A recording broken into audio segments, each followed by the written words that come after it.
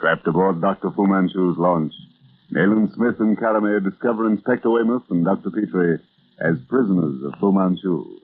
Released from his bonds by Caramé, Inspector Weymouth attacks Dr. Fu, and in the struggle for possession of a poison needle, both fall overboard and are lost in the dark, fog-bound waters of the Thames.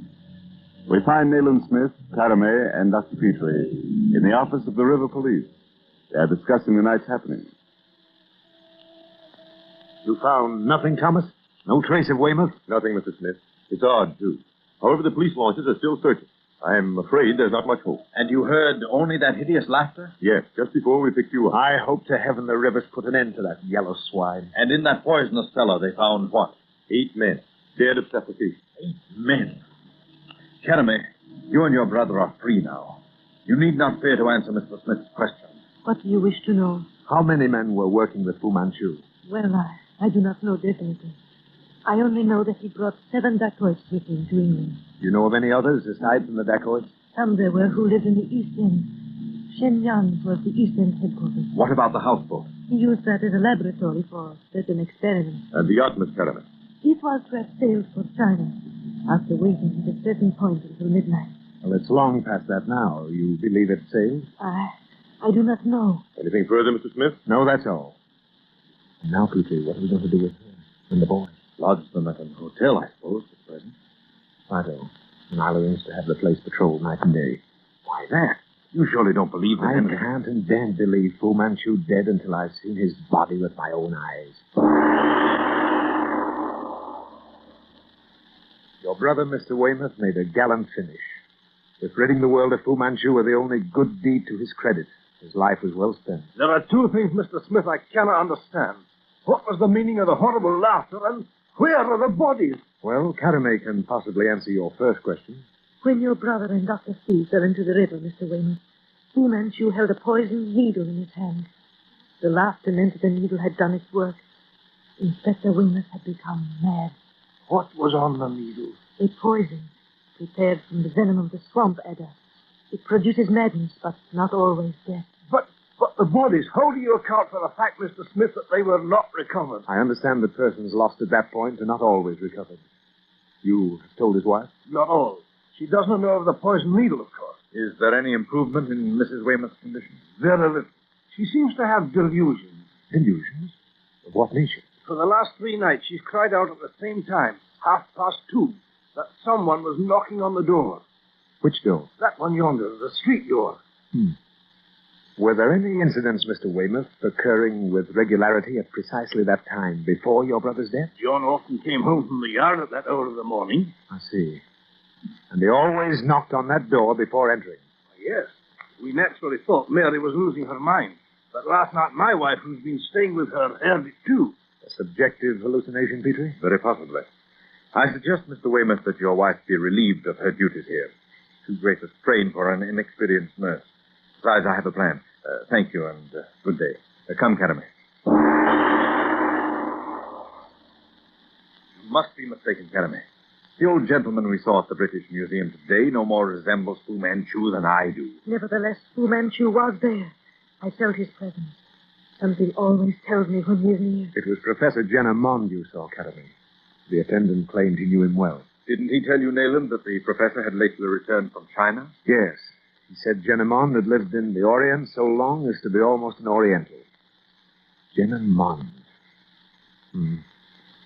I wonder if he could possibly be an ally of Fu's. Oh, nonsense. If we're to attach any importance to the incident, we must remember that Catamay's impression was that Fu Manchu was there in person. Now, that's impossible. The man's dead. But is he, Petrie? If I were only sure of that. However, I think I'll call on Professor Mond. Meanwhile, we'll check on him with the yard. Buckingham 2, 9293, please. Yes, Petrie, I think we'll call on Professor Jenner. Hello?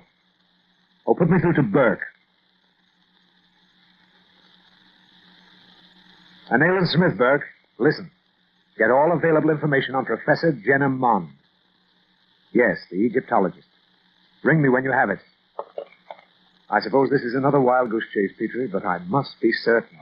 Mr. James Weymouth to see you, Dr. Petrie. Oh, come in, Mr. Weymouth. Good day, gentlemen. Well, Mr. Weymouth, what brings you to Baker Street? Maple Cottage, Mr. Smith, my brother's home. There's something uncanny going on out there. Oh, really? I'm not surprised, sir. Sit down and tell us about it. That knocking. Last night I heard it. You opened the door? Not at once. I thought of John. It came to me that it was he. But you did open the door. Yes, and there was no one there. You heard nothing? I could have sworn I heard someone laughing. Oh, pardon me a moment. Hello? Oh, yes, Burke. Go ahead. A recluse? Few friends? Huh? Give me that address again. New Inn Court, Carey Street. Yes, I see. Well, how long has he been back in London this time? A week? Oh, thanks, Burke. That's all. Oh, you were saying, Mr. Weymouth, you heard someone laugh. Well, and then? My nerves cracked up. I shut the door. I did not go out. Would it be possible to have Mrs. Weymouth spend tonight at your home with your wife? Why, yes, certainly. What's your idea, sir? In what I may do, I mustn't be handicapped by a sick woman. Petrie and I will be at Maple Cottage before 1 o'clock tonight. Quite an extensive estate back of these homes, Mr. Weymouth. Several acres, I should say. Yes, it extends down to the village. Well, it's nearly 2:30. You shan't have long to wait. You have the hypodermic ready, Petrie? There on the table. But you surely don't think, Nayland, that anything... There it is. Stand by, both of you. Ready with that needle, Petrie. John! Weymouth, Petrie, hold him. Right. The hypodermic, Petrie, quick. There. Put him on the couch. How long is that hypodermic good for? 8 to 10 hours. John, he's half starved, unkempt, those ragged clothes. He must have gone through something horrible. Just a moment. Hello. Oh, yes, Thomas? You arrested him. Good. Keep the place surrounded. Let no one in or out. I'll be there as soon as possible. Well, lock the place up, Mr. Weymouth, and go home. Say nothing of this to his wife until you hear from me. We are taking him with us.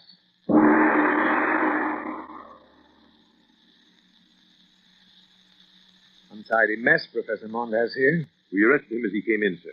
He's made no statement. He's in the next room. You searched the place, Thomas? Not yet. We were waiting for you. Fragments of 100 ages scattered about. Put Weymouth in that chair. One of your men will stay with him, Thomas.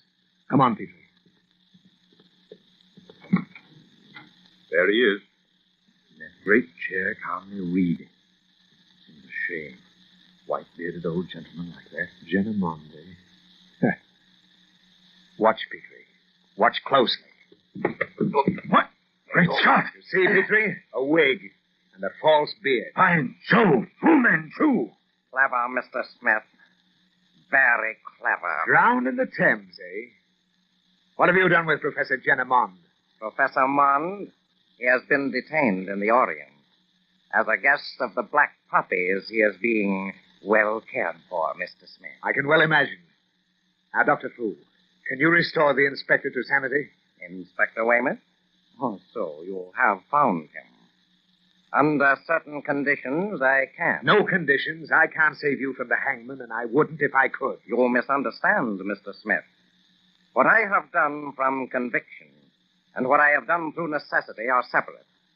Inspector Weymouth, I wounded with a poisoned needle in self-defense. Yes, there is an antidote to the poison. Name it. Useless, I alone can prepare it. I will do so only under one condition.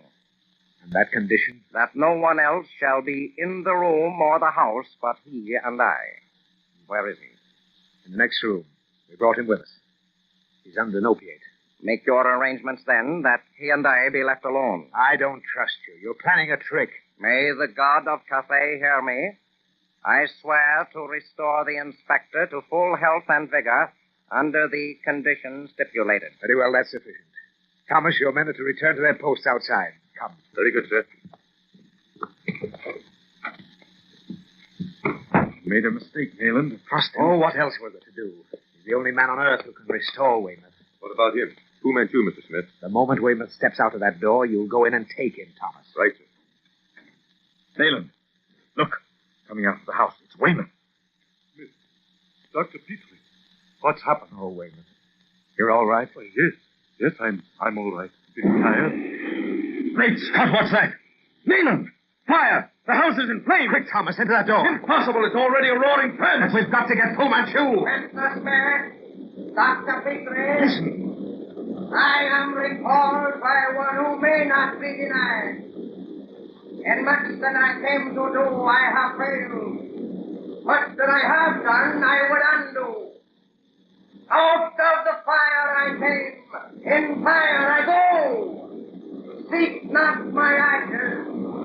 I am the Lord of the fire.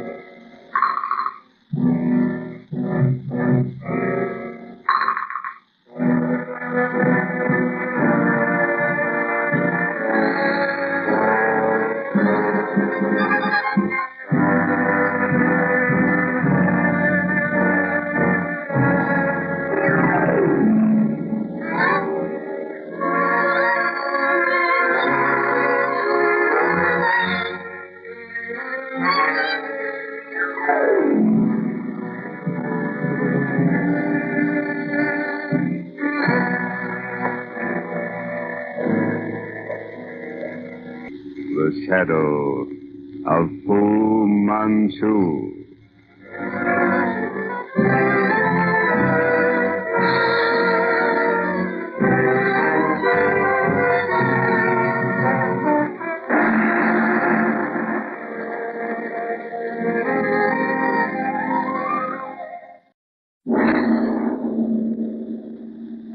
The shadow of Fu Manchu.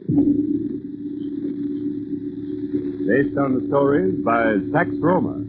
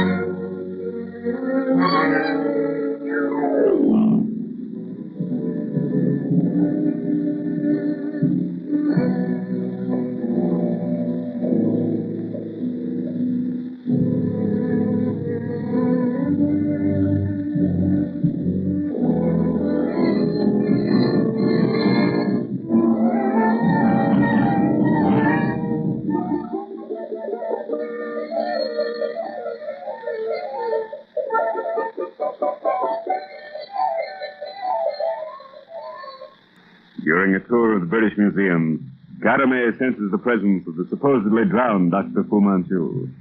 He indicates to Nayland Smith and Dr. Petrie the elderly recruits, Professor Jenneman, explorer and Orientalist.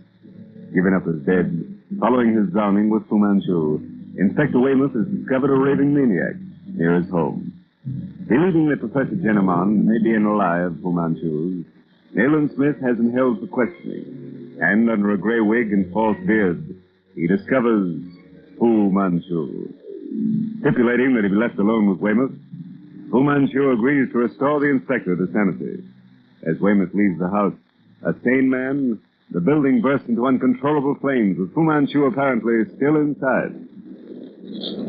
Thomas, instruct your men to watch closely. If Fu Manchu comes out of that inferno, take him. Great Scott, Mr. Smith. No one could possibly survive those flames. Nevertheless, keep a sharp lookout. Right. Those flames are abnormal, Nayland. Oh, I was a fool to trust him. But what else could I do? He at least kept his word regarding Weymouth. Thank heaven for that. But how on earth could he have produced such an all-embracing and swift fire? Heaven knows, Petrie. A case containing the substance for Weymouth's cure. There must have been something in that. This time, Nayland, there can be no mistake. He is dead. He lighted his own funeral fire. Well, I'll not be sure until I've personally combed the ashes of that building. I say, Thomas. Yes, sir. You're positive no one could have left that building undetected? Positive, sir. Not a single loophole of escape. Good. And Weymouth? I sent him home, sir, with one of our men. What happened, Mr. Smith? The report was circulated at the yard that Weymouth had been drowned, along with that madman in there. We all thought so, Thomas. Thank heaven we were mistaken. No doubt he'll make a full report of the occurrence to his chief. You'd better get back to your men now. Yes, sir. Oh, and Thomas, as soon as the fire department has that fire out, we'll go through these ashes with rakes. We'll be looking for traces of human bone.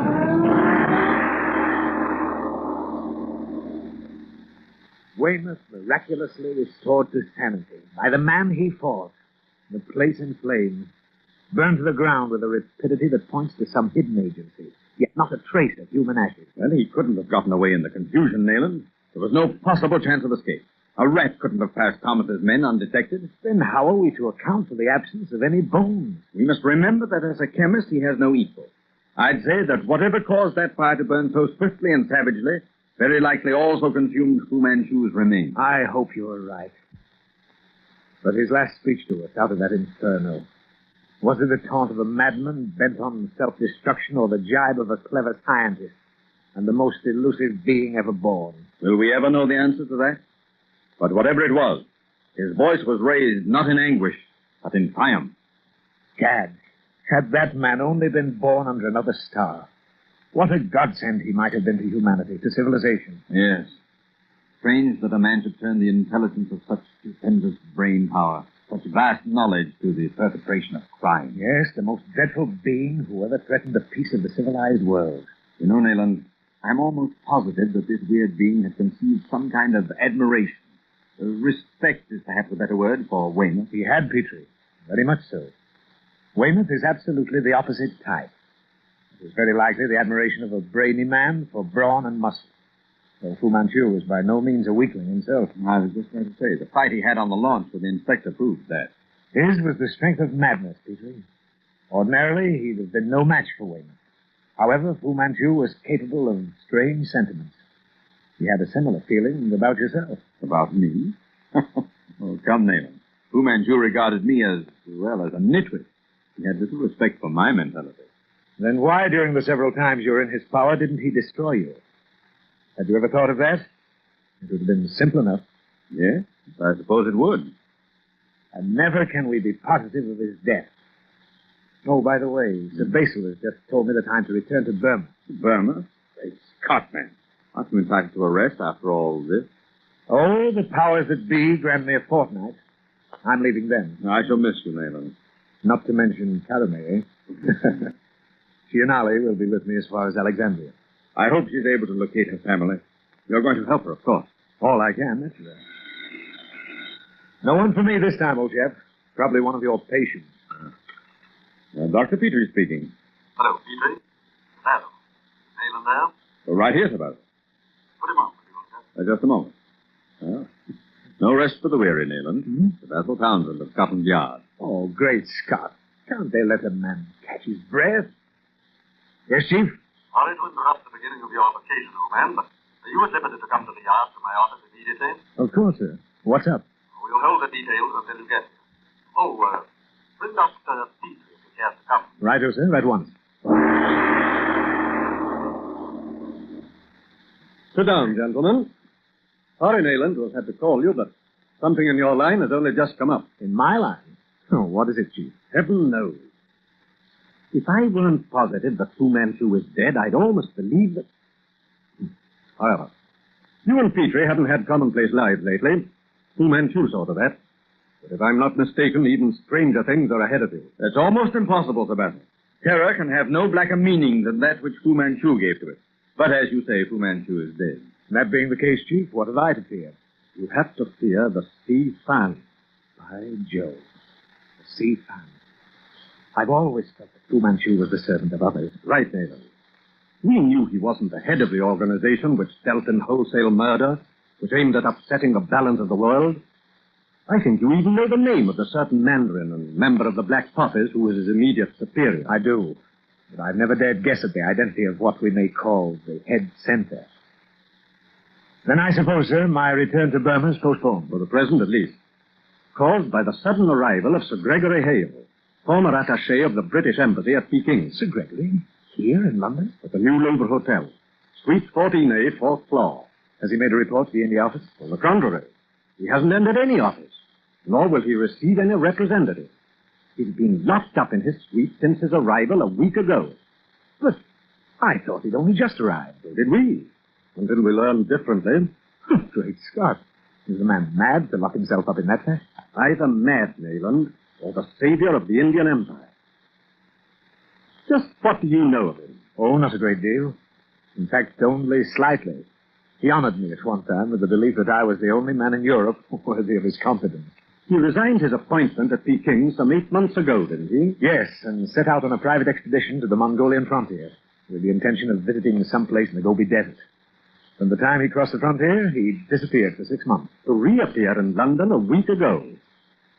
Only today he advised the India office of his return by telephone. He demanded that no one but you be sent to see him. No one but... None other, old chap. And so great is my faith in his knowledge of Far Eastern matters that your return to Burma is postponed indefinitely. I suppose, then, I'm to go to the New Louvre Hotel. At once. Take a suite on the same floor. You'll go with him, Dr. Petrie. That is, if you can spare the time. Of course, gladly. Good. Keep in touch with me, Nayland, and watch out for the sea fan.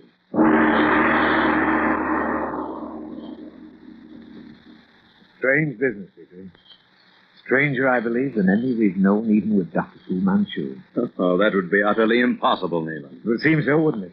Yet I'm positive that Fu Manchu is, or was, connected with... Do you hear anything, Petrie?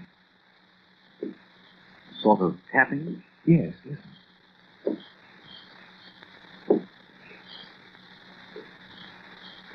Strange how things like that make you hold your breath. Eh?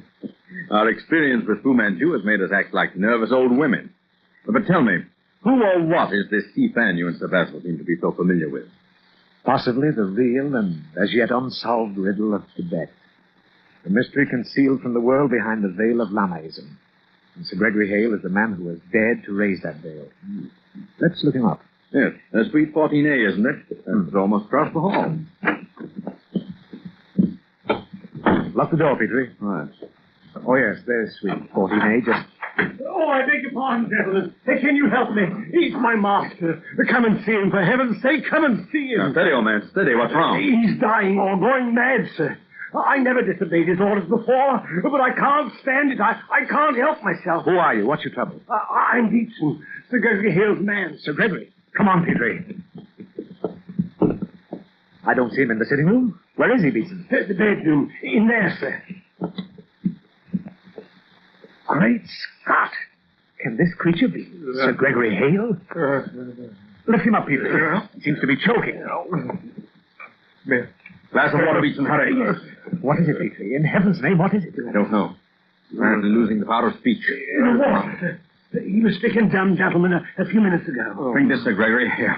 Easy. Help me. Smell. Right. He wants to write. Quick, Petrie. Hold him up. Here, Sir Gregory. My notebook and pencil. He dropped off to sleep out there in the other room. I brought him here and laid him on the bed. And when he woke up, he was like that. There it is again. That tapping. Oh, stop it. Stop it. Listen.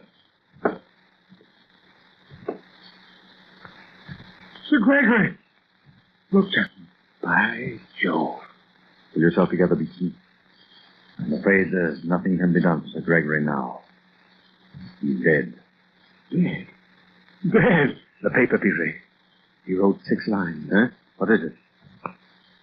Guard my diary. Tibetan frontier. Key of India. Yellow rising.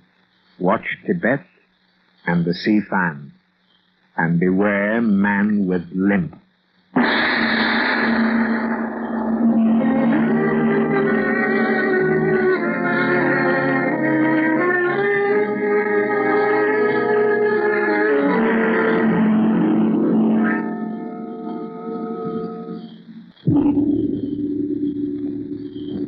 The shadow of Fu Manchu.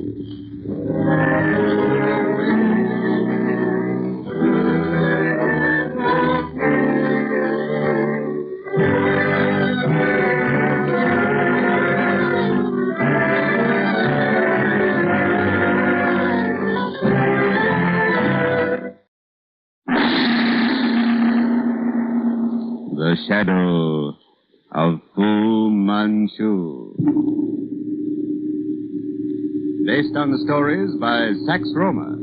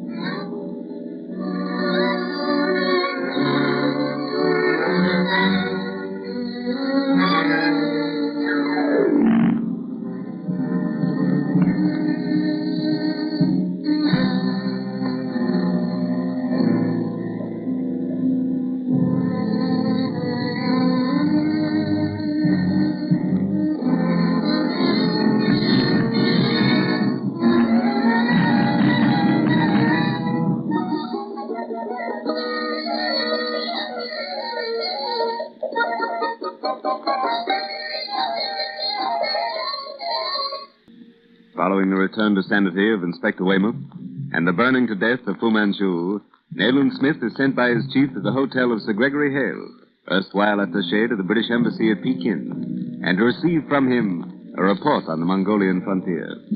Smith, accompanied by Dr. Petrie, discovers Sir Gregory at the point of death.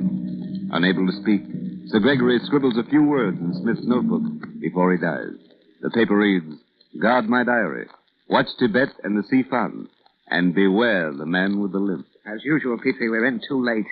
10 minutes earlier, and we might have saved Sir Gregory Hale's life. Beware the man with the limp. The sea fan. The sitting room. Come on.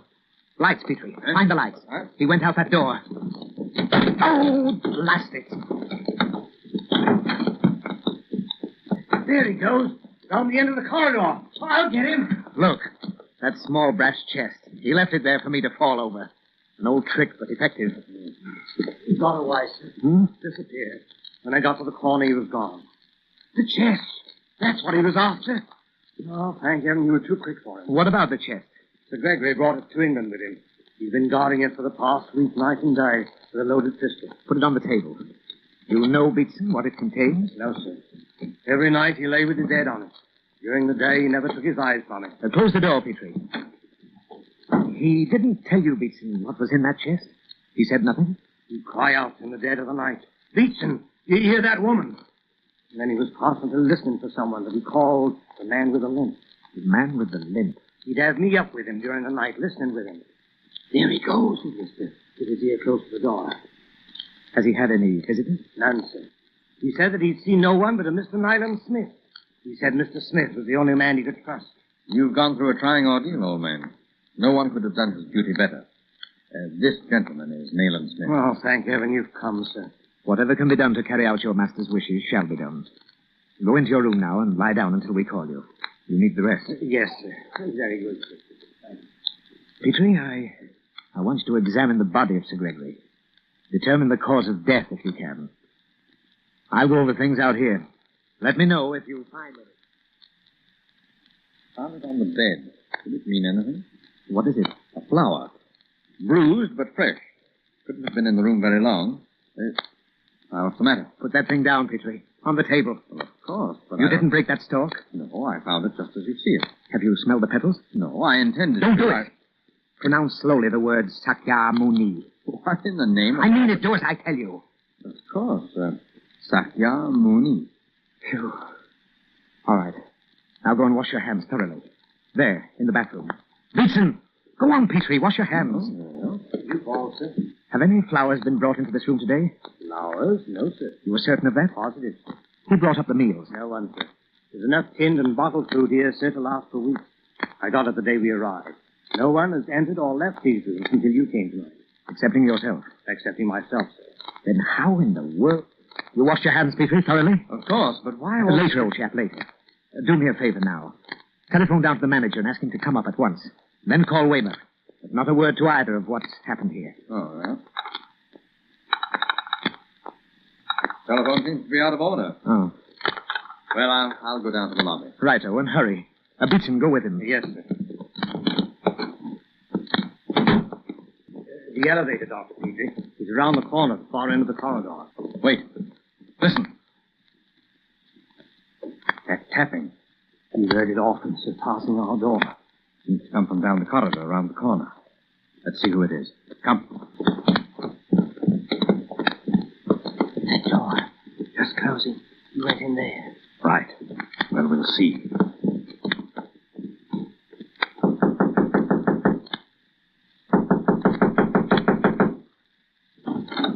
Well, what you want?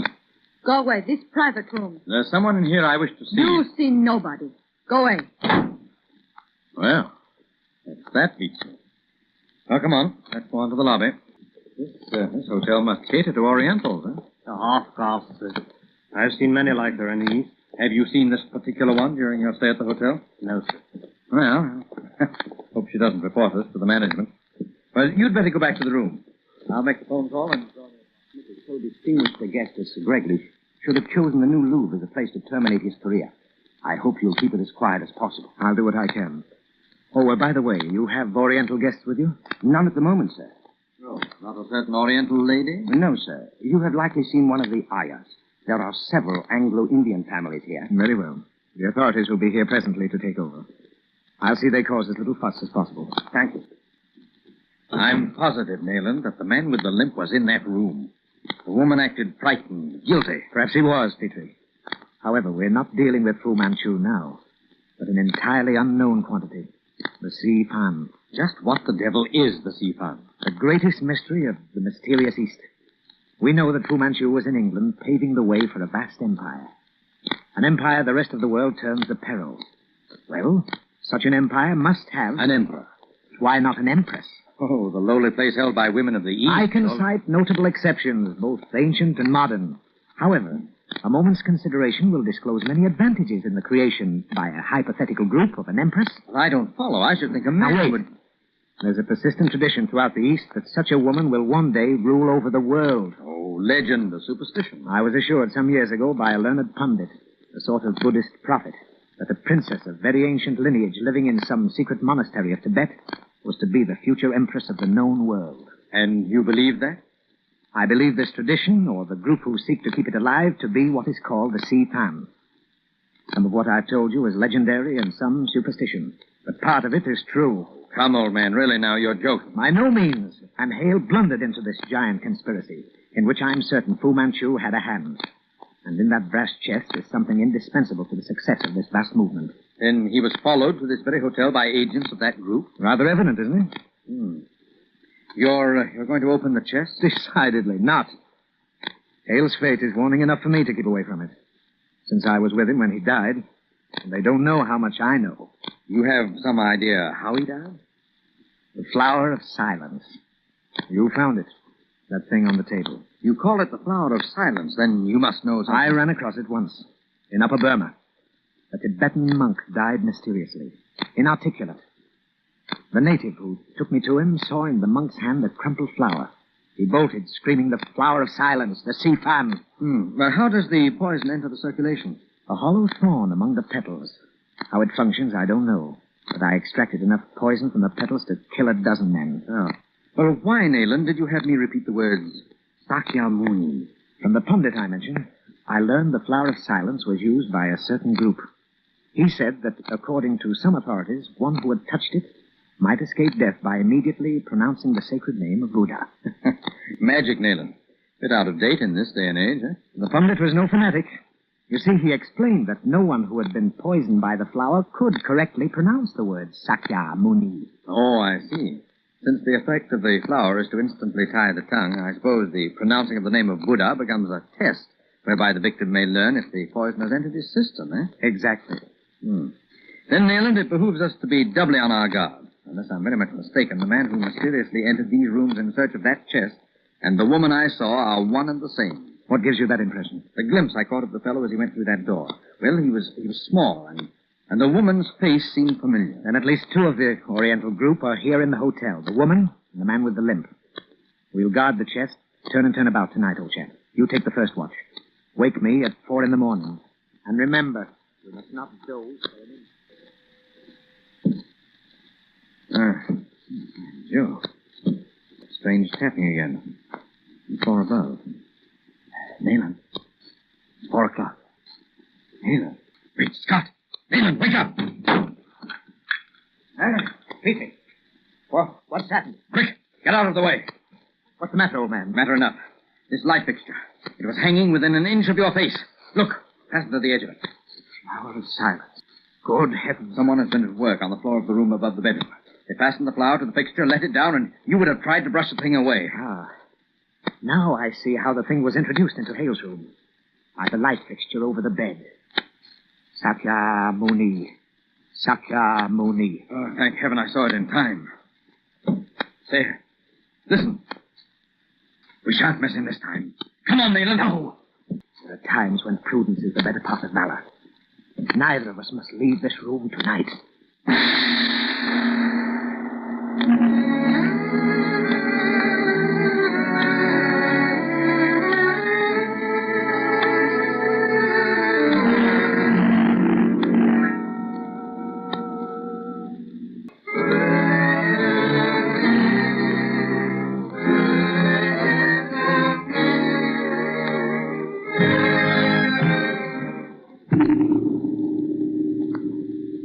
The shadow of Fu Manchu.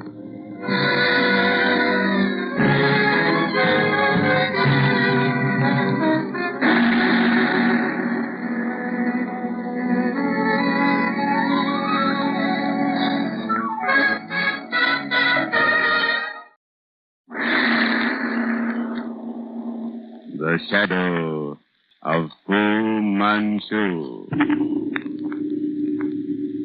Based on the stories by Sax Roma.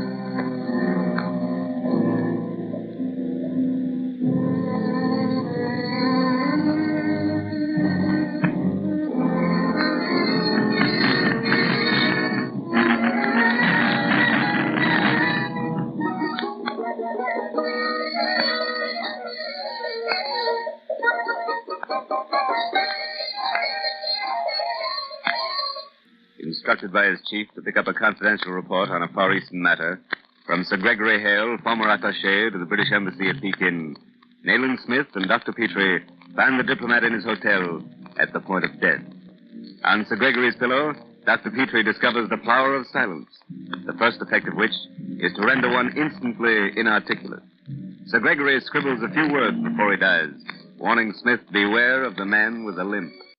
While guarding a brass chest, presumably containing Sir Gregory's confidential report, Dr. Petrie hears a cautious, dragging step and the tapping of a cane in the hall outside the door of their hotel suite. As he hurries to waken Smith, Dr. Petrie discovers, attached to the shade of the bed lamp and about to touch the face of his sleeping companion, the deadly flower of silence. With a cry of warning, he tears the light fixture from the ceiling. The light fixture! It was hanging within an inch of your face. Look, fastened to the edge. Great Scott. The flower of silence. Someone was at work on the floor of the room above. They cut a hole in the ceiling of our bedroom and drew the lamp cord up, fastened the flower to the shade, and let it down again. You would have tried to brush the thing away. Now I see how the flower of silence was introduced into Sir Gregory's room. By the light fixture over the bed. Thank heaven, Nayland, I saw it in time. And thanks to you, Petrie, old chap, I'm still alive. Listen. Come on, Nayland. We shan't miss him this time. No. There are times when it pays to be prudent. Neither of us are leaving this room tonight. But to let him escape. As long as Sir Gregory's brass chest's in our possession, we won't lose the man with the limp. Or the sea farm. What is the sea farm, Mr. Smith? Well, I believe it's the name of an extensive secret society. Branches reaching from Tibet into every corner of the Orient. Does that answer your question, Sergeant Fletcher? Partly. Mr. Smith, Inspector Weymouth has told me what he knows of this case, which is that brass chest on the table, locked, contents unknown, came into your possession through the death of a man who brought it from Tibet.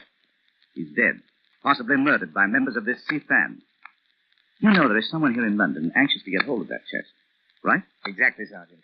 I have theories about their identity, but no facts. Sergeant Fletcher specializes in Oriental crimes. He spends much of his time among our Asiatic visitors. Then you're familiar, Sergeant, with Chinatown? I am, sir, thoroughly. And with many of its big men. For instance, Inspector Weymouth tells me that you're looking for someone described as the man with the limp. What do you know of the man with the limp? There's a place down Shadwell Way, known as the Joy Shop, run by John Key. It's a gambling joint, an unlicensed grub shop. And worse, it's more use to us open than it would be shut. It's one of my regular jobs to keep an eye on the place. I have plenty of friends who use it. Of course, they don't know what I am. But the man with the limp, what about him? That's the mystery, sir. Everyone seems to have heard him, but no one has ever seen him. You heard him? I have. When Inspector Weymouth told me about this Seafan mystery, I thought he might be the man you're looking for. And you say he's been heard in this joy shop? Yes, and if you'd care to look the place over, a good opportunity has come up for you to do so. Oh, how do you mean? A woman has lately shown up there, about the same time as the man with the limp. She's a bit different from the usual type, though.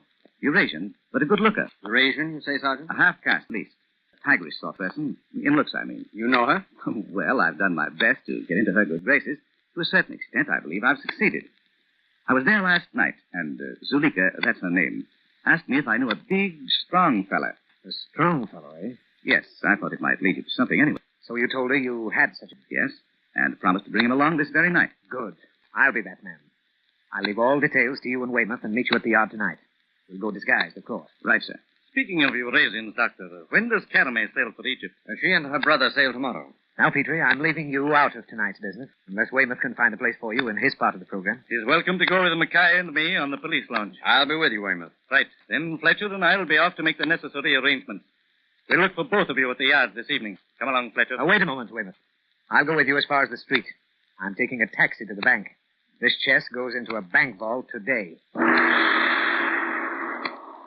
Return. Hello. Buckingham 29292, please. Scotland Yard?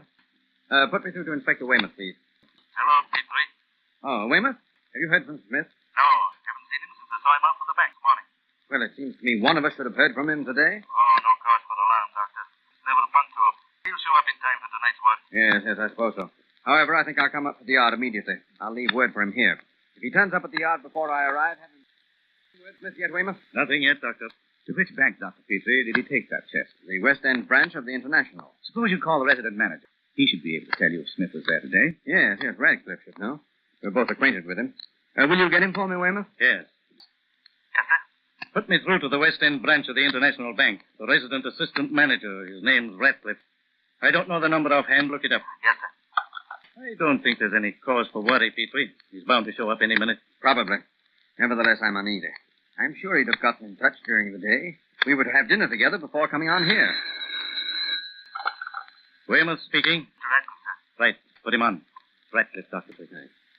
Hello, Mr. Radcliffe. This is Dr. Petrie. Hello, Doctor. Has Nayland Smith been in the bank today? Yes. He was to have deposited some valuables in your vaults this morning. He hasn't been there? Why, no, Doctor. No, I haven't seen him today. You're sure of that? Quite sure. Very well. Thank you. Well, gentlemen, Nayland Smith has not been to the bank today, and he left the hotel before 11 this morning. And the last thing he said in the taxi, he was going directly to the bank. He couldn't have taken that stuff to some other bank, Doctor. Unlikely, Weymouth. He told me he was going straight to the West End branch of the International. Well, I've had a premonition all day. Something's been bothering me, and I believe I know what it is. That cabman. Cabman? Yes, the one who drove Nayland this morning. I noticed he didn't look around or speak when Nayland gave him the address. He was a small fellow, wasn't he? Wore dark glasses? By Jove, yes. And if it hadn't been for those glasses, he'd have been handsome, feminine. The great Robbie Burns. You mean it could have been a woman? That's exactly what I mean. That confounded Eurasian woman of the hotel. By Jove. The sea fan.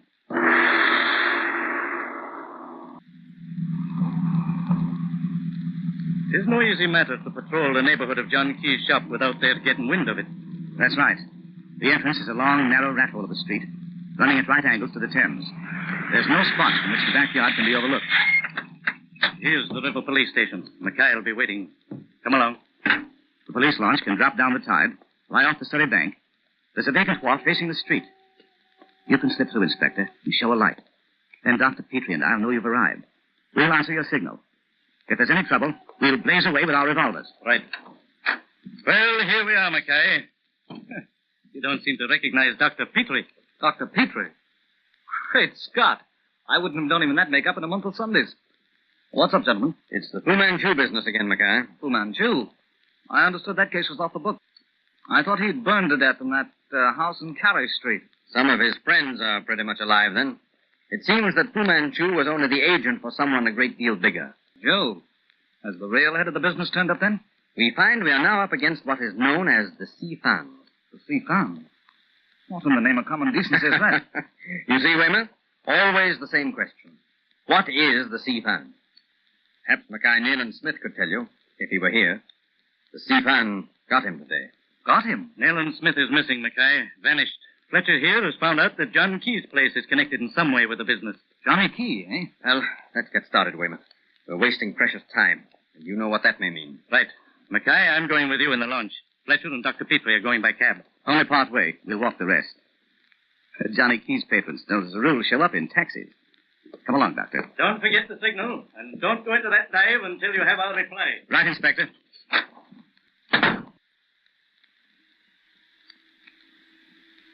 There's the joy shop on the left. That dim light's coming from the open door. Here's the wall. Through this old gate. Just a moment. All right, Doctor, slip through. Be careful.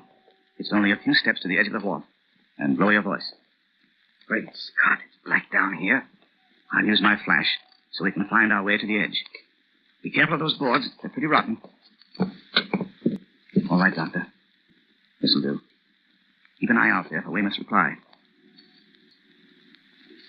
There it is. 3 flashes. Right. And now for John Key's. Keep your eyes open, Doctor. There isn't a man or woman in the place would hesitate to cut our throats if they suspected we were with the police. Come on.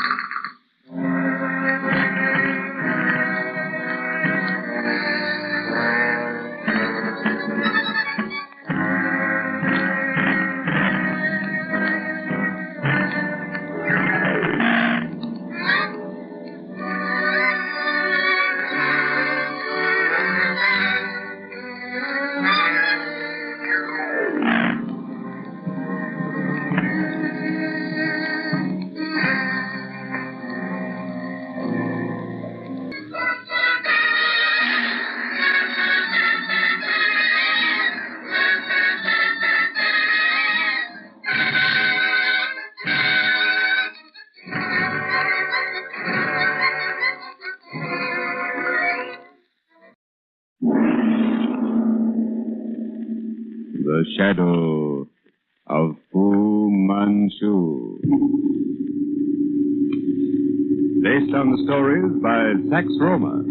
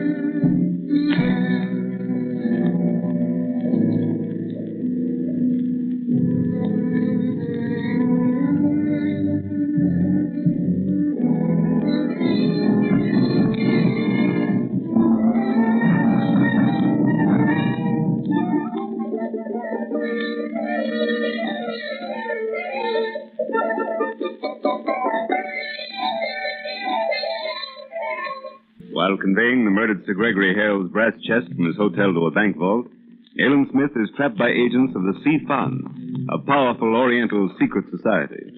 Seeking a clue to his whereabouts and to the identity of the mysterious man with the limp, Dr. Petrie and Detective Sergeant Fletcher, both disguised as sailors, have gone to John Key's Joy Shop, an unsavory den on the bank of the Thames, frequented by Asiatics. They pause for a moment at the door of the Joy Shop. Fletcher is giving his companion a few last instructions. Don't speak if you can help it, Doctor. If you have to, use a dialect. By the way, what shall I call you? Dr. Petrie's a bit formal for the Joy Shop. Oh, Jim will do, or Doc. Jim it is, then. Charlie will do for me. Come along. Hello, John. How's your blinking business this evening? Thinking mighty good now. You bring friend, Charlie? Yep. Maybe show him play one piece of card. He's got plenty of money. Him no police. Nah, John, he's no Bobby. You go inside. Make him one piece of claim all right. Come on. He says it's all right. You savvy pigeon, Doctor? Oh, I can carry on this message. Good. In here. Take a quick look round. Let pay no further attention to anybody. Get the lay of the place. In that room to the left, Fantan. The door at the back, opium. Our next move. There's a vacant table near that rear door. We'll take it. If anyone gets in our way, shove him aside. Come on. A bit of all right, this place, huh, Jim? Sit down. You're nervous. Remember what I told you. Be careful. Who's that woman coming toward us? Zuleika. Careful now. Hello, Charlie. Why you come so late? Better late than never, Zuleika. Besides, we ain't late. It's only the shank of the evening. Is this your strong friend? Yep, that's him. How you call him, Charlie? His name's Jim. Jim, aye. It's nice name. What, you and your friend drinking? The same as usual. And plenty of it. I bring it right away. That girl. She's the ayah of the hotel. You can't be mistaken. Positive, I know her. She was dressed differently, of course, but I can't be mistaken. Listen. That dragging step. The cane. Man with the limp. We're on the verge of something, Fletcher. You heard it? Plainly. It must be in there, the opium den. By Jove, man.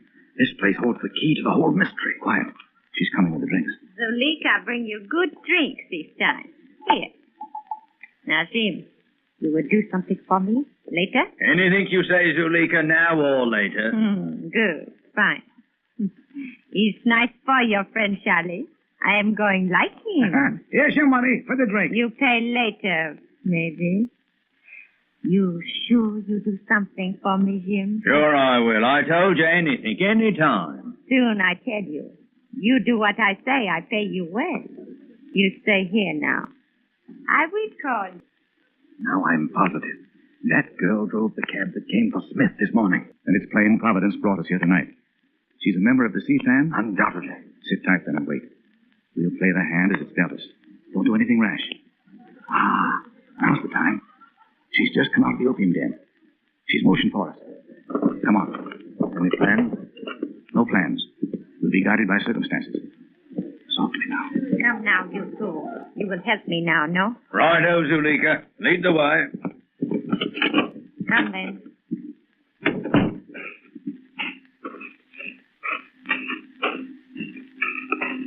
In here, in this shed.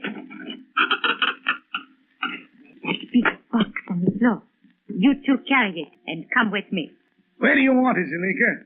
This door, it opens on the wall. Bring the box there. Hurry.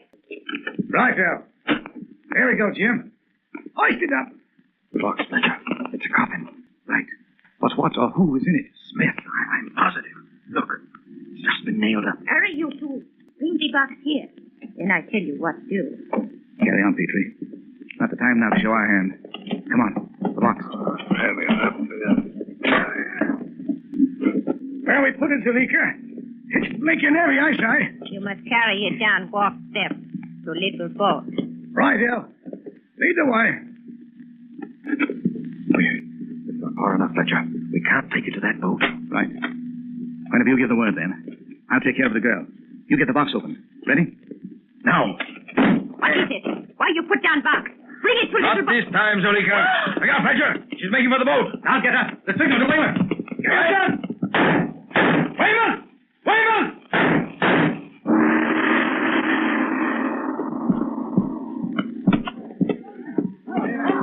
All right, men.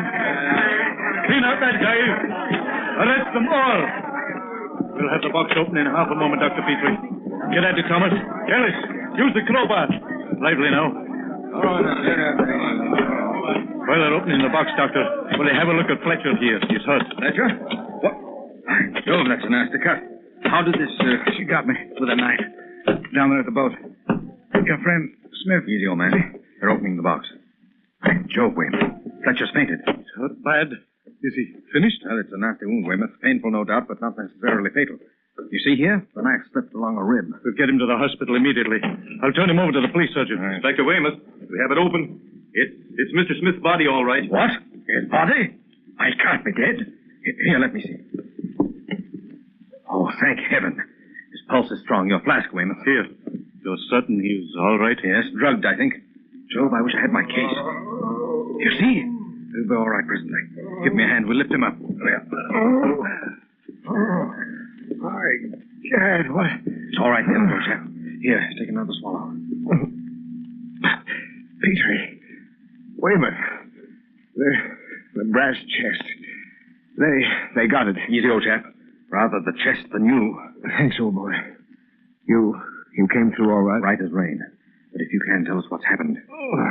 First, how did you know I was in that box? Well, I didn't know. I was sure of it, though, the moment I saw it. You saw what else it contained? Look. By Jove. Gold ornaments, cups, vases. Looks like the loot of a cathedral. What is it, Nayland? The treasure of the seep, I believe. Where it came from or where it was bound, I don't know yet. You called it the treasure of the sea fan. You don't suppose... Oh, not their entire resources, Weymouth. Something gathered here and there to be shipped, I suppose, to the Society in the East. Then you and that box were also to be shipped to Seafan headquarters? I doubt that. I'm not important enough for the Black Poppies. The Black Poppies? You mean the sea fan, don't you? I mean, I'm certain now the Black Poppies and the sea fan are one and the same. If not that, they're at least working together. Lying there in that den, I learned quite a bit. You were in there while Fletcher and I... Yes, I heard you come in. I heard you talking with that she-devil who drove my cab this morning. Ah, then I was right about the cab driver. But how did you get into that box so quickly? While you and Fletcher were drinking in the outer room, Zuleika and one other took me out, drugged me, and, I suppose, nailed me up in the box. How did they work it, Smith? From the cab angle, I mean. Oh, easily enough. The windows were fastened down. Some sort of anesthetic was shot through the speaking tube. Some of the oldest and most shop-worn tricks are still the most effective. As used by the Seafan, yes. But they have others, Weymouth. Some that you and I never heard of. I see that. It also looks as if your plans had leaked through to these people somehow. Not the least doubt of that. My suspicions point to high quarters. Mr. Smith, in here, sir. That's Ellis. He's found something. By Jove, look there, Nayland. The missing brass chest. And John Key. He brought it in from the cellar. I caught him just as he was making off with it. I mean, not like he always blabbling. Little bats make plenty trouble. Yes, you're in plenty trouble, John. You're going to prison because of it. I mean, not like a prison inspector. No can watch in my house. Don't worry about your house, John. It'll be a long time before you see it again. Take him away, Ellis. Come on, John. You're going to come with me now. Come on. The chest, Nayland, are you going to open it? I think not. I'll have it valued in the morning by Myers. Meanwhile, there's nothing more to be done here. We've gathered in most of the customers of the place, and I suppose you'll want to question them. No. They'll all be small fry. They'll know little or nothing.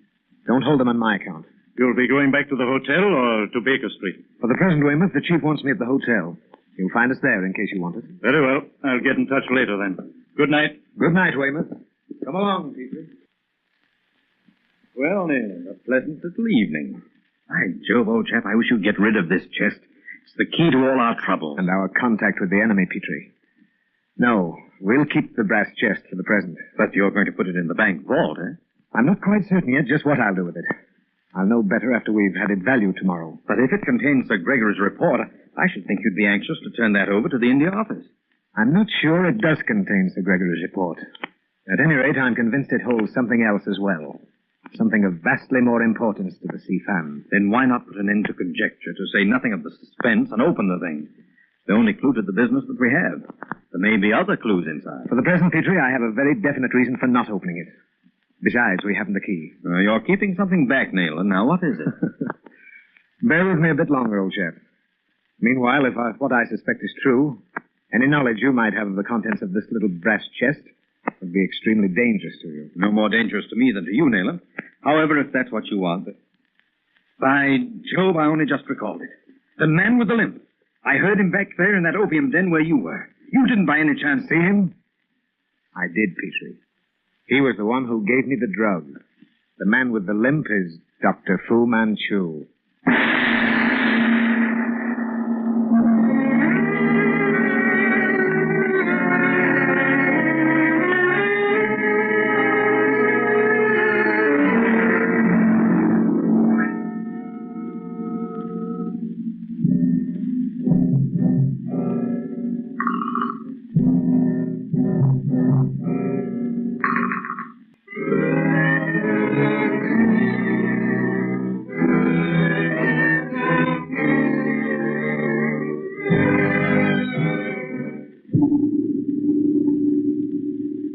The shadow of Fu Manchu.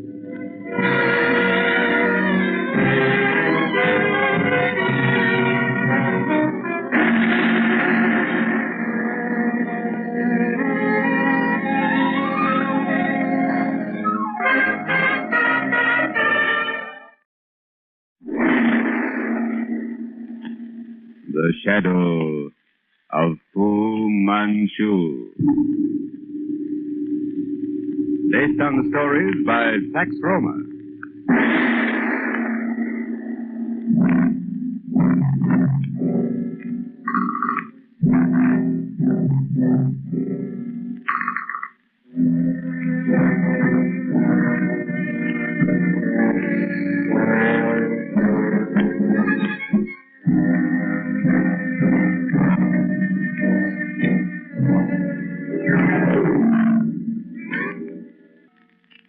Seeking a clue to the whereabouts of Nayland Smith, who has been trapped by agents of the Seafan, Dr. Petrie and Detective Sergeant Fletcher have gone to the Joy Shop, a riverfront den patronized by Asiatics. While there, they hear the dragging step of the man with the limp. And later, in a coffin-like box, they discover Nayland Smith. With the help of the police, Smith is rescued and the brass chest stolen by agents of the Seafan is recovered. Smith astounds Petrie with the statement that the man with the limp is none other than Dr. Fu Manchu himself. We find Smith and Dr. Petrie in their hotel room next morning with Mr. Myers, a buyer of antiques, and Lewison, his assistant. Myers is examining the chest. This box, Mr. Schmidt, is valuable. I might add that it is unique. What do you think, Lewison? Quite valuable and unique. An example of the Toulon mirror work, 16th century or even earlier. Mr. Myers, how does the workmanship on this chest compare with the one in the Hague collection? It has points of similarity. Sir, I should say the workmanship of this specimen is very much finer. Lewison? Very much finer, yes. In a word, then, you'd be prepared to make me a substantial offer for this chest. Well, I have not yet seen the interior. Well, unfortunately, I don't have the key. Coffers of this description, sir, and workmanship are nearly always complicated. Conjuring tricks, if you follow me. They rarely open by such rational means as lock and key. Exactly, Mr. Schmidt. The current chest in the Hague collection, for instance, opens by an intricate process involving the pressing of certain knobs and designs. And the turning of others, yes. The Hague box was ultimately opened by one of Christie's experts. Pardon me, but wasn't that the chest, the Hague chest, I mean, in the celebrated case of Hague versus Jacob? Exactly, sir. The original owner, a member of the Young Husband expedition, had been unable to open the chest. When opened at Christie's, it proved to contain jewels and other valuables. Have you tried to open the chest, Mr. Smith? No, not yet. From its weight, I am inclined to believe that its contents might prove interesting. With your permission, sir, Mr. Myers will endeavor to open it. I don't care to have it opened at present. But you would be foolish, sir, to accept an offer for the chest without knowing what it contains. I've invited no offer, Mr. Myers. As a matter of fact, I don't wish to sell. Well, I am a businessman, Mr. Schmidt. I'll make you a business-like proposal. 100 guineas for the box, cash down. And our commission to be 10% on the proceeds of the contents. You must remember, Mr. Smith, that we may have to force the box in order to open it. Which would, of course, decrease its market value and make it a bad bargain at 100 guineas. I'm sorry, gentlemen, but if I place the box on the market, you shall have the first refusal.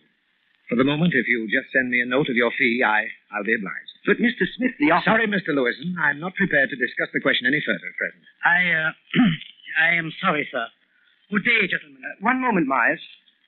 Since you do not intend opening the box, Mr. Smith, have you any idea of its content? None, Mr. Lewison. But with my present inadequate knowledge of its history, I wouldn't care to open it. Very well. You probably know best. Yes, come, Lewison. Good day, gentlemen. Good day to you. You see, Petrie? If we're ever short of funds, there's enough on that table to retrieve our depleted fortunes.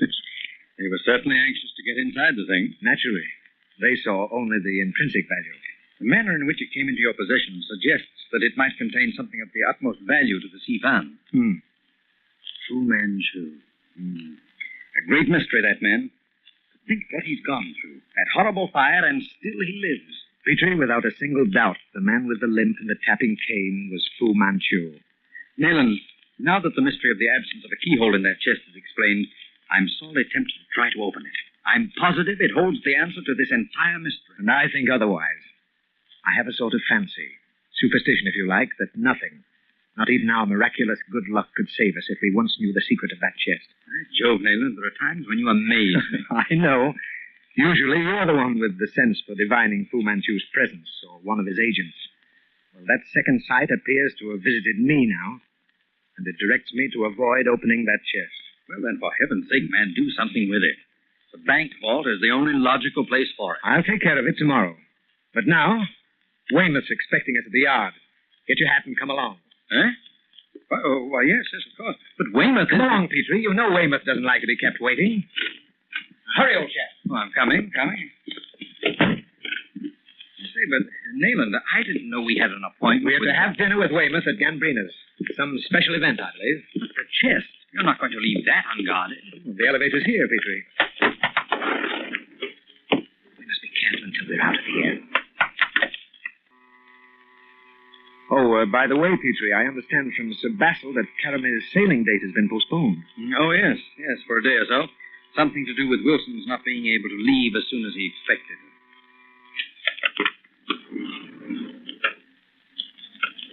I suggest you say nothing about Fu Manchu. It would upset her no end. This way, Petrie. I say, but aren't we going to take a cab? The yard is too far to walk, I know, but we're not going to the yard. Nor are we going to meet Weymouth. As a matter of fact, he's back there in the hotel. Weymouth in the hotel? Great Scott, man, what is this all about? In here, Petrie. This bookshop will do nicely for a few minutes. Now listen, Petrie. I'm positive that we're being spied upon at the hotel. Spies in the New Louvre? Spies of the Sivan, of Fu Manchu, of the Black Poppies. They're among the hotel servants. Well, you seem positive enough. Fairly obvious, isn't it? We know that Fu Manchu was at one time in the building. You saw Zuleika there. Wasn't the flower of silence introduced into our room by way of the lighting fixture? Then why do we remain there? For the same reason that prompts me to keep the brass chest with me rather than deposit it in some bank vault. Oh, I begin to understand. The procedure, of course, is a bit dangerous, but I hope by laying myself open to attack to make an important capture. Well, you could have told me this back there in the hotel. Why didn't you? Well, after all, I'm not entitled to expose you, old chap, to these dangers. Now, that's quite enough, Nathan. I began this thing with you. I shall see it through. Righto. We'll see it through together, then. And heaven knows where the trail will lead us. Now, in the first place, since you've left the chest unguarded with Weymouth in the lobby... Did I say Weymouth was in the lobby? And besides, I locked our door. Nayland, you surprise me. What is a mere lock where Fu Manchu is concerned? No one, Petrie, can enter or leave our suite unseen. Weymouth has engaged the room immediately facing our door. He's up there now? And for once he has stooped to disguise. Spectacles and a muffler covering his face up to his eyes. You don't mean that old gentleman we saw hurrying into the room opposite ours as we came out is Weymouth? The fellow with the huge overcoat and the asthmatic cough? Yes. Mr. John Martin at your service. I certainly wouldn't have recognized him. The room has twin beds. Mr. Martin will have a friend join him this evening. You will be that friend, of course. And what part do I play? A dangerous one, Petrie. Ostensibly, you and I will leave town this evening. Actually, you'll stay behind. Jim Blake of Scotland Yard will take your place wearing your overcoat at the door of our apartment. I understand. You shall have 2 watchers outside and 1, myself, in on. Exactly. It seems ridiculous to expect a member of the Seafan to attend anything in a great hotel in the heart of London. Has Fu Manchu never attempted murder in the heart of London, Petrie? Well, what's our next move? We return to the hotel. Once in our room, speak of anything but the matter in hand. I'm positive there's a dictaphone concealed somewhere in that suite. Just where I don't know, but I'll search without result. Come along, Petrie. Do not sleep. Remain awake at all costs. The first disturbance, whatever you may see or hear, call out. And remember, Weymouth and I will be just across the hall. Turn out the light. Slip out of your traveling coat, joining me outside the room. Come along, Petrie. All right, Blake, get the coat. We have barely 5 minutes to catch our train, old chap. As soon as we're out of the hotel, Blake, you go on back to the yard. Tell the chief he'll likely hear from me in the morning.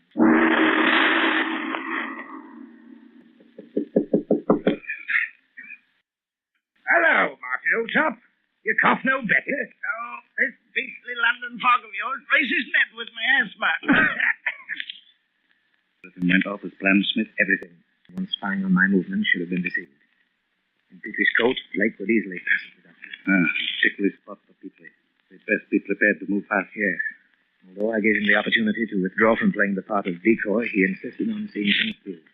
He won't fail us. I agree with you. The doctor's a bit of all right, Smith. His strong innards. Well, I don't think we'll have very long to wait. The agents of the Seafan move quickly, and by prearranged plan.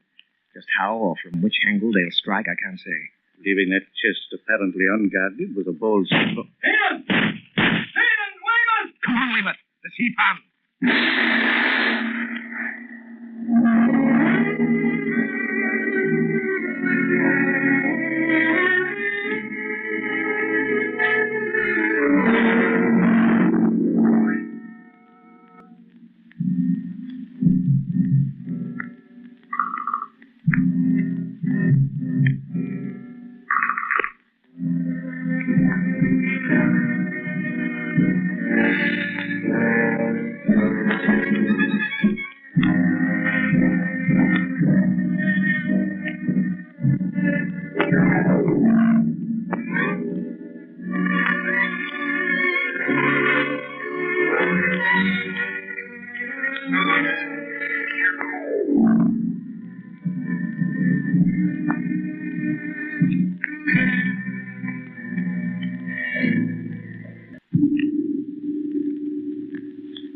The Shadow of Fu Manchu.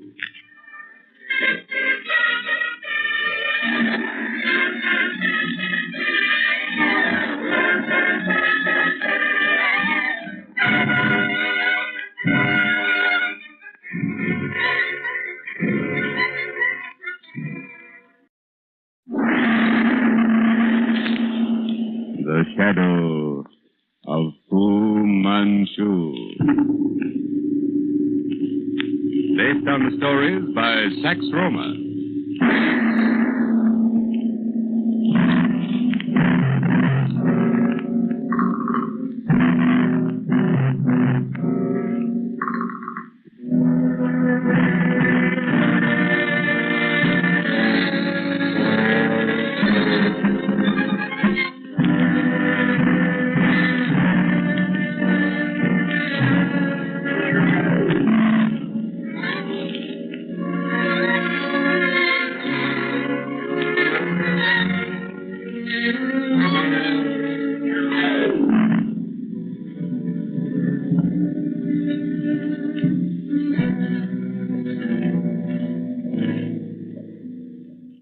In the mysterious man with the limp, Nayland Smith has recognized the supposedly dead Dr. Fu Manchu.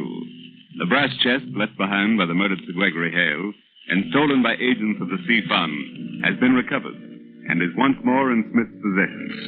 Believing the chest to contain something of vital importance to the Oriental group, Nayland Smith has left it apparently unprotected in his hotel. By laying himself open to attack, it is his hope to make an important arrest. Dr. Petrie, however, concealed in the darkened chamber, stands guard over the chest. Smith and Inspector Weymouth, secreted in a nearby suite, awaiting the hoped-for Sea-Fan invader, are suddenly roused by a shot and a cry from Dr. Petrie. We find them rushing across the hall in answer to Petrie's shout. Hurry, Weymouth. If only they haven't got Petrie. Petrie! On the floor, Nayland. At the foot of the bed. Light, Weymouth. Oh, great Scott. How in heaven's name did he get into this room? How indeed. Get hold of yourself, Petrie, and give me a hand with him. The man's in agony. Here, lift him to the bed. There's not a mark on him that I can find. Nothing I can do, Nayland. It's obvious that he's dying. The golden pomegranates. The golden. Dead. Dead, what a horrible death. Look at those distorted features. The golden pomegranate. Look here, gentlemen. A blonde wig, false mustache. Do you recognize him now, Petrie? Great Scott. Lewison. Myers' assistant. What the devil happened to him? How did he die? You wouldn't know, Petrie? No. I can't find a mark of violence on him. Golden pomegranate. What could he have meant by that? By Jove, Nayland. Lewison, an agent of the Sea Fund. I wonder. Brass chest, golden pomegranate. What does it mean, Nayland? If we only had the connection. If we only had. Look around, Weymouth. There may be a clue. What happened, Petrie? Have you no idea how the fellow got into this room? We were watching the door. He didn't enter that way. I'm blessed if I can say. After Nayland left me alone, I sat there in the dark. Then I came in here and lay down on the bed. I must have dozed. Weymouth! Petrie! Come here, quick! What's wrong? Quick! Look out the window. The apartment below. What is it? You saw nothing? I had a glimpse of some long, bright object disappearing in the window below this one. You know what it was? I have a very good idea. Come on, Petrie. You stay here, Weymouth. Don't leave these rooms, whatever happens. Where are we going? Up the elevator. The stairs. We've got to get into the rooms below ours. Down here. What did Lewison mean by the golden pomegranates? If we get to that apartment in time, we may be on the way to finding out. Here's the door. Well, what do you want? What? How dare you? Stand back, madam. There. Close the door, Petrie. Right. And now you sit down, madam. I see you were about to leave the room. Please raise your veil. Oh, well. I suppose you gentlemen are the police. Well, look, Petrie. The window. Wide open. You see that contrivance on the floor? Probably made of aluminum. Huh? What is the thing, Nayland? Pull off that top section. By Jove. A telescopic ladder. Ingenious, eh? That clamp at the base. Those two hooks at the top are for reaching windows on an upper floor. That's what you saw disappearing down the wall. The lady here pulled it back in the room when her accomplice failed to return. I've never seen anything like this. Yes, it is ingenious. It's an American device. Forms part of the equipment of the modern hotel thief. Fold it up, it fits in that large bag there. Did you find anything else of interest? No, nothing but some articles of clothing. Oh, blast it, I'm disappointed. However, who are you, madam? What business have you with the Sea Fan? The Sea Fan? I don't know what you mean. Oh, come. To whom were you to deliver the brass chest? Oh, who are you and what are you talking about? Now, please, madam, don't evade the question. You were an agent of the Sea Fan, or a servant of Dr. Fu Manchu. I still don't know what you're talking about. Oh, well.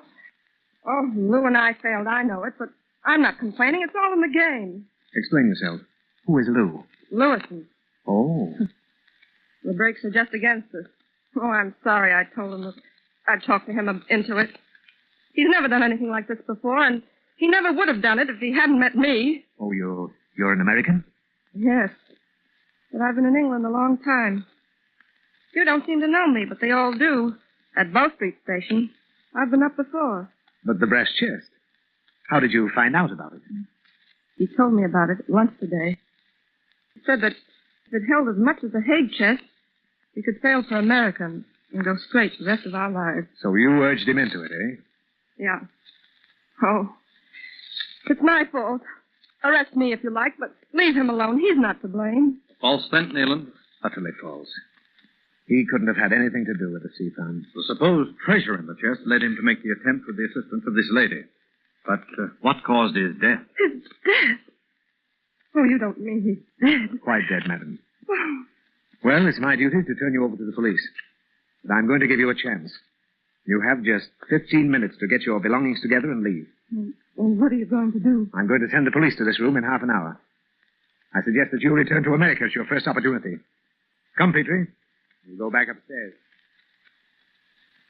You asked me how he died, Petrie. I believe I know.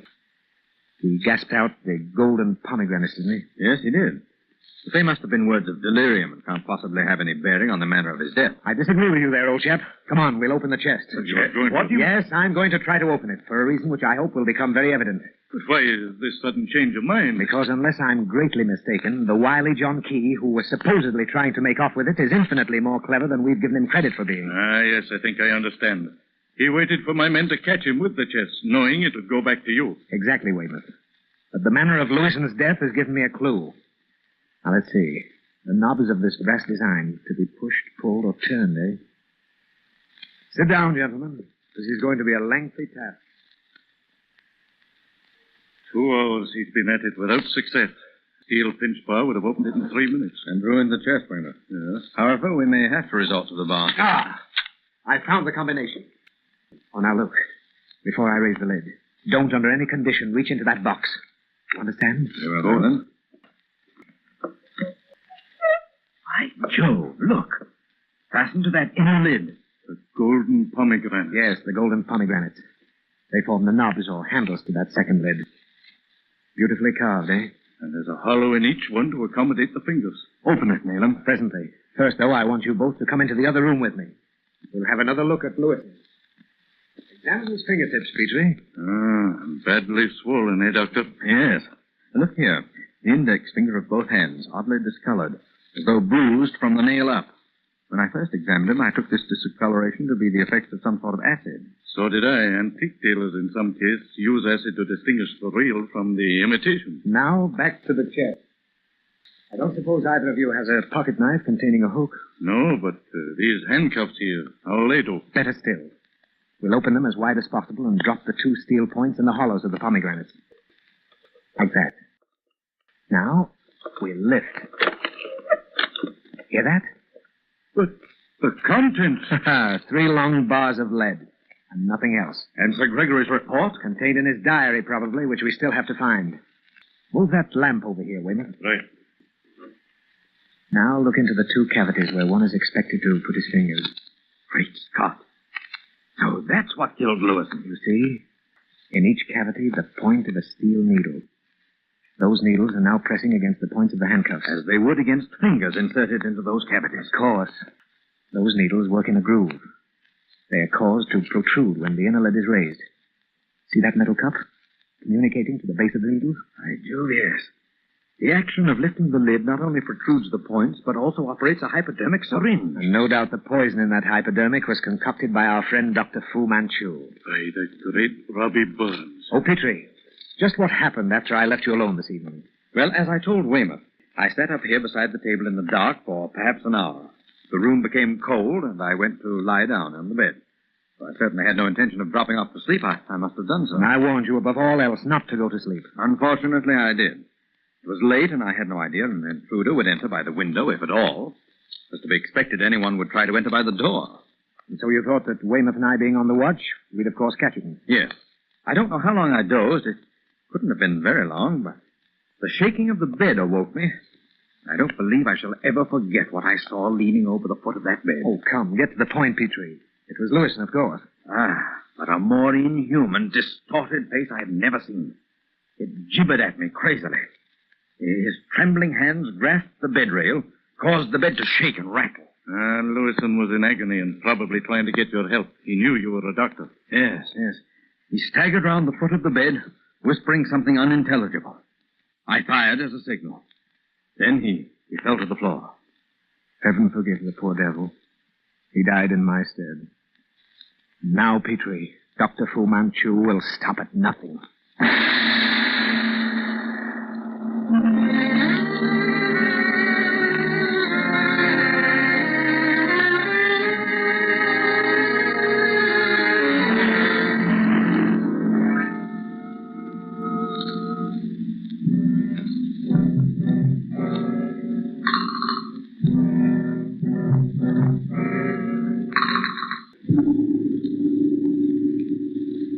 The shadow of Fu Manchu.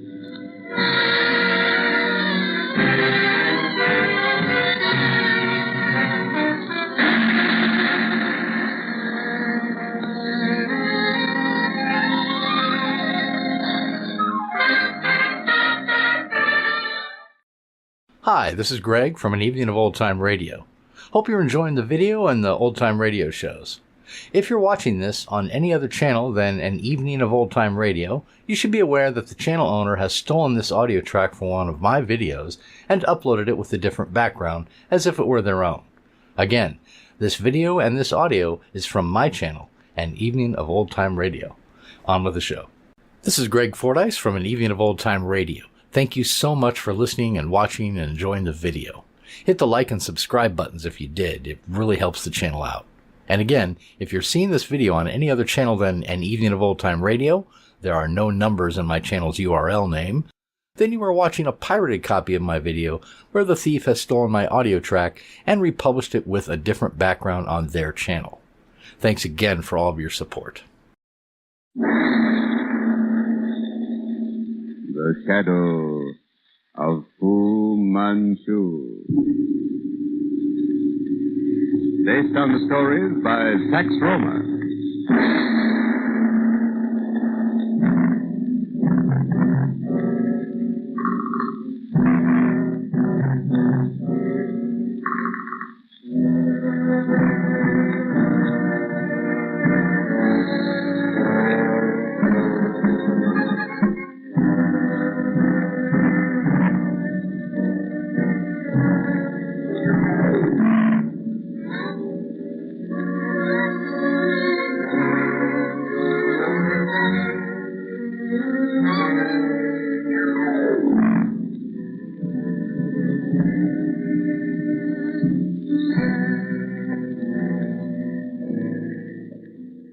When Lewison, a dealer in antiques, attempts the theft of the brass chest and dies, Nayland Smith realizes that the sea fun has left him in possession of the chest, expecting him to open it and meet his death through the medium of the poison needle. With the secret of the chest exposed, its usefulness to the sea fun and Dr. Fu Manchu as an instrument of murder has ended. Nayland Smith and Dr. Petrie have returned to their old quarters in Baker Street. We find Dr. Petrie and Sir Graham Guthrie, erstwhile victim of Dr. Fu Manchu, discussing past events in the doctor's study. It is 9 o'clock in the evening. Have you any idea, Dr. Petrie, when Mr. Smith will return? Not definitely, Sir Graham. He's been away the past 3 days, working on something alone at the moment. Still on this Fu Manchu business, I suppose. Well, frankly, Sir Graham, I'd rather not speak of it. After all, it's Smith's affair and all that, you know. Of course, quite so. By the way, wasn't there a young woman connected with Dr. Fu Manchu? You mean Caramel? Yes, she was. However, she's broken her connections with the doctor and is by this time well on her way to Egypt. Pardon the undue interest, Dr. Petrie, but if I remember rightly, you were interested in the young lady. More than I realized, Sir Graham. I never met her, but from your account and from others, I understood she was quite unusually... she's very beautiful. Yes. Her circumstances beyond her ability to cope with forced her into the service of Fu Manchu. Quite so, yes, so I understood. And this young lady, you say, has sailed for Egypt? A fortnight ago. You couldn't be mistaken, Doctor. Mistaken? Oh, no, indeed. Smith and I saw her off at the dock. Odd. I wonder if he could have been mistaken. What was that, Sir Graham? Oh, nothing really. I was merely... Oh, by the way, have you ever heard the name Yen Sun Yat? Yen Sun Yat? Seems to me I have. Wasn't he the Mandarin who warned the Reverend Eltham not to return to the Orient? Oh, but you wouldn't know of that, of course. I do happen to know quite a bit about the case. Eltham was a very close friend of mine. Spent a great deal of time together in China in the old days before I was transferred to Bhutan, my present post, when I'm on duty. Then you know Yen Sun Yat? Very well indeed. He's quite a power in the interior of China. Just what his connections are, I've never been quite able to determine. He is, however, tremendously influential in certain sections, particularly Jiangsu province. I believe Nayland mentioned him once or twice as being connected with a certain movement in the East. Mr. Smith knows, of course, that the Yen Sun Yat landed in this country a week ago en route to the continent. Well, he hasn't spoken of it. Oh, apropos of the Yen Sun Yat's arrival. We were together for several hours before he left for Berlin. He recounted to me something that had happened at sea a day or so before his landing. Yes, Sir Graham? A transfer from ship to ship of a passenger. 2 passengers, in fact. A young woman and, pardon me, Sir Graham. Oh. Hello. This is Dr. Petrie speaking. Mrs. Hewitt. Oh, very well. I'll be there immediately. Something... one of my patients, Sir Graham. Rather urgent. I'll have to run around. Make yourself at home. I'll be back at once. Oh, yes. Thanks, Doctor. Why, I may be gone when you return. My car should be here in a few moments. Well, don't hurry. I'll be back in no time, Sir Graham.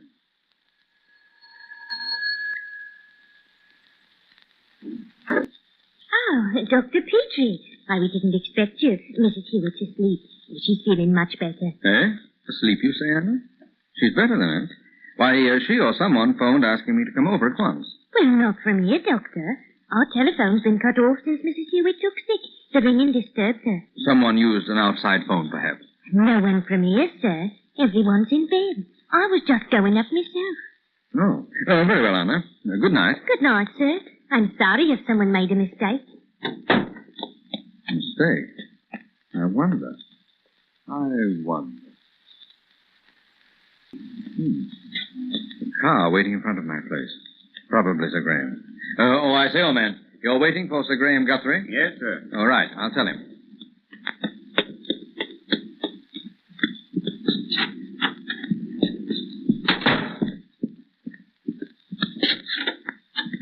Well, Nayland, old chap. Hello, Petrie. Well, I'm glad you're back. Missed you. Oh, where's Guthrie? Guthrie? Sir Graham Guthrie? Is he here? Oh, I left him not 10 minutes ago. Here in this room? Great Scott, Petrie. Why, what's the matter? Good heavens, Nayland, you don't mean... Yes, Fu Manchu, Petrie. He's once more turned his attention to Sir Graham Guthrie. Come on, ma'am. We've got to hurry if we want to save him.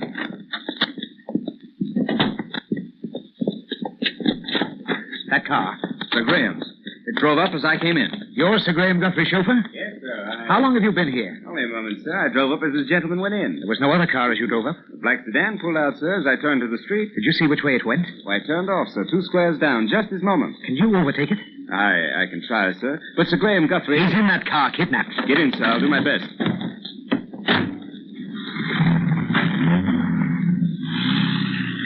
That telephone call, Petrie, was a trick to get you away from Guthrie. I got wind of it up country. Fu Manchu's been ordered to get Sir Graham Guthrie. Ordered to get him? Why? For questioning. Somewhere there's a leakage of information in the Oriental group. They've got to stop it. They? You mean the Seepan? Of course, the Seepan, the Black Poppies, Fu Manchu. They're one and the same, working together as a whole. Dr. Fu's been instructed to question Sir Graham. I think that's the car, sir. That flashing tail light. They're headed for Battersea. The Thames on our right. His rat hole's on the river, as usual. The car pulled in, sir, into that next street. It ends at the river. They'll have to come back. Stop here. Drive back to the last turning, driver, and wait there, out of sight. Bring the car up when you hear a police whistle. Right, sir. Come, Petrie. We must get to that corner and see where their car stops without showing ourselves. By Jove, they're backing out. We've got to get out of sight before they turn the corner. Well, there's no place to hide. Here. This gate in the wall. Over. Quick. Down, Petrie. Stay there until they pass.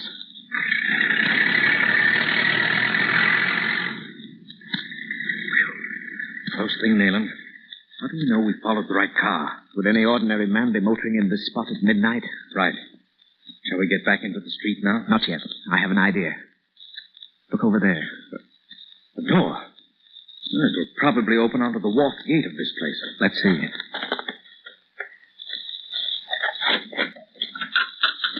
Right, Petrie. That turning leads to the gate. Come on. Wait. That old building over there, across the court. A window. Look. By Jove, just lighted up from inside. They must have gone in there. That door in the back of the room opening. Good heavens. It's Caramel. Steady, old chap. I knew, but hadn't the heart to tell you. He has her under his control again. Had her transferred from ship to ship at sea. Now I understand what Sir Graham was trying to tell me. I didn't pay much attention. Nayland, what power has that man over Caramel? Oh, who knows? After all, Petrie, she's only a woman. Women are the same. Charing Cross to Pagoda Road. She's gone back out of the room. Come along, old chap. Of course. We'll have to risk the other windows. Come. You're not going to try anything alone against him. Guthrie's in that house, Petrie. He's been brought here to be put to the question. Put to the question? In the medieval and the oriental sense, Petrie, if you understand what I mean. We have no time to seek help. You have your pistol. Follow closely and quietly. Must be a door. Oh, here it is. An outer room. Dark. Come on. Got your gun ready? You may have to shoot. Yes. I'm thinking of Caramel. I hope to meet it. Nothing, Eugene. There's nothing to say. It's Guthrie. They're torturing him. Oh, no. No, not that. Not the jacket. Good heavens, he's got poor Graham in one of those devilish contrivances. Stand back, Petrie. Leave this to me. Nathan, we can't quiet. Someone coming. The door, Petrie, close it. I've got her. It's Caramel. Get my flash. In my pocket. All right. Now, cord in my right-hand pocket. Tie her wrists. She mustn't get loose. All right, Nayland. All right, there. There, she's fastened. We'll have to gag her. Nayland, I can't do that. Oh, no, please. Do not be cruel to me. Everyone here is cruel to me. I promise to be quiet. Academy, we would have believed you once. We cannot now. You know my name. Yet I have never seen you in my life. Who are you? Good heavens. What has that fiend done to her? See if that door locks, Petrie. Yes. You're going to leave her? Temporarily, yes. We'll get her when we come back. Come along. Lock it and bring the key. Then follow quickly. There.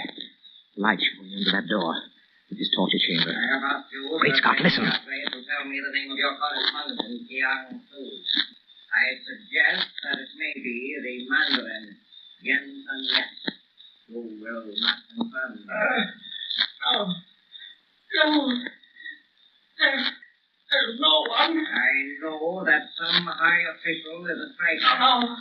Must I report again to the question to learn his name? No. I don't know. Very well. After, tighten the jacket. A little more. No. Perhaps then... Come on, Petrie. Stab him! The arm, Nayland! Look out! The knife!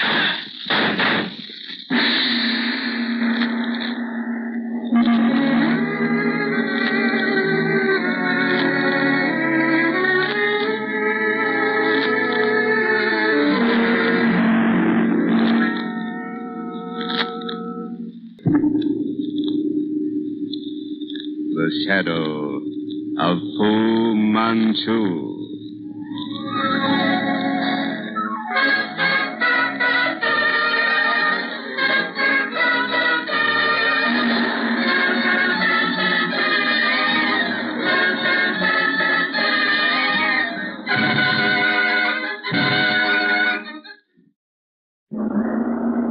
The Shadow of Fu Manchu. Based on the stories by Sax Roma.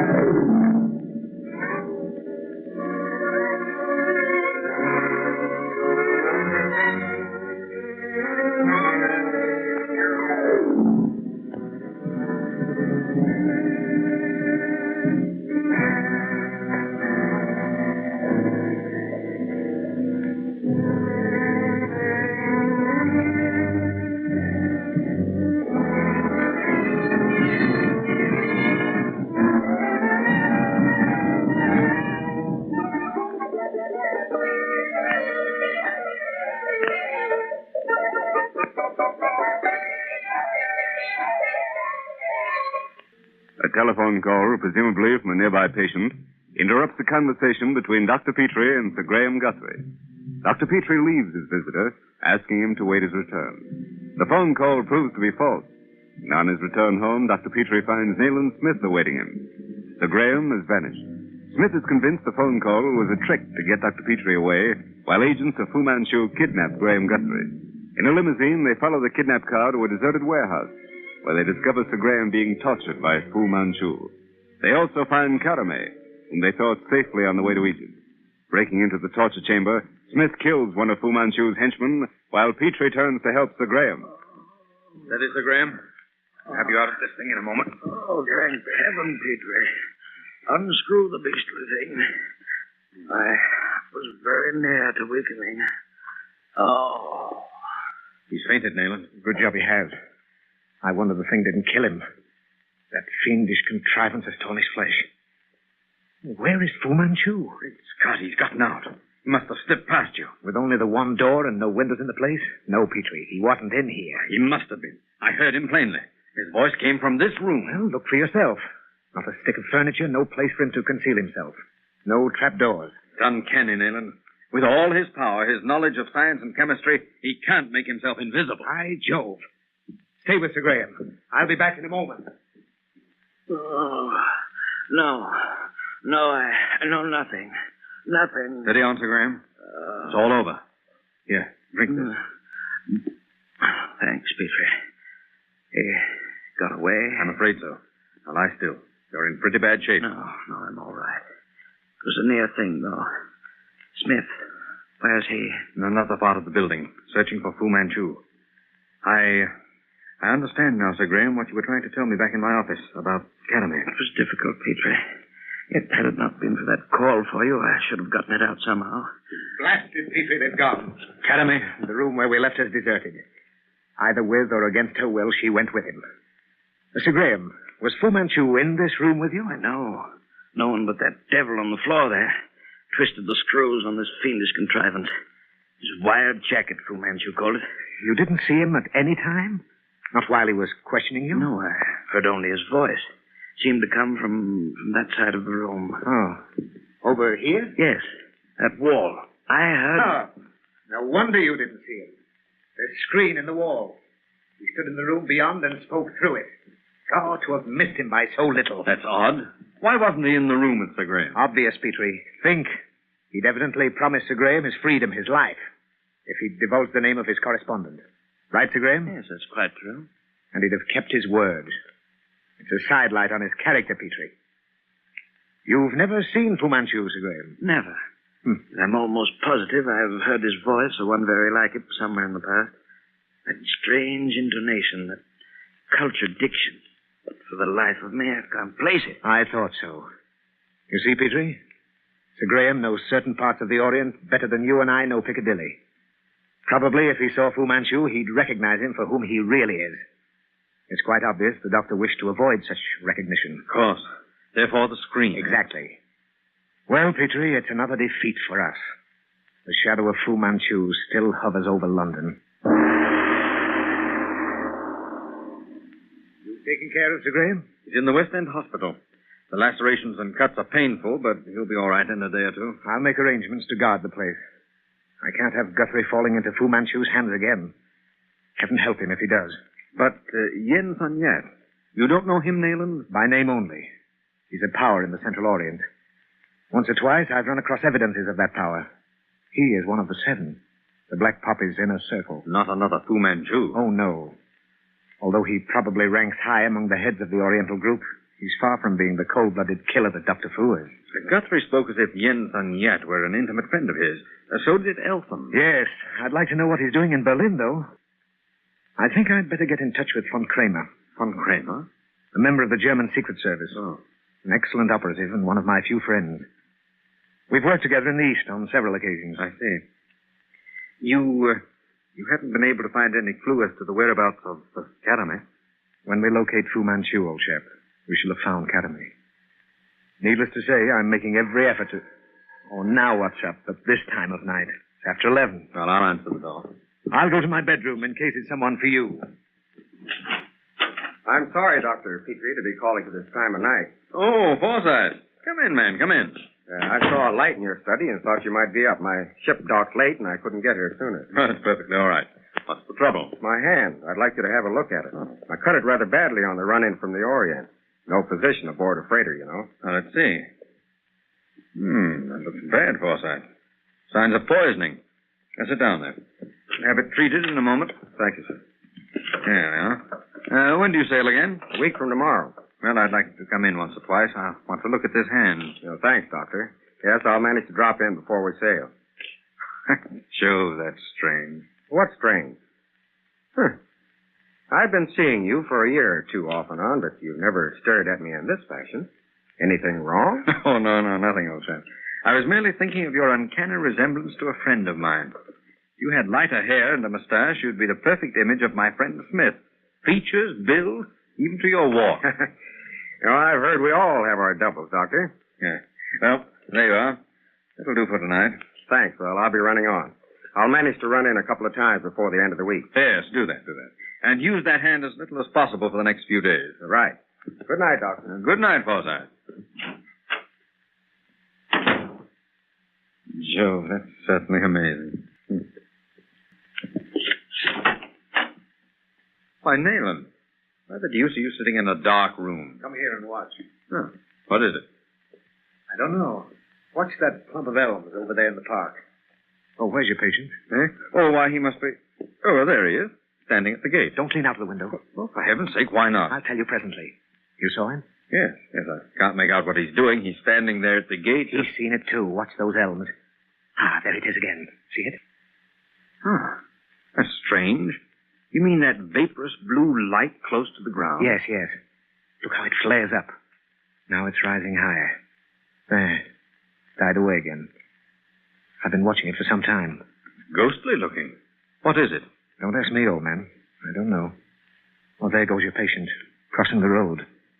He's going to investigate. We must stop him, Petrie. Well, I'll call him. Not a sound. Come along. We'll catch up with him. Out through the side entrance. Hurry. Now, we mustn't appear to have come from this house. So don't cross the road directly. I'll go up there and cross. You go below. Out of the light of the street lamp. Cross then and run for those elms. Wonder what that glow could be.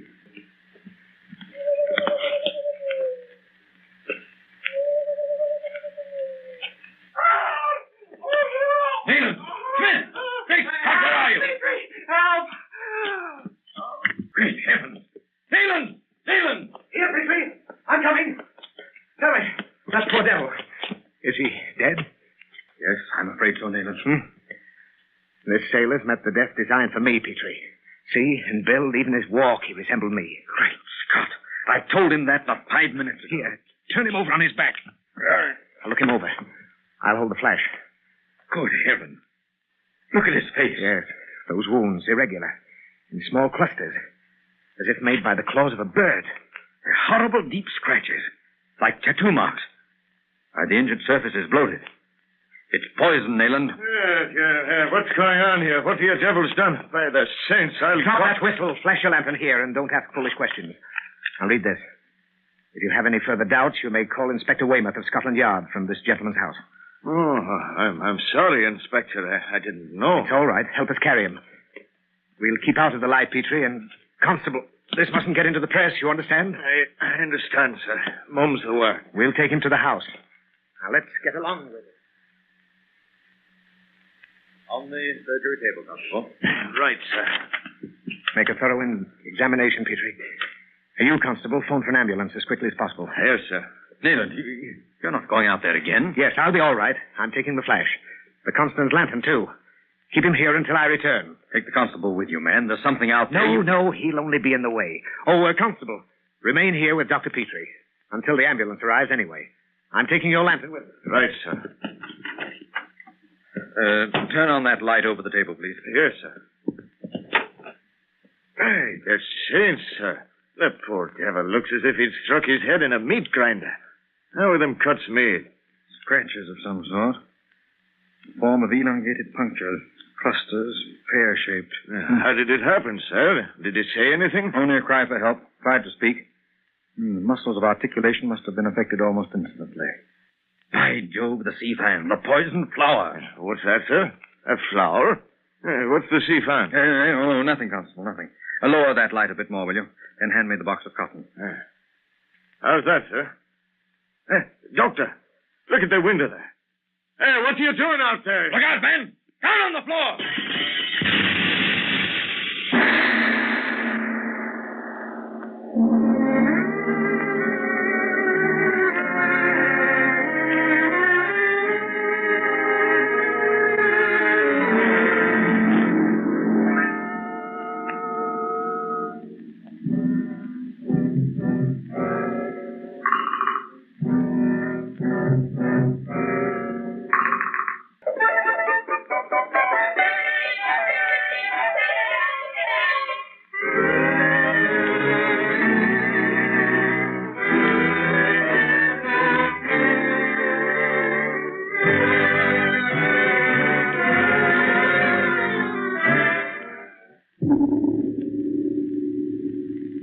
The shadow of Fu Manchu.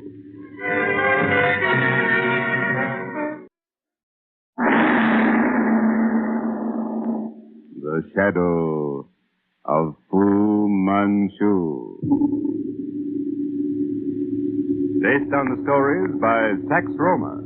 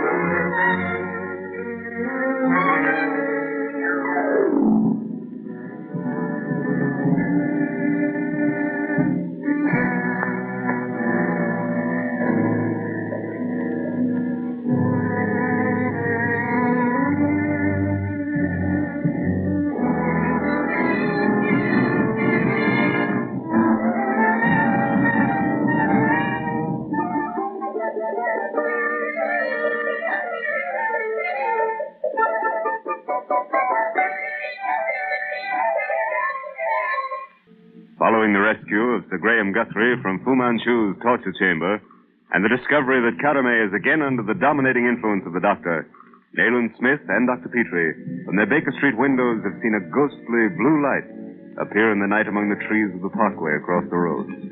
Forsyth, a patient of Dr. Petrie's, who has just left the doctor, has seen it also, and has crossed the road to investigate. Before Smith can stop him, Forsyth has disappeared among the trees, and a few moments later is found dead.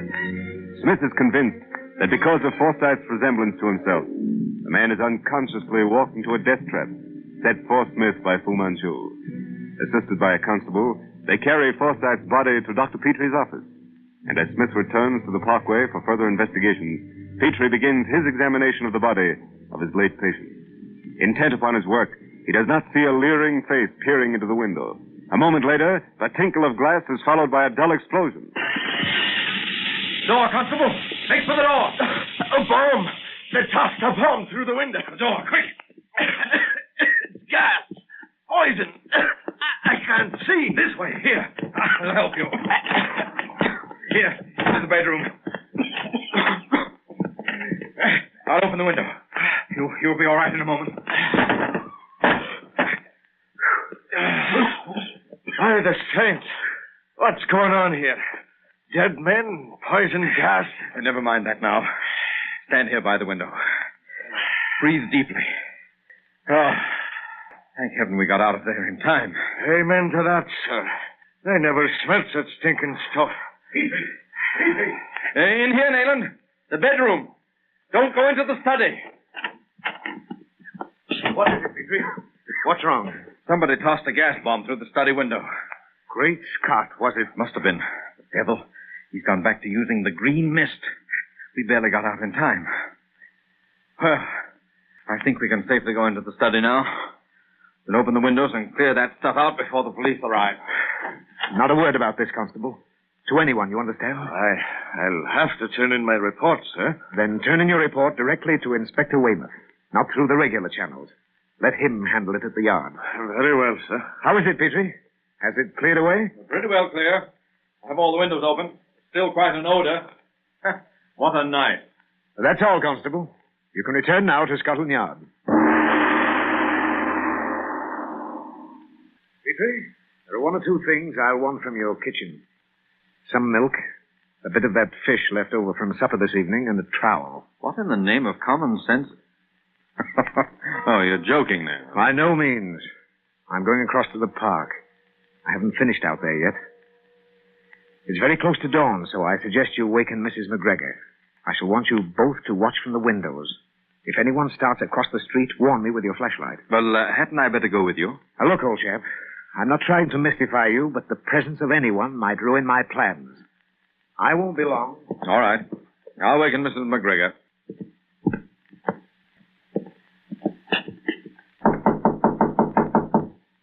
What is it? I'm sorry, Mrs. McGregor, to waken you so early, but do you mind dressing as quickly as you can and coming down to the study? And hurry, please. I'll be right soon, Doctor. I wonder what Smith's looking for out there. I should have insisted on going with him. Why the milk and fish and the trowel? There's that flashlight. No, what is it, Doctor? I didn't take the time to dress properly. Well, you can do that later, Mrs. McGregor. I just want you to sit here and watch that clump of elms across there. Now, if anyone should... Jove, there's a taxi stopping at the far side. Someone getting out. She's a woman. And what would she be doing striking off across the park at this time of the morning? Stay right where you are, Mrs. McGregor, right here at this window. If anyone else starts across, turn the light on and off 3 times.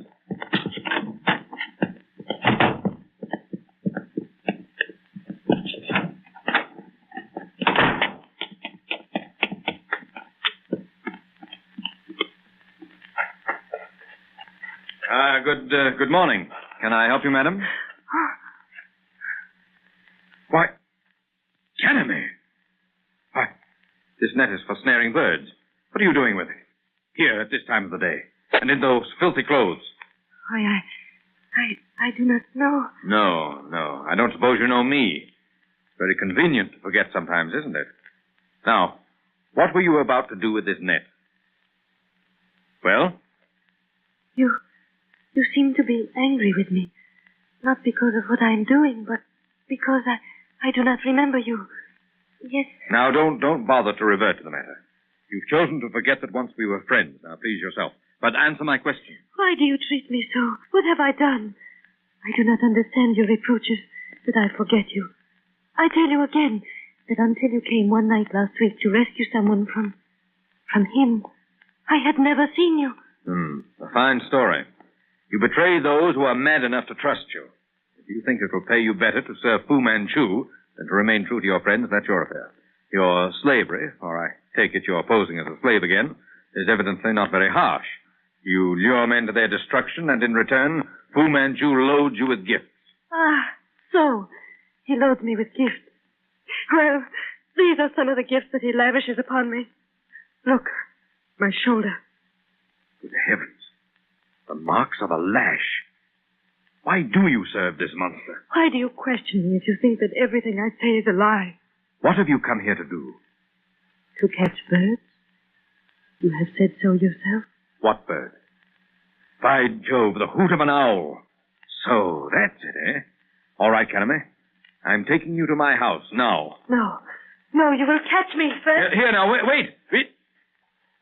Oh, the devil, I haven't the heart. I say, Petrie. Oh, yes. Here, Nayland. Where are you? Back here, among the trees. Just a moment. Didn't I hear you talk? Hello, what's this? A bird net. So I see. But where did you find it? I didn't exactly find it. Karame had it and left it. Karame? Was she here? Yes. As you can see her getting into that taxi on the far side of the park. My dear Petrie, you're an imbecile. Karame's a beautiful toy, I grant you, but so is a cobra. Neither makes a good playfellow. Oh, now drop that, Nayland. I can't listen to you. You must listen. You're not only playing with a girl who's the favorite of an Oriental Nero, but with my life. Now, just a moment. I know she's utterly false, yet a glance from those dark eyes of hers makes a fool of you. Now, Nayland, Wait. If you're determined to go to pieces over her, the result is going to mean success for Fu Manchu. And you know it. Now, isn't that a bit... Now, look. An attempt is made on my life, resulting in the death of an innocent man. Then you come along and let the murderer's accomplice escape, merely because she's beautiful. Well, I'm sorry, Nayland. Well, forget it. Now, this wicker basket. Was it Caramel's? Yes. It contained the net and... This little parcel? Here. Smell it.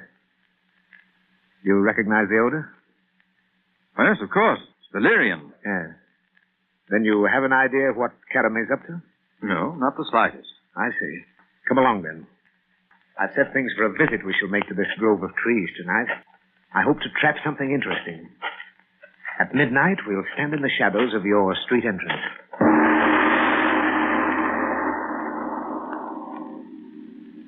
There it is, Petrie. What time is it? 1:30. Yes, I see it. Under the trees. You have your pistol and flashlight? Come along, then. I knew he'd make another attempt tonight. Now, if the clouds will only hold off for a little, I'll show you something interesting. Do we make directly for the trees? Yes. Quietly, but as quickly as possible. What do you expect to find, Nayland? Something from the menagerie of Fu Manchu. Here. Wait. Now, give me about 20-yard start or no attempt will be made. But the instant I'm under those trees, join me. All right, Nayland.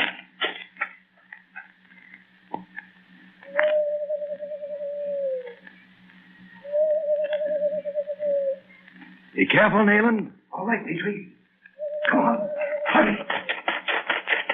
Not so close, Petrie. Stand back. Back. Don't stand under that tree and don't look up. Great Scott! It's an owl. No. Look out, man. Jump. Got him. Good Lord! What is it? Come here, look. Another of Fu Manchu's savages. Huh? Another dacoit. Well, the pagan gods fight on our side, Petrie. Elms have a dangerous habit of shedding limbs in still weather, particularly after a storm. Huh? But where the devil was he, Nayland? In that tree, lying along the bough which fell. That's why I found no footprints. Last night he probably escaped by swinging from bough to bough, ape fashion. Yes, but how could he have made those odd scratches we found on Forsyth's face and neck? Oh, he didn't do it, Petrie. It was something he carried with him in that leather bag over his shoulders. Oh? An owl? No, not an owl. He uttered that call himself. Huh? Well, we still have something to do, old chap. We must find... There. See it? Out there in the moonlight. Great Scott, it's coming directly for us. Shoot, man, shoot!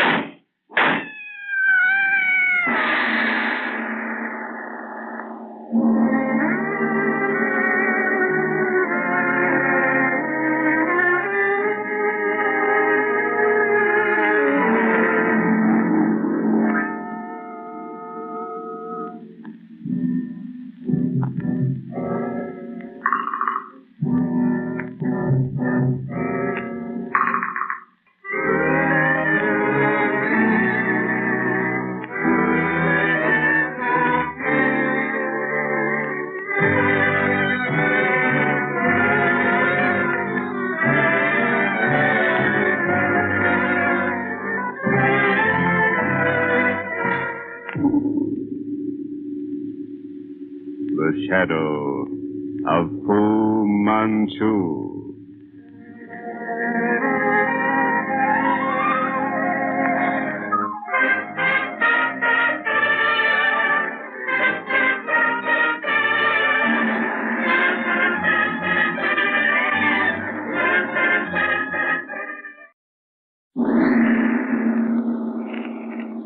The Shadow of Fu Manchu.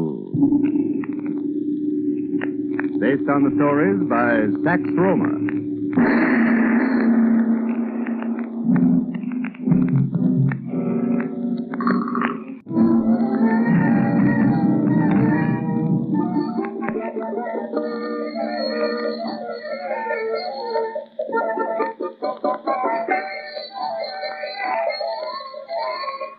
While Nayland Smith and Dr. Petrie are seeking a clue to the death of Forsyth among the trees in the park opposite Dr. Petrie's house, the doctor becomes separated from Smith and stumbles upon Carame. The girl seems to have completely forgotten her former association with Dr. Petrie, and he allows her to escape.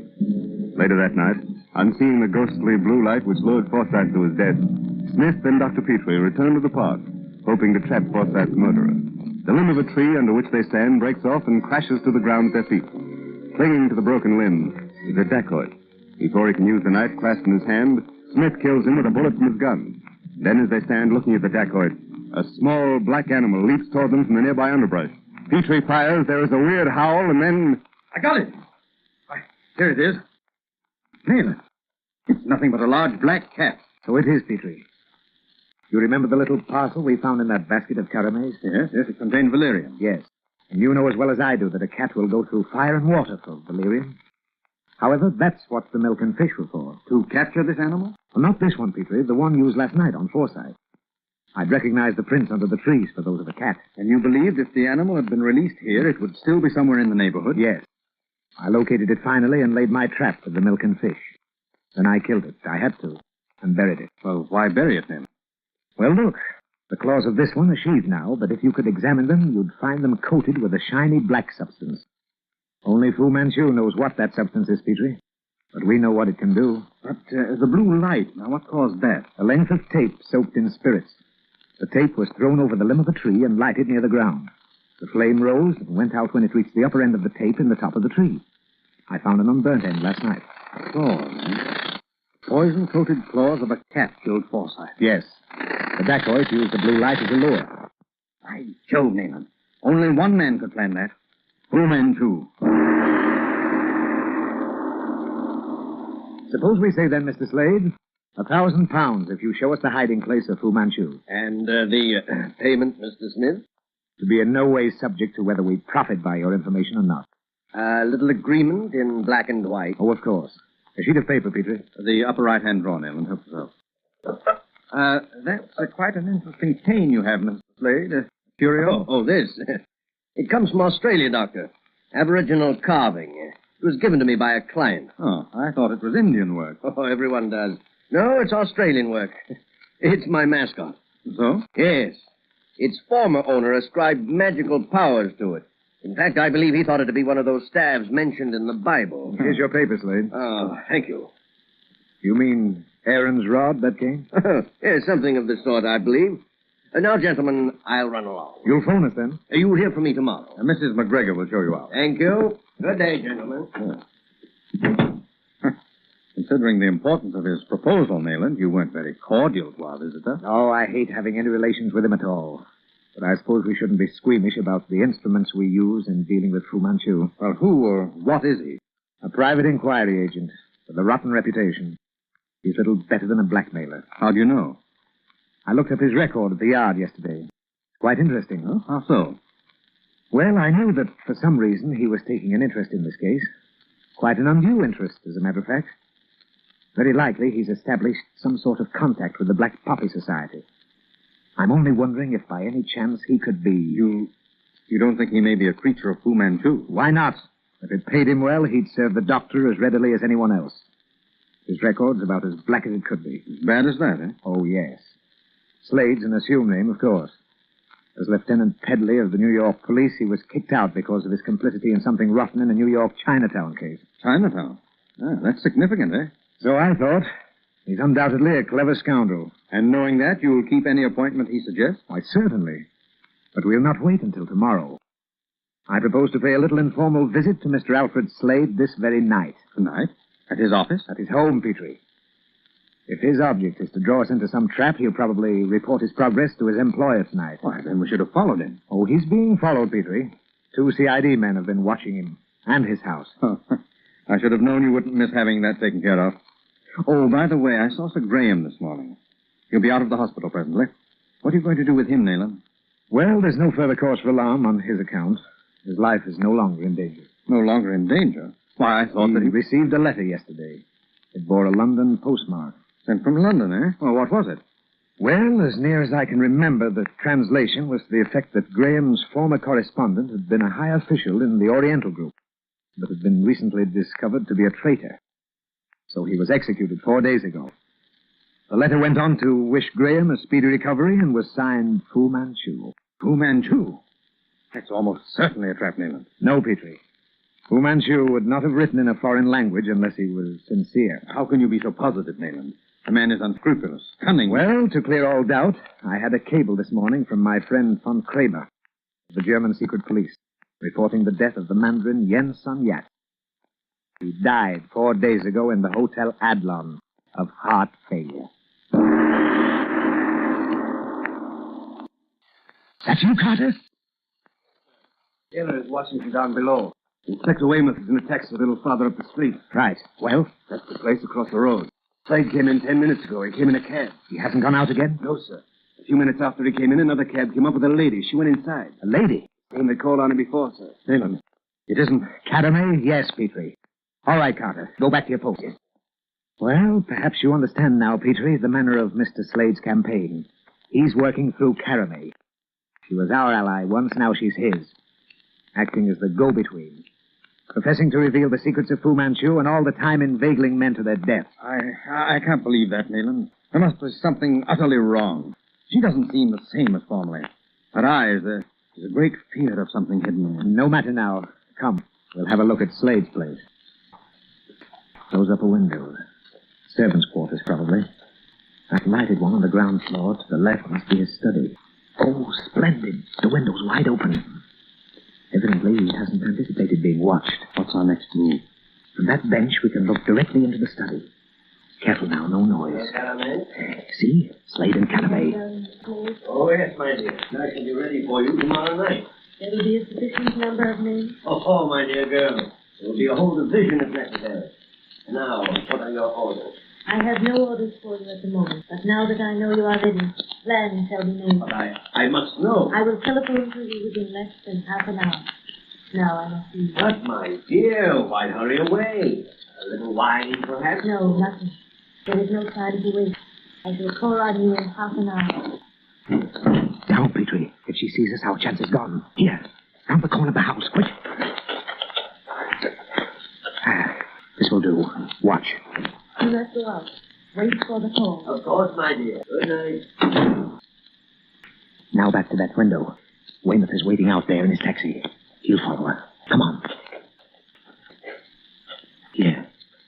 But this Slade, what is he trying? Oh, he's apparently playing the game to suit us. Which makes it all the more important that we do not rely on his help.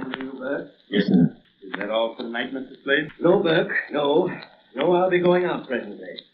I want you to sit up until I get back. Yes, sir. Anything else, sir? No, that's all. Just wait around. Time for Caramay to call him. It's 20 minutes now. Oh, yes, this is Slade. Oh, yes, Caramay, my dear. Oh, so I'm to come at once. Yes, I know where. And you'll meet me there. Okay, right up. Yes, I'll be there in half hour. Yes. Goodbye, my dear. Now look.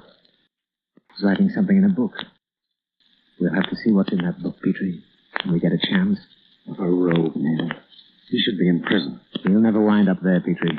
If he leaves this house, he'll go straight to his death. Eh? You mean Fu Manchu? Why, of course. Slade's an out-and-out traitor. He plays his game according to the highest bidder. The doctor knows that as well as we do. And do you think Slade really knows where Fu Manchu is? I hope Carter's kept a cab waiting for us. We'll follow Slade to see where he goes. But isn't Weymouth following Caramay? He is, old chap. But she may throw him off the trail.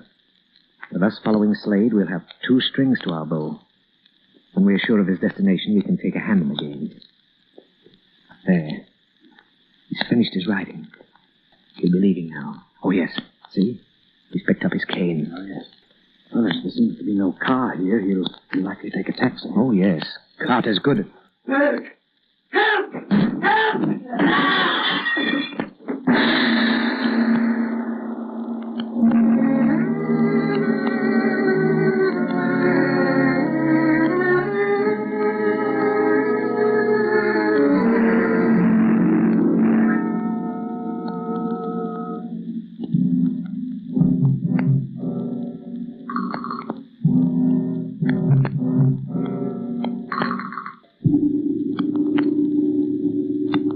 The shadow of Fu Manchu.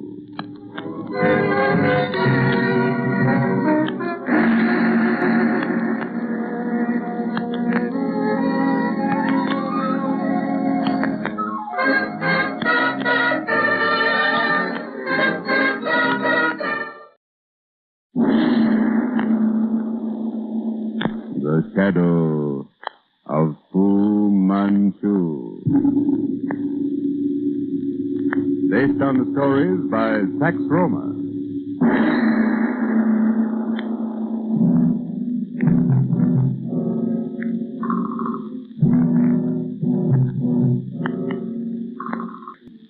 For £1,000, I will lead you to the present hiding place of Fu Manchu.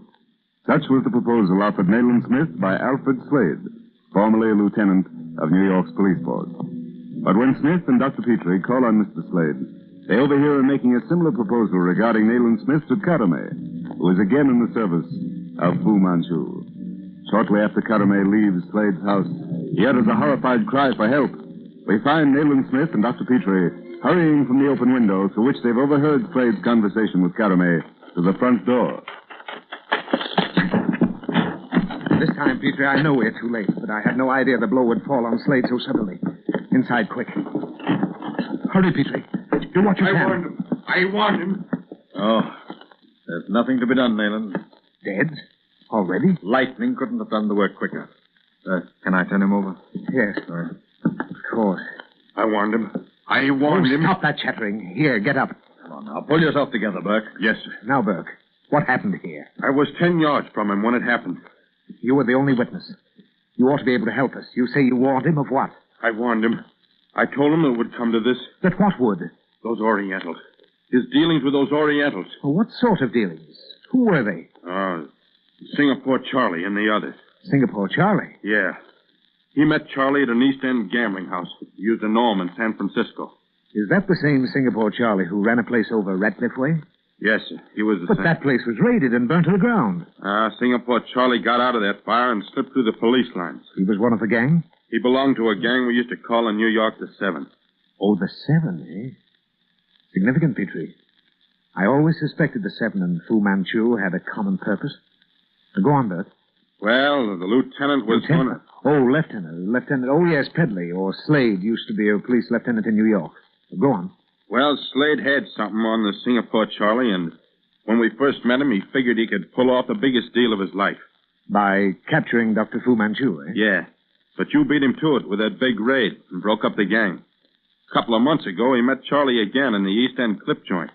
Charlie introduced him to a dame, an Egyptian or something. Oh, yes, go on. I know her. Well, he saw her a good many times. And she came here once or twice. She made out that she and Charlie were ready to put the finger on the big shot of the Oriental gang. For a price, of course. Oh, yeah. Slade wasn't going to step into some other guy's racket without he got plenty of jack for it. And now, what took place tonight? He had a date with this dame here. Yes, I know all that, but what happened after the telephone call from Karame? Well, he told me to stick around till he came back. He figured on going out. I was getting a little shut-eye in the next room when the phone woke me up. Cat, what a language. Well, and then? Well, Slade went to get his hat from the rack. Yes? But he never got it off the hook. Just as he reached for it, he let out a yell and whirled, just like someone had jumped him from behind. There was no one else in the hall? No, just us two. I was over there outside the dining room by the stairs. He looked behind him as if he expected to see someone. And he stood there yelling, and before I could get to him, he fell. I see. Is that all you know, Burke? That's all, so help me. And that's all I saw. What killed him, Petrie? Well, apparently a minute wound on the left wrist. You see this small inflamed spot? Oh, yeah, it's beginning to puff up. By Jove. You know what it is? Well, it's a bite of some kind. It's too late to use a ligature. Death was practically instantaneous. Oh, Burke, you were a member of the New York force. Yes, sir. Detective second class. I quit when Slade did and took this job with him. Oh, I see. Well, now listen. I don't want that door open to anyone. Understand? No one, no matter who it is. What is it, Smith? What's wrong? Stand right there by the study door, Weymouth. You, Burke, stay where you are. Don't move, Petrie. It may still be here in the hallway. What are you looking for? The thing that killed Slade. A snake of some sort. It's deadly, Weymouth. Probably not very large. So be careful how you move around. We've got to search this place from roof to cellar. Hey, not a thing to be found in the entire place. But it must be here somewhere. Well, isn't it possible that it got out when we came in last night, Nayland? Oh, yes, there is that possibility. In case it did, Weymouth, I want that garden gone over with a fine-tooth comb. Every inch of it. Tell your men to work with sticks. to keep their hands off the ground and be extremely careful in examining the underbrush. Right. See to it, Carter. Right, sir. And now, Weymouth, how about Caramay? You followed her when she left this place last night? I did, but she was too clever for me. I lost her. But the track, as far as I could follow, leads to the old spot. I'm pretty sure Fu Manchu's den is somewhere near that old place of Shenyang, Singapore Charlie. We'll look into that presently. From Burke, Slade's assistant, I learned that Singapore Charlie is mixed up in this somehow. How was it done, Smith? How was Slade killed? Clumsily for Fu Manchu. A snake was introduced into the house by some means. Very possibly by Caramay. My thought is that it was concealed about his clothing. When he fell, it slid out of the house as we came in. Slade must be moved. Otherwise, we can leave the place untouched. We'll clear out the servants and lock the house up. Yes, I've already instructed Burke to that effect. Nothing has been disturbed. All the papers and books and things you can examine at your leisure. Well, Petrie and I can do no more here. If you want us, we'll be at home. Right. Come along, Petrie.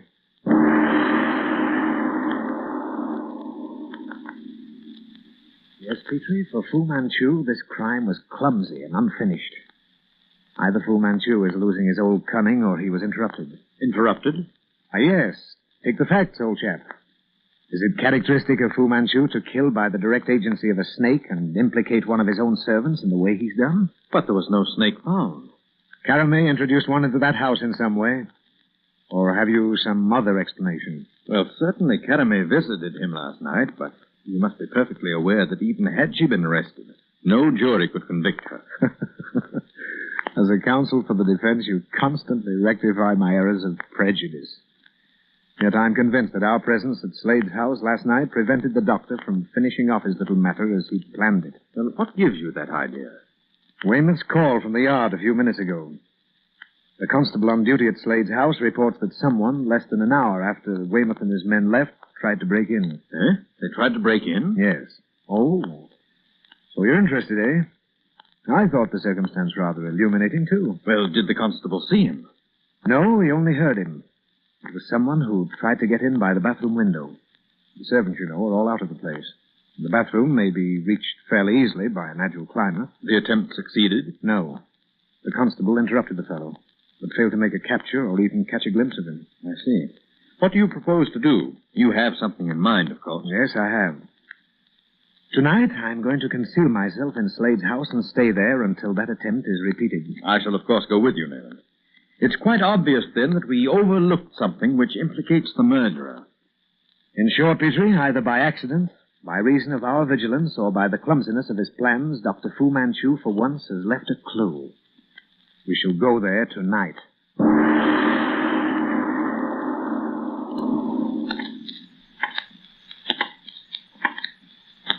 We'll watch from the study, Petrie. It's only a step from here to the hallway, and I'm convinced that out there in that hall is the thing our man will come for. But what can it be? There isn't a thing out there or in the house that points to Fu Manchu. It must be something we've overlooked. Something all of us have missed. You ever noticed, Nayland, that Fu Manchu's agents usually confine their work to the period between 2 and 4 in the morning? Yes. And it's not merely coincidence, Petrie. Presumably, that's the time when sleep is most profound. One doesn't waken so easily between those hours. But in this instance, it doesn't apply. Fu Manchu must know that this house is unoccupied. There's no one to waken. Ah, but there are neighbors, old chap. The doctor's agents don't wish to be seen, much less heard. I think, however, that... Shh. Listen. The skylight. He's using the skylight in the roof. Come on.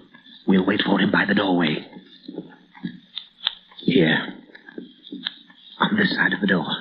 I'll take the other side. He's on the stairs. Bare feet or rubber-soled shoes. Watch.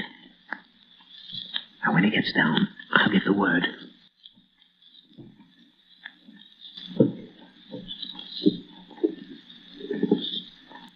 No, Petrie. Lights, Petrie, lights. Near the door. Quick. Get his stick, Petrie. I've got it. Quick. Tap him. Over the head. Why, it's Jove. This fellow. Not the usual decoy. No. A black. A Moor. That stick. Give it to me. Oh. Not Aaron's rod, Petrie. The rod of Moses. Slade's cane. But... By Jove, you're right. Then that stick over there on the rack, a duplicate. Just a minute. Examine that other, but don't touch it. All right. Surely they can't be too like... Why, great heavens, Neighbor. You see? In every particular, it corresponds with the one in your hand, excepting this. Up to the snake's head, it's an accurate copy. But the head in that one in the rack is alive.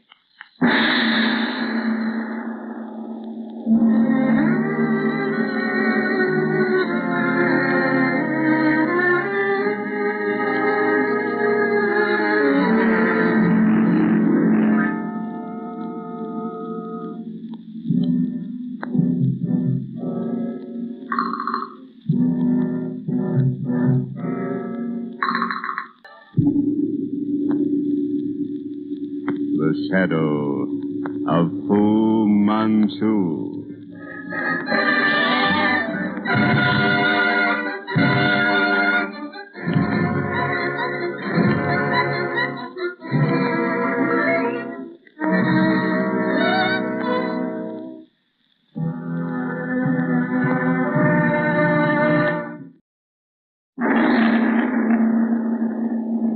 The shadow of Fu Manchu. Based on the stories by Sax Roma.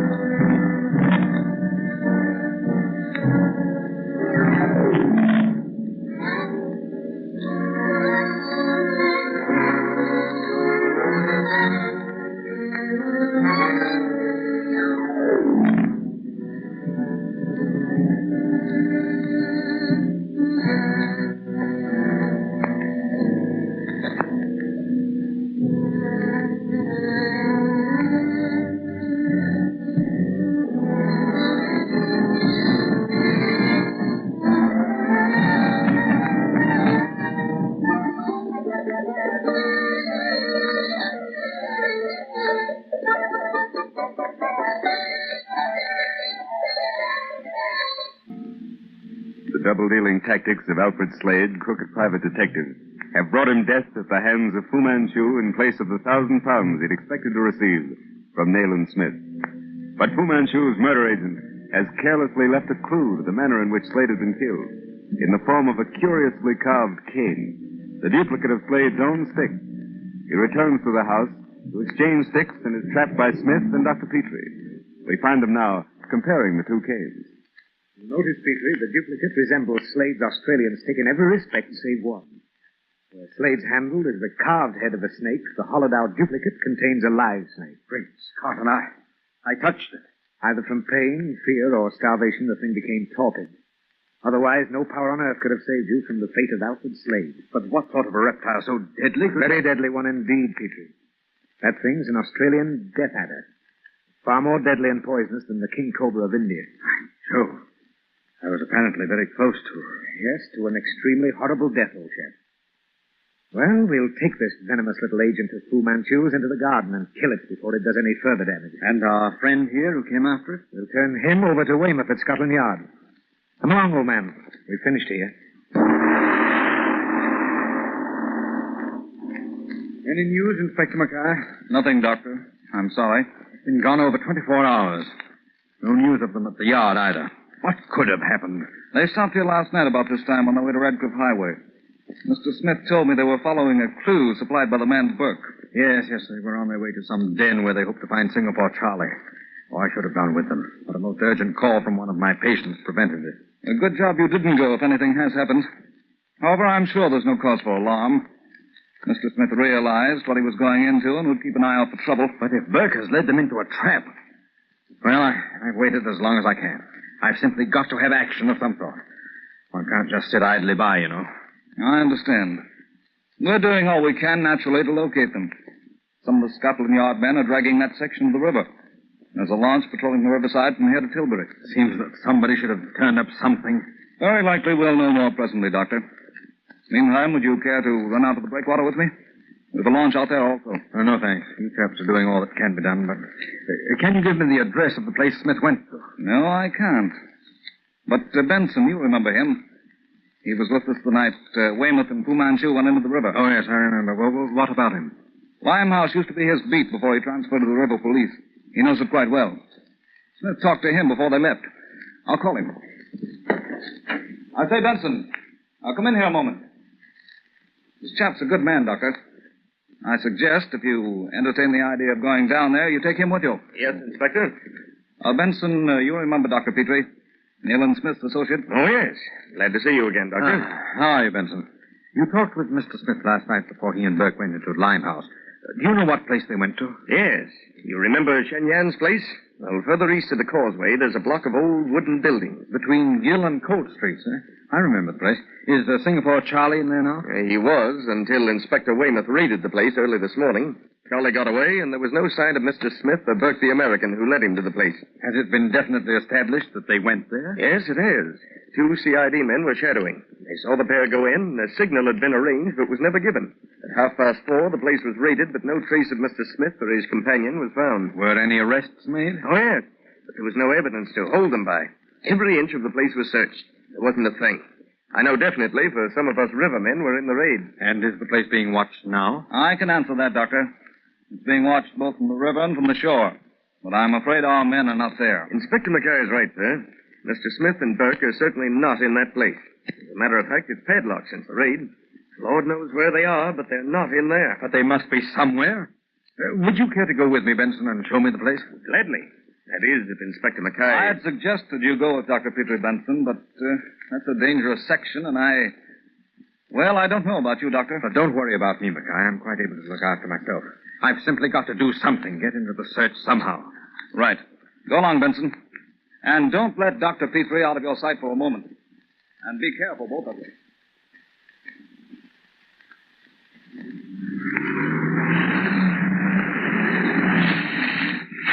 This is the place, Dr. Petrie. There's not too much light from the street lamp there.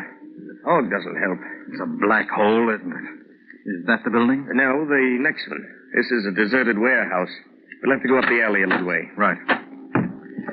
You wait here, driver. If you hear a police whistle, follow us up the alley. Right, sir. Very well, Benson. Carry on. I don't know what you expect to find, Doctor. There won't be anyone around since the raid this morning. I don't either, but... Well, we may stumble onto something. You said the place was being watched? Where would the men be? Well, they should be watching Shen Yan's. Very likely they're hidden out somewhere. Yes. Here we are. Shen Yan's.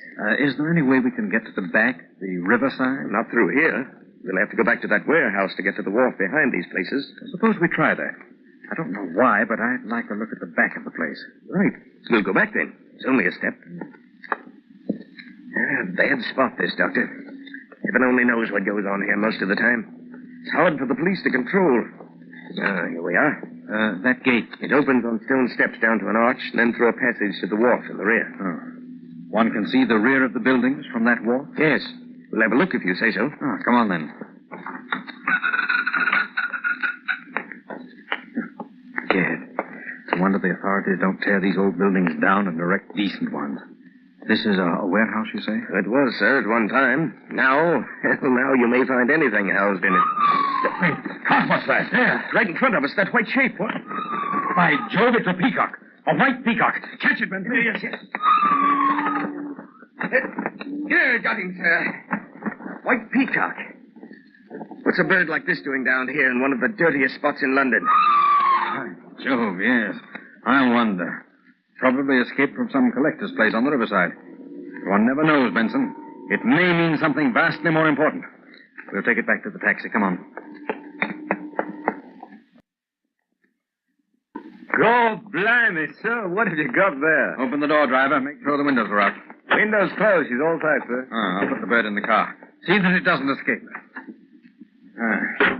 Now, if you don't hear from us at the end of an hour, take the bird back to the River Police Station and tell Inspector Mackay to keep it for me. Right, sir. It's the first time I ever saw a peacock in Limehouse, sir. And I shouldn't imagine peacocks are very often found in this quarter, especially white ones. Have an idea, Benson. Let's go back to that warehouse. Right, sir. You know the riverside rather well, I take it. Do you know of any place such a bird might come from? I was about to say, Doctor, to my knowledge, there are no collectors or dealers in anything of the kind along this section of the Thames. White peacock. With what country or people, Benson, do you associate peacocks? Go back into your childhood picture books, pictures of Chinese gardens. Weren't there usually peacocks in those pictures? By Jove, I say you're right. Why, even the mandarins wore peacock feathers in their hats. Exactly, Benson. I think we've stumbled onto something. I'm wondering, though, what the devil is the significance of a white peacock? Here we are, Doctor. The warehouse. Dirty, broken windows. Or is that one above the arch open? Can you see? It's open, I'd say. At least there's no frame visible. Would you care to go inside the building with me? I have a feeling we're on the track of something. Right, Doctor. Anything you say. The only way in, though, is through this gate, down the stairs, and then there's a door on the right under the arch. You're armed, of course. You have a flashlight? Right here. Good. I also have my revolver under light. I think we'd better not separate once we're inside. Come along.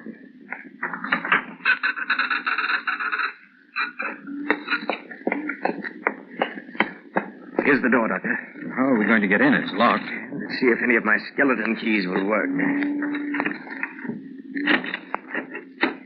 Why, Joe, it wasn't locked at all. Just stuck. I say, that's odd. These old warehouses are all locked up tight. By Jove, Doctor, we have hit on something. Someone must have... Wait a minute. Did you hear anything? No. Listen. Nothing, sir. My imagination, probably. Only I thought... But let's try the upper floors first, then the cellars. We take these stairs at the end of this corridor. Come on. What was it you thought you heard, Doctor? Oh, nothing, I suppose. Can't be sure, but it sounded like a soft tapping somewhere above. Well, here's the stairs. Wait. Look at this. The prints of bare feet in the dust. Not alone bare feet, Benson. Look here. By Jove, man, these stairs have been used just a short time ago. And by several persons. Shall we go on? Yes. Just possible that some of Weymouth's men were in this morning during the raid next door. Possible, Doctor, but not very probable. Police officers are usually in the habit of wearing boots. Those bare footprints. Here, look. Well, we'll take every room and have a look inside as we go. Come along. Well, there's nothing in here but rubbish. No prints in the dust of the floor. Listen. By Jove! The man with the limp. Manchu! I say, Benson, where? Benson! Where the deuce are you? Benson!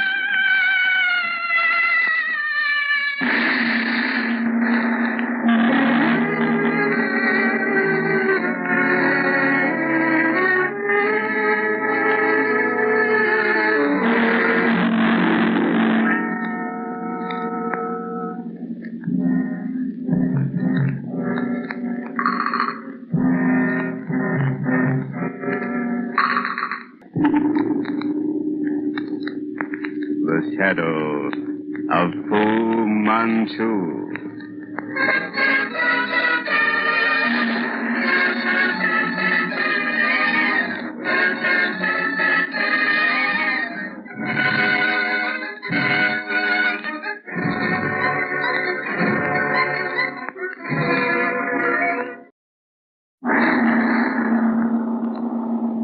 The shadow of Fu Manchu. Based on the stories by Sax Roma.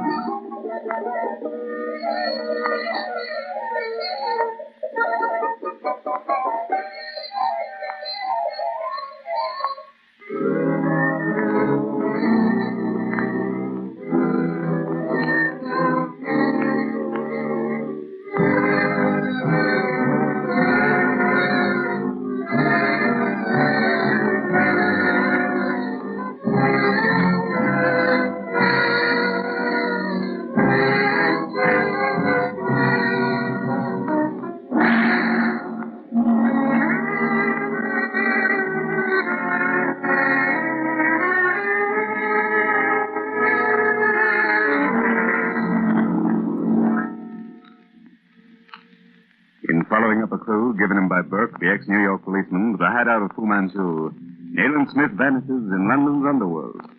Dr. Petrie joins the manhunt for his friend, and accompanied by Benson, a detective, goes to Limehouse hoping to find a clue to Smith's whereabouts. Near the spot where his friend was last seen, Benson and Dr. Petrie capture a stray white peacock, and in searching a presumably deserted warehouse, they hear in the corridor above them the dragging step of the man with the limp. As Petrie turns to caution Benson to silence, he finds himself alone, and a moment later, out of the darkness of the corridor, comes a thin, wailing cry. Then... Benson! Benson, where are you? Benson! Benson! Enough, Hassan. Enough. Do not strangle him to death. Loosen the rope. Quick. Snooping dogs are better dead. Do as I say. Remove the rope at once. It is done. Now, place him in the end room with the other. Hearing is obeying.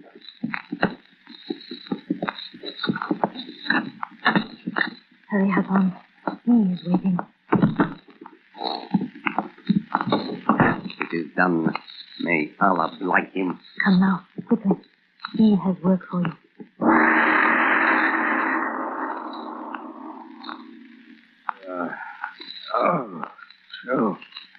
They were almost strangled.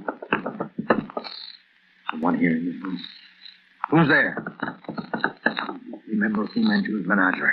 What? I just looked out. Again, they left me by a flash. Great Scott, Nayland. What? Bound and gagged. I'll get that gag out in a moment. I thank heaven you're alive, old man. Here, there you are. Petrie, old chap. When they threw you in here, I thought you were dead. I've been thinking the same about you for the past 24 hours. Why the devil did you come without me? I didn't want you to come. I had a premonition. Here, untie my hands. Oh. How did you get here?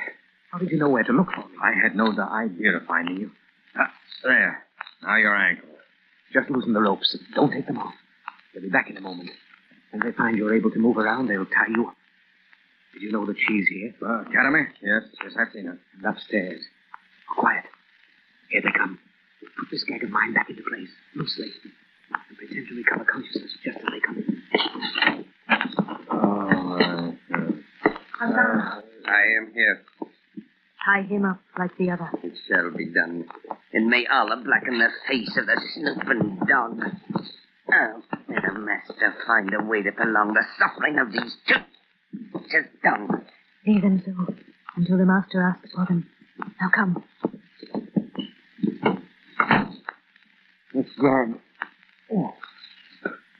Now, I'll have you free in a moment, Petrie. As soon as I get rid of these ropes. There. Now yours. Oh, that's better. Now these ropes. What are we going to do? Not sure. False move, they're lost. Yeah. There. You're free. How long have you been here, Nayland? Since last night. But the raid this morning, Weymouth, what? It was next door, Shenyang's. I heard them go through the place. Even though I was bound and gagged, that Arab Hassan stood over me with a knife until they left. None of them came here? No, why should they? The place was thought to be deserted. Fu Manchu is here. Yes, we heard him. That strange limping step on the cane. We?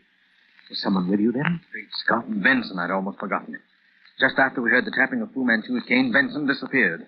Poor devil. Heaven knows where he is now. Was the doctor here during the raid next door? No. In this evening. He and another. Another? The superior Fu Manchus, apparently. Something unusual is going on. Otherwise, I'd have been dead 24 hours ago. Huh? But how did they get you? Oh, Burke and I were caught napping next door in Shenyang's or Singapore Charlie's. We were sandbagged and brought here. At least I was. When I came to, I was as you found me. Have you a pistol? No, it was in my raincoat. They took that. But they left me my flashlight. That's something, at least. They took my gun last night. We might escape by that window. It's directly over the archway. Too long a drop, Nayland. I mean broken bones. There must be some other way. There is. There's a trap somewhere on this floor. I've heard them using it. It's very likely the way I was brought here. It connects with the place next door, then, eh? Yes. There's a very important meeting being held somewhere in this building, Petrie, between Fu Manchu and a certain Mandarin. A man I believe to be the real head of the Sifan. I've got to see that man's face. Oh, you and Benson came alone? Yeah. Oh, wait. How long was I unconscious? Close to half an hour. Then the car that brought us is still waiting at the corner of the alley. You have a police whistle? Mine was taken from me. Yes? Good. And we'll take a chance. That door will be unlocked. Come along.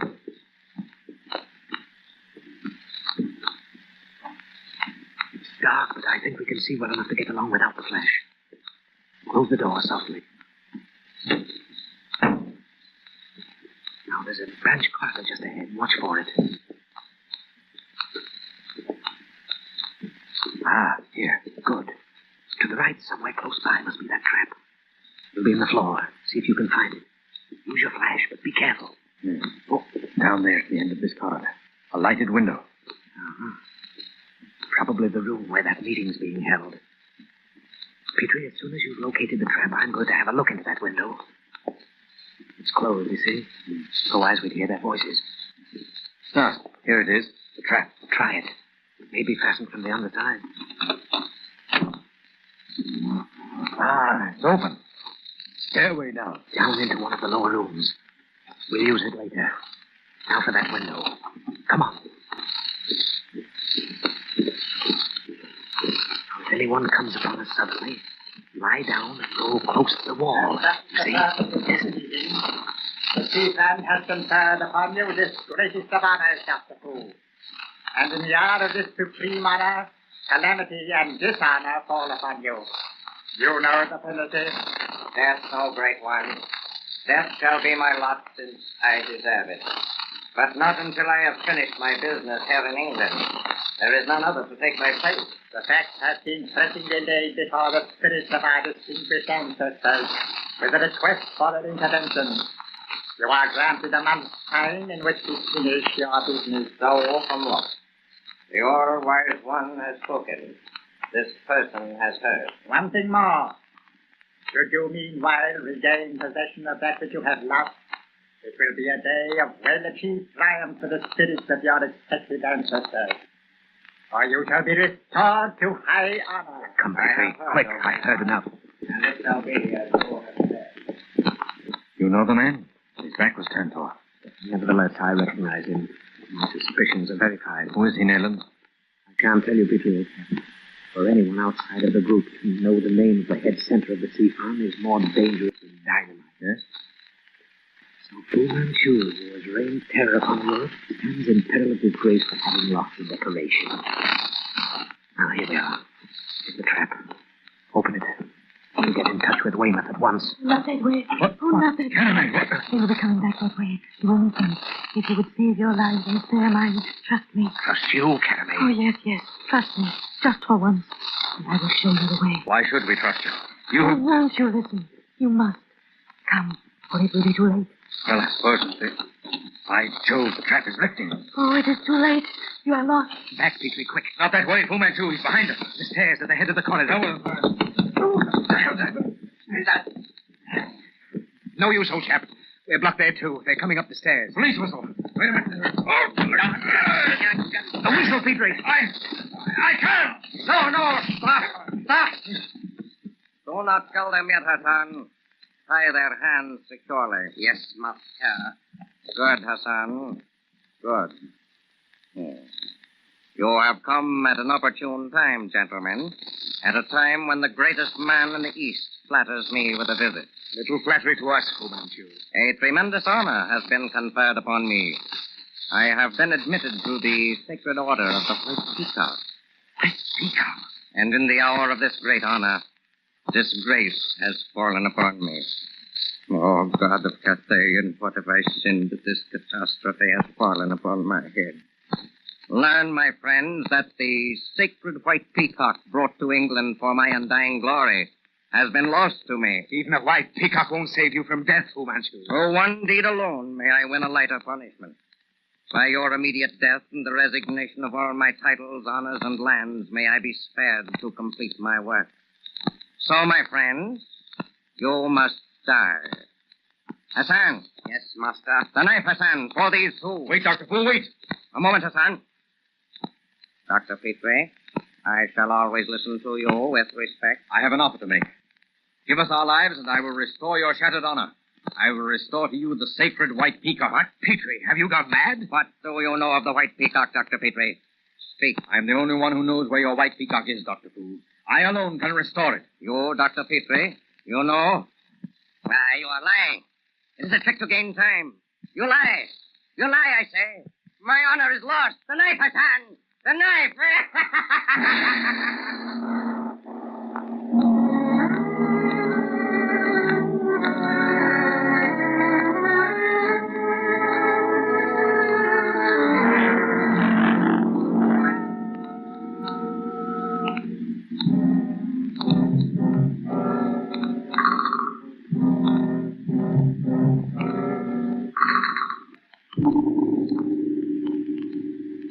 The Shadow of Fu Manchu.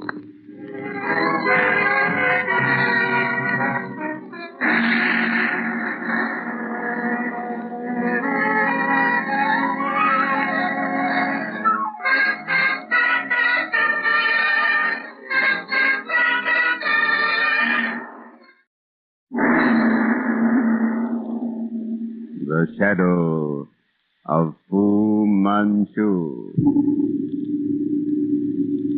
Based on the stories by Sax Roma.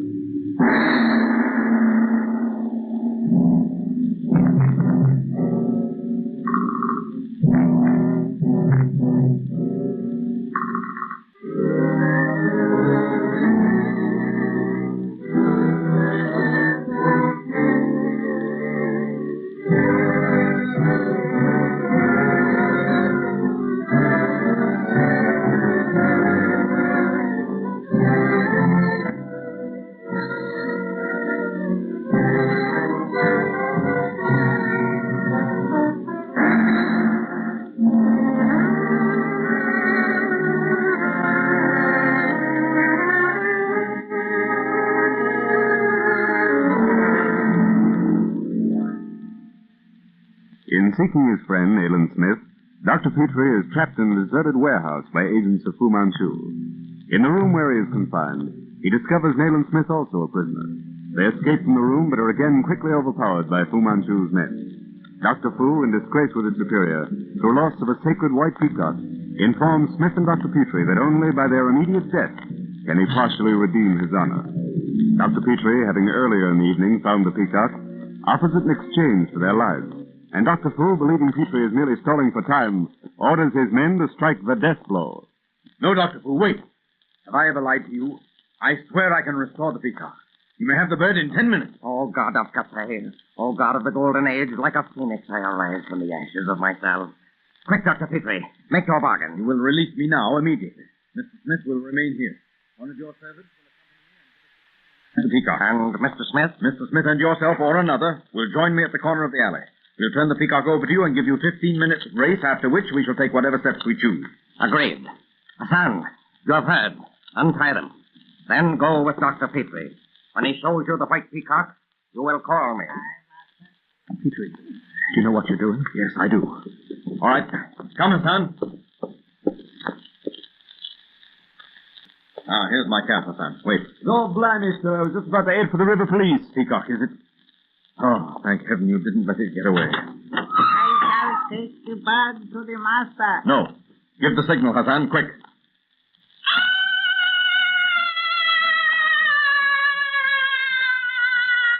And now, Hassan, you may go or stay as you wish.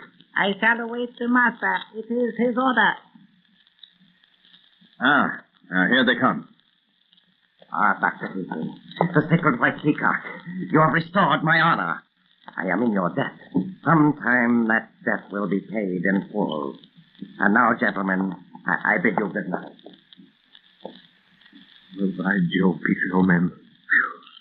I've been close to death, Nayland, but I hope never to be that near it again. When that Arab devil reached for me with his knife... And so we exchange a poor, frightened bird for our lives. And with characteristic audacity, Dr. Fu Manchu comes in person to receive back his honor. It would be amusing, Nayland, if it was not such a terribly serious situation. Come, let's get back to Scotland Yard. Mrs. McGregor, what in the name of common sense are you doing up at this time of night? Why, it's past 2 o'clock. Why don't you go to bed? Oh, I have been in bed, Doctor, but I cannot sleep. But with your coughing, and you are a medical man, why don't you take some for the cough and go to bed yourself? My coughing? You must have been dreaming. Why should I cough? Oh, bless me, sir. What was that? Nayland, what is it? Great heavens. Nayland, old man. Brace up. Oh, bless me. What's the matter with him, man? He's positively blue. Yes, he's choking. That flask on the dressing table. Mix a bit of brandy and water. Hurry. Oh, thank you. Yeah, are you all right? Thank heaven you woke up, Mrs. McGregor. Nayland, here, drink this. Petrie. That's all right, old man. The poor man's in pain, Doctor. There's no cause for alarm. Will you look at his throat? Petrie. Did you see? Oh, it's all right, Nayland. No, don't sit down. Lie still for a moment. Mrs. McGregor, will you go to the kitchen and heat some water? Hurry, please. I'll have it at once. And some gauze from my office. I'll bring it. Nayland. Oh, what was it? What happened? Close escape, Petrie. Phew. I have the strength of a kitten. Your weakness will pass. There'll be no collapse now. Your fault, man. Bad shape. Tell me, what was it? Heaven only knows. But no human arm could have reached me from the window. The window? But it's open only 4 inches. It won't open further since we fixed those iron brackets to the frames. How else could anything reach me if not through the window? But the bed is 4 feet from the window. Yes, I know. Nevertheless, that was a narrow shave, Petrie, old man. Narrower than you appreciate. You were a most unusual shade of blue when I found you. Here's Mrs. McGregor with hot water and bandages. It's good to see you out of it, Mr. Smith. You were fair choking to death. You was coughing so a body couldn't... Coughing? That's it, Petrie. The coughing. You mean to say it wasn't you coughing? No, old chap, it wasn't. I was awakened just before the attack by someone coughing. A sort of grunting cough. An attack, you say, Mr. Smith? But who'd be attacking you in a house that's locked up? Top to bottom. Yes, it was a dream, Mrs. McGregor. Nightmare. You're right. No one could reach me here. Oh, of course. Now, you'd better go back to bed, Mrs. McGregor, and get what sleep you can. I'll try. Well, good night. If you need me, Mr. Smith, you'll call. Thank you, I will, Mrs. McGregor. Good night. And now, Nayland? They were fingers, Petrie. Fingers of steel. I managed to tear them away for a moment, long enough to cry out once. Then they were back at my throat. I've always insisted that there was danger even though we fixed the windows. What of poison darts? What of reptiles and insects which form part of Fu Manchu's armory? Oh, none of those agents was employed this time. The very menace that I sought to avoid reached me somehow. You have no idea what... There's the clue on the table. Follow it if you can. I admit I haven't the vaguest idea what it was. Some sort of unnatural, distorted creature with extremely long arms. By the looks of those marks on your neck with the grip of steel clamps. The fingers that dug into my windpipe were small and hairy. Evidently, I used my nails freely. Look at the result. A blood-stained fragment of grayish hair attached to a bit of skin. Well, you heard this coughing, Nayland, and nothing else? Oh, I can't be sure. But I seem to recall something like the cracking of a whip just before I lost consciousness. An elaborate murder machine is set up somewhere here in London, Nayland. Our lives are menaced, sleep is a danger, and every shadow threatens death.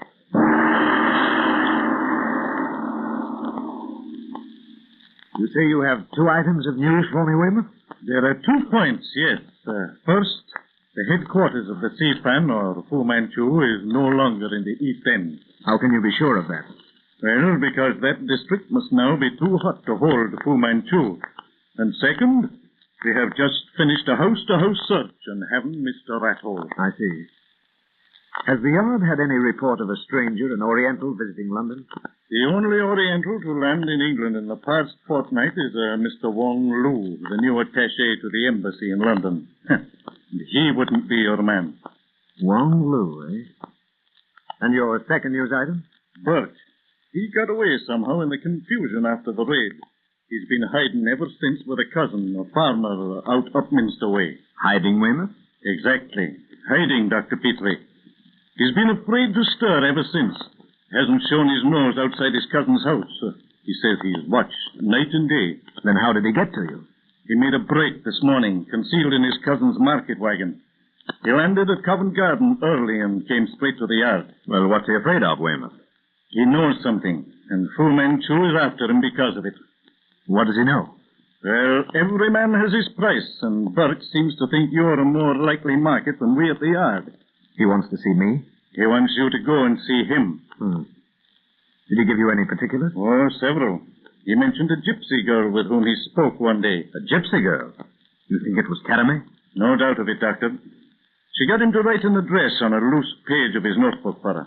Well, I don't see any special significance in that, Weymouth. I do, Petrie. Very special. And to confirm a suspicion, I'm going to visit the British Museum shortly. Did Burke go back, Weymouth? Yes, in his cousin's farm wagon again. I never saw a more frightened man in my life. Well, he may have had good reasons. He had good reasons. If Burke knows anything about Fu Manchu, he can escape death only through a miracle. Anything else, Weymouth? He insists that something comes almost every night after dark and coughs outside his window. Did he describe the sound as a cough? Yes, a sort of grunting. A sound something like a cough. Twice on reaching the window, he's caught a glimpse of some strange creature leaping off the roof near his window. Creature, you say? Yes. Burke has the idea that it goes on all fours. Well, in descending a sloping roof, a human being would naturally use his hands as well as his feet. He heard no sound, like the cracking of a whip, for instance? He didn't mention it, no. Oh, Petrie, hand me that ashtray with our clue. Oh, thank you. Ever see anything like this, Weymouth? Oh, it's something like the skin of a water rat. Yes, there is a resemblance, but... Have a look at my throat. Did you ever see a water rat that could leave marks like these? Great Robbie Burns. When did that happen? Last night. The thing with long arms that Burke saw on the roof, the thing that coughs, is identical with the creature that left these marks on me. I'm positive of that. Fu Manchu has brought some new and dreadful creature in this coughing horror from Burma. Not from Burma, Petrie. From Abyssinia. What? On the floor. Beside your foot, Weymouth. A stone. A paper fastened to it. They say it's for you, Petrie. For me? Look at this. By Joe. Well, what is it, man? Read it. Dr. Petrie, I am in your debt. Be warned, therefore. Do not enter into any plot or plan against me. It would be your undoing.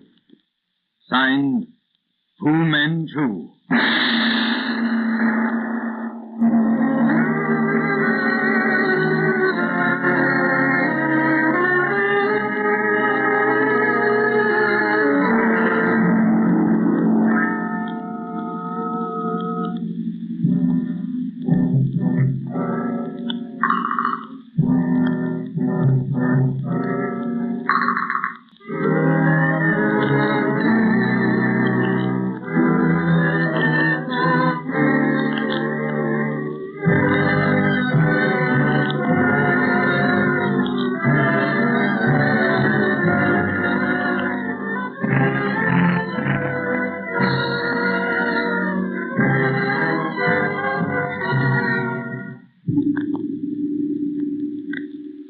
The shadow of Fu Manchu.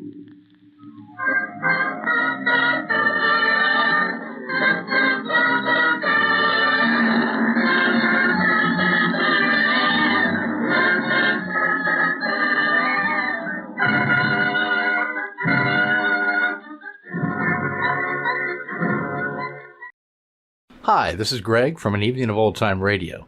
Hope you're enjoying the video and the old time radio shows. If you're watching this on any other channel than An Evening of Old Time Radio, you should be aware that the channel owner has stolen this audio track from one of my videos and uploaded it with a different background as if it were their own.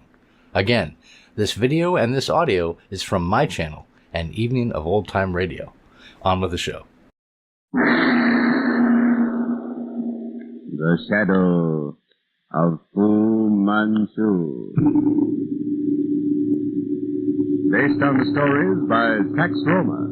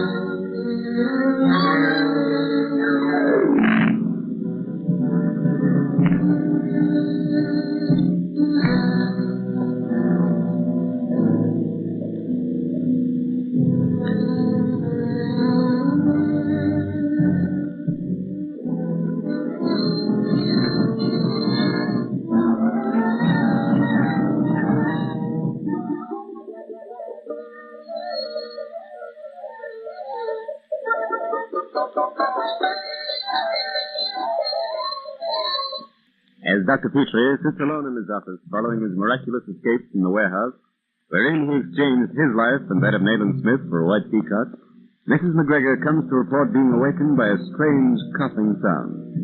On the heels of her complaint, a cry for help from the bedroom of Nayland Smith startles them, and they discover Smith partially strangled. On being revived, he tells them an attack by a creature with abnormally long arms and a peculiar cough. The following morning, Inspector Weymouth reports that Burke, the ex-detective, has come to him with a plea for protection.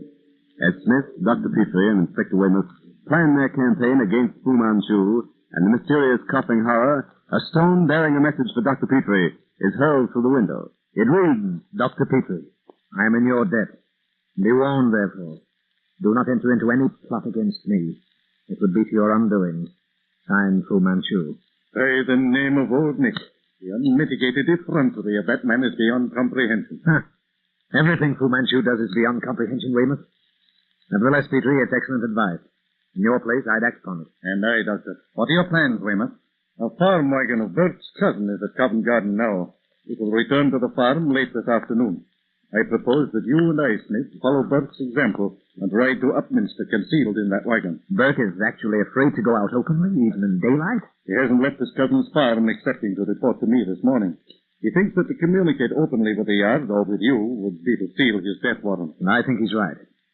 If Fu Manchu suspected that he'd come to you, his life wouldn't be worth a farthing. Then if we're to do any good, we'll have to get to that farm secretly. The farm wagon is our best chance of doing so. It'll be in Covent Garden until 5 this afternoon. Very well. We'll meet there at 5:15. Hide in the wagon and wait.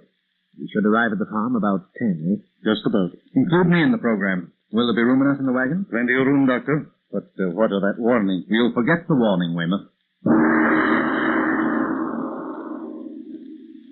Did you find what you were looking for at the museum, Smith? I'm not sure, Weymouth. I think I did. What was it, Nayland? Until I've verified my suspicions, old chap, I'd rather not say anything about it. You'll very likely know tonight. You don't mind? Oh, of course not. I had a rather interesting experience today, though. Oh, yes? In connection with what? This business, or at least with Fu Manchu. Oh? What was it? Well, there's an antique dealer's next to the corner place on Museum Street near New York. I know the place. What about it, Doctor? Well, as I stood looking at the stuff displayed in the window, I'm positive that from behind a huge Etruscan vase in the rear of the shop, I saw Caramé watching me. You went in? I did. I couldn't resist convincing myself that I was dreaming. I stepped to the door. Can I show you anything, sir? That Etruscan vase at the back of the shop. Yes, sir. Will you come this way? It is excellent example of work of that period. Yes, it's very beautiful. And the price? £200, sir. It is very rare piece. I can see that. However, the price is quite beyond my means at the moment. Thank you for letting me see it. A pleasure, sir. Oh, by the way, as I looked in through the window, I thought I saw a lady of my acquaintance. There is no one here but yourself, as you see. Strange how I could have made such an error. Not at all, sir. It was very possibly due to restriction in window. You would care to look at something else? Oh, thank you. It's another time. I left the shop then, but I'm absolutely positive that Caramé was there not 5 seconds before I entered. The name of the shop, was it Nishiko Incorporated? It was. I made a special note of that fact. You looked behind the vase, of course. Naturally. There was no door or window anywhere within 10 feet. And I examined the vase very carefully for a possible trap door. In the vase? Why did you do that? Because the thing was amply large to hold a person the size of Caramel. As I recall the place, there's a curtained doorway to the right of the wall as you enter the shop, behind the counter. You had no opportunity to look behind that? No, but the doorway is 20 feet from the vase and leads to a side room. I had a glimpse as the Japanese came out to wait on me. You're positive, Petrie, that it was actually Caramel whom you saw and not just your imagination? Positive, Nathan. I've been racking my brain ever since, wondering where she could have vanished to. Had she gone to that side door, I should have seen her cross the shop. And you say there was no door, no window in the rear of the place she might have gone through? None. Aside from the entrance door and the one into that side room, there was only one small window high in the rear wall, at least 10 feet from the floor. Well, perhaps we'll look in on Mijiko in the near future. Oh, you seem to have arrived. This must be the place. Inspector Weymouth. Thanks the Lord you got me. You're alone, Buck? Yeah.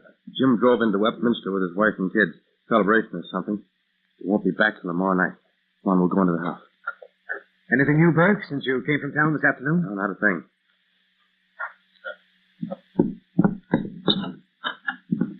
All right. Sit down, gentlemen. Take yourselves at home. Can't offer you much in the way of refreshment. Oh, never mind that, Burke. Inspector Weymouth tells me you've been having a bit of excitement out here. Well, yes and no. The place is being watched, and they're laying for me. Guess the only reason I'm alive now is because I'm keeping my eyes open. I won't give them a chance to get at me. Did the inspector tell you about the thing I seen at my window? The thing that coughs? Oh, yes. He also said something about some information you have for me regarding the group. Oh, well, yeah, that information ought to be worth something to you, though. I'm just a detective out of a job since Slade got his. Man's got to live, you know. What do you consider your information worth? Look, Slade found out that the high man of the group was coming to England to have a little talk with his Fu Manchu. And Slade found that out? Great Scott, how? I don't know. All I know is he got wise to it somehow. I think he even found out the big shot's name. Well, I've got Slade's personal file in the safety deposit box in a London bank. And you know who this man is? No wonder the Oriental group has marked you for death. That's the funny part. I don't know. And why? Simply because I haven't had a chance to go through those papers.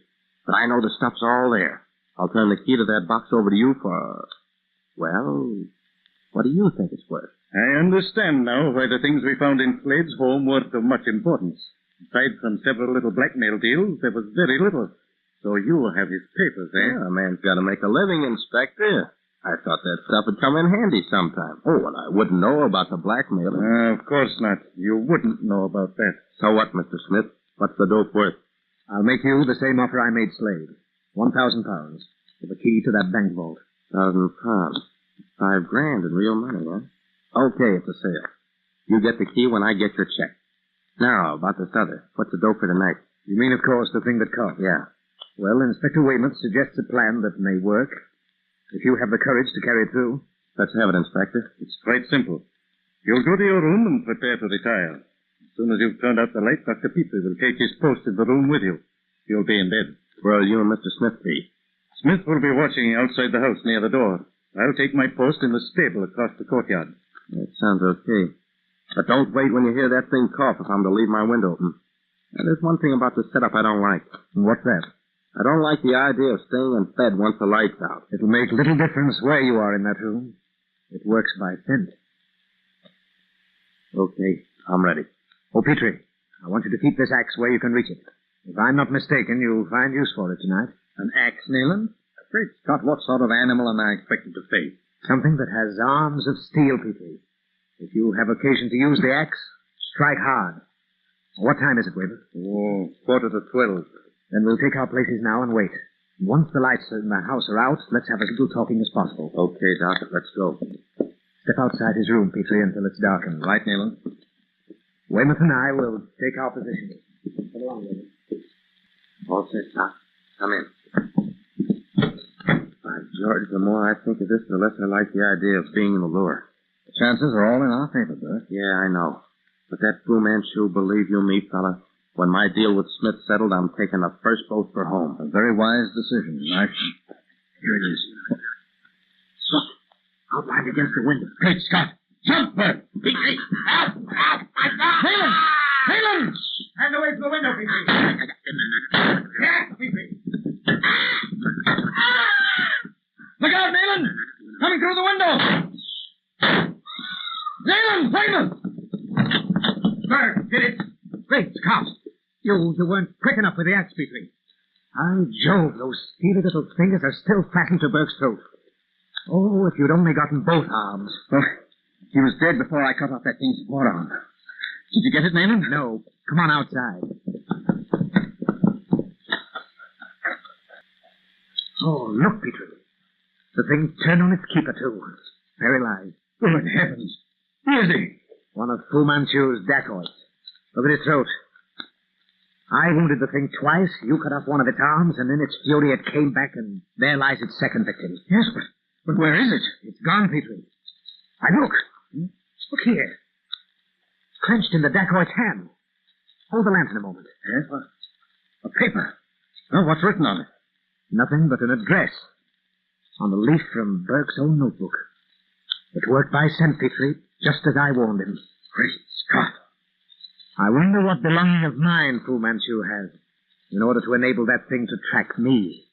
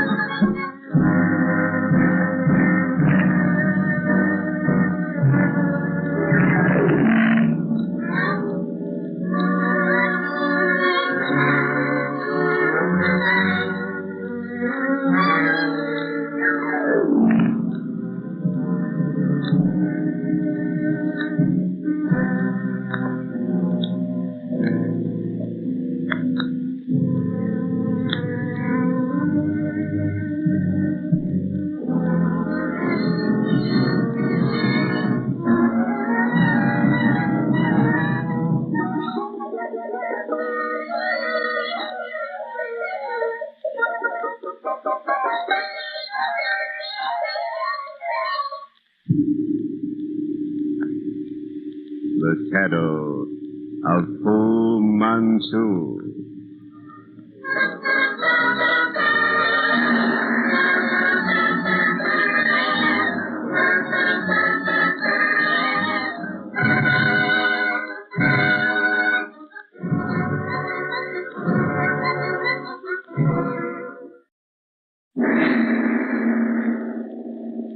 The Shadow of Fu Manchu.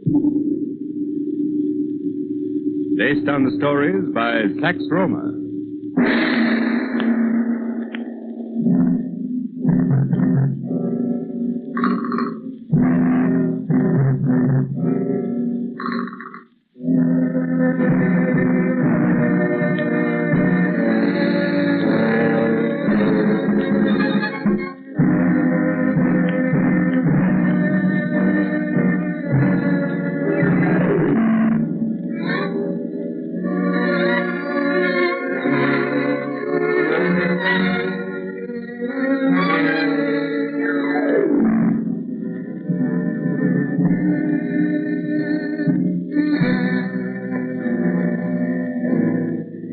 Disregarding the warning sent by Fu Manchu, Dr. Petrie joins Nayland Smith and Inspector Weymouth in their effort to save Burke, the New York ex-detective, from the coughing horror, a mysterious, savage creature with abnormally long arms and steely fingers with which it strangles its victims.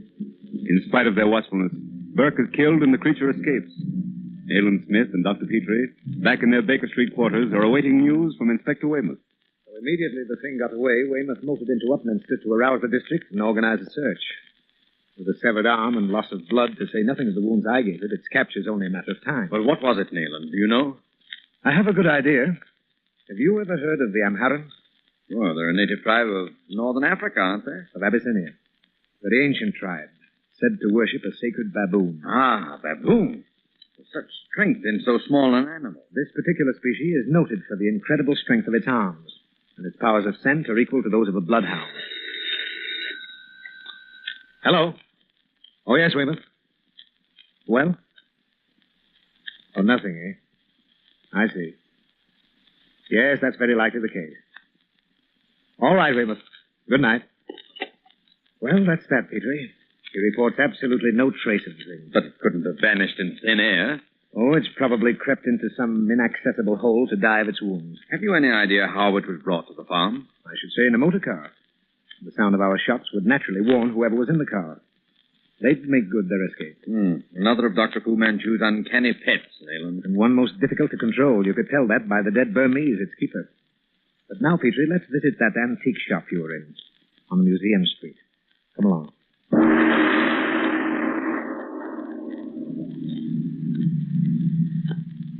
Here's Museum Street, Petrie. Stop here, driver. We'll walk from here. Shall I wait, sir? No, we won't need you further tonight. Thank you, sir. The man will no doubt recognize you, Petrie. Probably.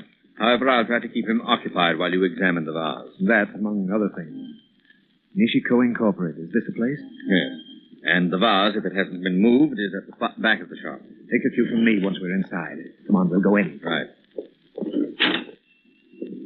Yes, the vase is still there. Here comes the Japanese. Same man? Yes. Good evening, gentlemen. Is there something I can show you? No, thank you. Nothing in particular. We'll look around a bit if you don't mind. Please, gentlemen. If you wish information on special article, I shall be here. Thank you. Well, these Egyptian scarabs, Petrie. Handle everything. Take as much time as possible. Give me an opportunity to look things over. Right, sir. That curtain doorway over there, the side room? Yes. Go back and engage the clerk while I examine the vase. Keep it busy. Oh, this carved boat, I don't quite place the date, but Egyptian, isn't it? Yes, mister. It is authentic model of Sekhet boat, used about time of Ramesses II. That model actually comes from tomb of Pharaoh. Have you any other models aside from this? None, sir, but that is exceptional piece. I say, may I examine the silver Buddha in that open case behind the counter? It is not for sale, mister. Not for sale? Well, why not? You have it on display. It has already been sold. We are merely holding it for purchasers. I see. But there's no objection to my examining it, is there? It is not for sale. Perhaps another statuette. Well, if the Buddha's been sold, that's that. However, I would like to look at it. It appears to be very old. I tell you, it is not... Why, it's attached to the woodwork. By Jove, a handle. Oh, I'm sorry. I didn't know it was the handle of a door. By Jove, Nayland, clever, eh?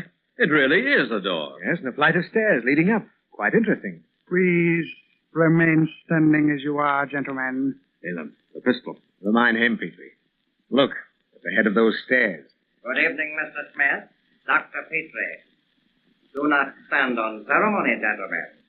Please come up. Go, quickly. With your servant's pistol at our backs, Fu Manchu, we've no choice but to accept your invitation. Come along, Petrie. Close the door, Nishiko, and the shop.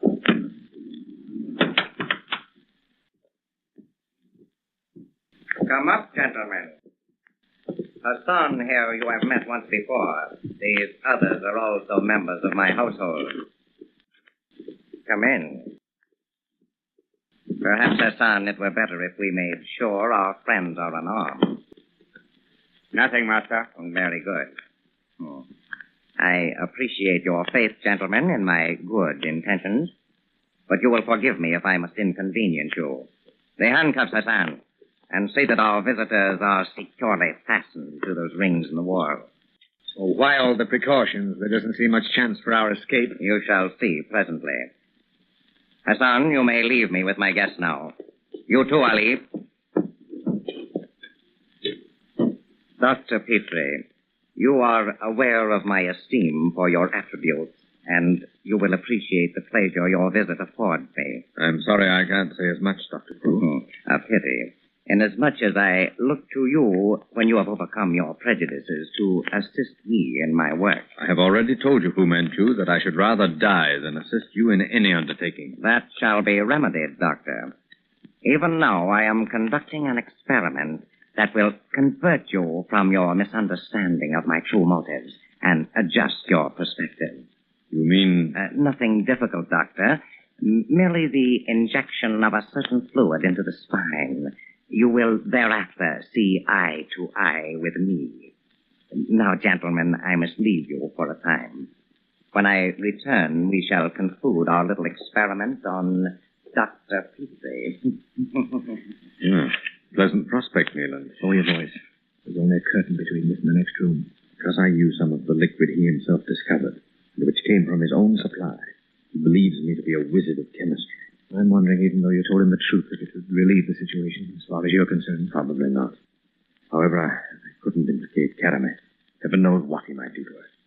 She gave me the liquid, you remember. Yes, on the other hand, isn't it you told him it would... Someone coming.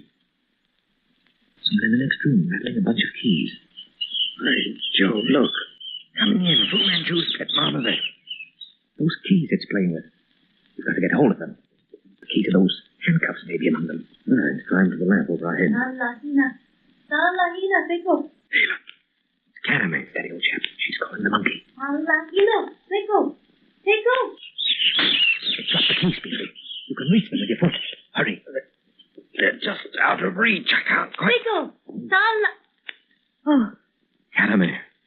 oh, Dr. Petrie, is it not? And you, Leland Smith. The stage lost a great actress in you, Karame. Why do you say that to me? Why do you look at me so? By what right do you reproach me? Have you ever offered me friendship, that I should repay you with friendship? No one should know that better than you, Karame. When first you came to that house where I was, by the river, came to save someone from him, you treated me as an enemy, although, and I do not understand why, I would have been your friend. Isn't it a bit late for that, Karame? Late? Oh, I do not understand. Not by word or by look have you, Dr. Petrie, asked for my friendship. Nevertheless, I give it, to prove to you that I am not as you think me. You will not trust me, but I will trust you. Here's these keys. There, you're free. And you also, Leland Smith. Now, come to the window. Look out there. The street's deserted. Yes. But what's she doing with that cord she's pulling in? By Jove, it's looped over the telegraph wires over the center of the street. Now what? A rope fastened to the end of the cord. A crossbar at the end of the rope. I think I understand. Clever, Petrie. Hold to this crossbar. Make sure there is no one down there in the street. Then swing across to that open window in the building opposite. Swing across? Yes. The rope is just long enough to carry you into the window. The mattress inside on the floor will break your fall. I understand. Let go the bar the moment you're in that window, Petrie, or you'll swing back. Can we get out of that house, Karame? Yes, the doors are unlocked. Thank you, Karame. I believe you're a friend, but I don't understand. Won't you try to help me? Look, Petrie. Down there in the street. Fu Manchu. He's seen us. But he has not seen me. I have helped you. Now you must help me. Save my life. Come. You must put the handcuffs on me. Quick. Yes, Karame. Hurry, Neeland. He's coming in. Yes. There, Karame. There are the handcuffs. Now a gag, anything. Now, this'll do. There. Goodbye and good girl. All right, Petrie. Let go the crossbar as soon as you're inside that window across the street. No time for that. We have to make it together. Pray heaven the rope will hold us both. Into that room. Stop them. Come on, Petrie. Jump! When I give the word, let go. Now. By Jove, we made it. Look out behind you. What? I have his arms. Let him have it. That'll hold him. Hurry, Neeland. One of them is swinging across. Come on. Not that door. The back. Oh, blast it. We're in a courtyard. That high stone wall. Here they come. All of them. Quick, we're caught, Neeland. Not yet. The wall, Petrie. Run. It's our only chance.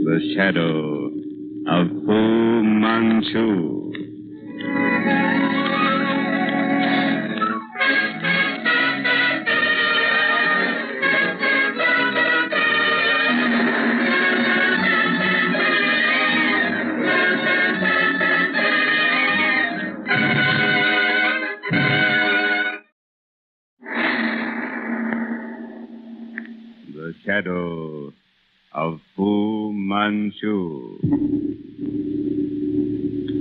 Based on the stories by Sax Roma.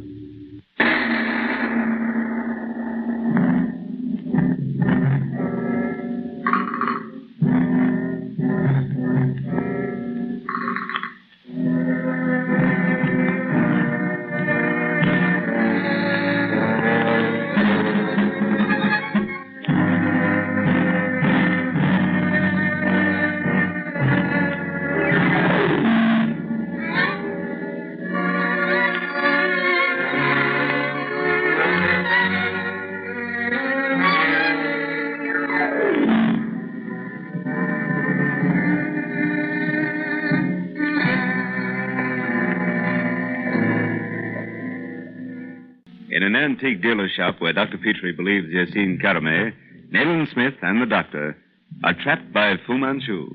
Handcuffed to iron rings in the wall of Dr. Fu's laboratory, for which the antique shop is a blind, they are released by Caramé during Fu Manchu's absence. As Manchu and his dacoits return and enter the laboratory, Smith and Dr. Petrie swing across the street at the end of a rope to a window in the building opposite. Leaving the building by a rear door, they find themselves in a high-walled court. Preceded by the wailing cry of the dacoit, yellow forms rush toward them from the house. The wall, Petrie. Run for your life. We can't make it, Nayland. It's too high. We must make it. Hurry. Well, they'll have us before we... Here, quick. On my shoulders. Pull off your coat. Hold on to one end and let it down to me. Hurry, man. All right, here you are. Catch hold. Hold fast. All right.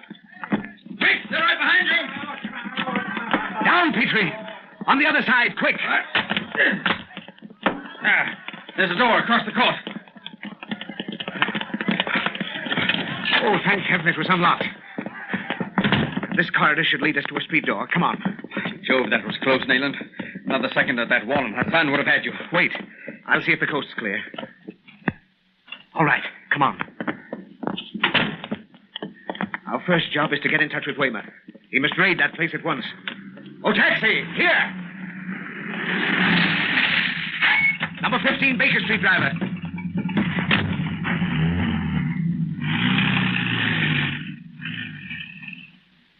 Well, Smith, we raided the place in less than an hour after your call and found our birds flown. You found nothing at all? Oh, the stock of Nishiko Incorporated was intact, but upstairs, nothing.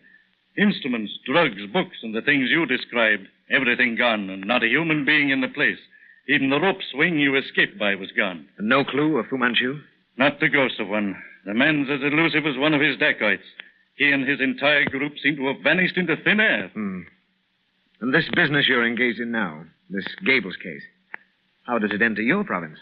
Well, the house is called the Gables. But I knew from the first it was a wild goose chase. Oh, how so? Because I was there 6 months ago and knew what to expect. It's supposed to be haunted, ghosts and all that. Oh, I didn't know that cleaning up haunted houses came within the jurisdiction of the yard. In the ordinary way, it doesn't. But a sudden death is always a bit suspicious. Sudden death? You mean the ghost has killed someone? Well, I'll explain. This dead end with not the shadow of a clue to the whereabouts of Fu Manchu was beginning to get on my nerves. And mine. Well, after the raid on the Museum Street place, I volunteered to run up to Hampstead and look into this Gables matter. And you found what? A queer business, more in the Psychical Research Society's line than mine. Still, if there were no such person as Fu Manchu, it might interest you, and you, Dr. Petrie. Because it illustrates the fact that, given the right subject, death can be brought about without any elaborate mechanism, such as our Oriental friend uses. Very interesting. Go on. Well, 2 people have died at the Gables within the last 6 months. 2 men, both in good health, have died without anyone laying a finger on them. They weren't poisoned or bitten by snakes or strangled, nothing like that. Well, sounds as though Fu Manchu could learn something from the Gables. Well, every other case seems stale alongside the Fu Manchu business. But when the Gables came on the books of the yard the second time, I began to wonder. Wonder? What about? I thought there might be some tangible clue, some link connecting the 2 victims. Robbery, revenge, some motive. I hoped to find evidence of a human agency at work, but I was disappointed. It's really a legitimate case of a haunted house, then? Yes. We run across them occasionally where there seems to be something harmful to human life, but something you cannot arrest. Oh, I suppose so. There are historic instances, such as Glamis Castle and Spedlin's Tower in Scotland. the Grey Lady of Raynham Hall and so on. But I've never come in personal contact with such a case. No, nor I. If I did, I'd feel humiliated to have to confess that there was any agency which could produce the physical result of death, but which was immune from physical retaliation. But tell me about the Gables. Well, I'll have to admit it's an uncanny house. It was built for a wealthy Quaker family in 1870. They lived there for many years. Then it was sold to a man named Madison. He died there 6 months ago. Madison? Who was he? Where was he from? He was a retired tea planter from Colombo. Ceylon, eh? Yes, a link with the East, Doctor, if that's what you mean. And it was that which interested me at the time, that there was no connection between Madison and Fu Manchu. Of that, I'm certain. How did Madison die? He died in his chair one evening in the library. His household consisted of a cook, a housemaid, and a man. He was a bachelor. And the cook and the maid resigned because they said the house was haunted. In what way? Well, they told me absurd tales about dark figures wandering through the corridors and bending over them in bed at night. Their chief trouble was the continuous ringing of bells. The man Stevens confirmed it. How did they describe the ringing? Oh, sort of jangling, sometimes near its ceiling and again under the floor, like the shaking of small silver bells. Well, this Gables thing seems to resemble the cases of astral bells, such as we sometimes hear of in India. Yes, it was Stevens who found his master. Madison was sitting bolt upright in his chair with a look of horror on his face. A doctor found no trace of violence and pronounced death induced by fright. Anything else? Only this. Stevens himself swore to the fact that he had seen one of these apparitions before, which took form of a sort of luminous hand clutching a curved knife. Luminous hand? Well, anyway, I examined the Gables pretty closely. Spent a night in the empty house with another Scotland Yard man. We saw nothing, but we heard the bells. What? You can swear to that? I can. Well, following the death of Madison, the place was empty again until a short time back, a French gentleman leased it. He came a week ago. Last Friday night at midnight, his servant ran into a neighboring house screaming the fiery hand. And the French gentleman? Was found dead in the drive, sitting bolt upright near the steps just outside the hall door. And he had the same look of horror on his face. Gad. Well, gentlemen, this is interesting. I'm going to rent that house at once. This is the first time, Petrie, I've used a disguise since the incident of the false pigtail. And what possible reason can there be for a disguise tonight? Every reason, old chap. Now, I've leased the place in the name of Professor Maxton. You and my very good friend, Mr. Pierce. But why should you interest yourself in the Gables? Does no explanation occur to you, Petrie? None, but since you've assured me that my presence is necessary to your safety, well, I'm here. I'll explain presently, old chap. If an explanation is necessary after tonight. Oh, here we are. I'll unlock the gate.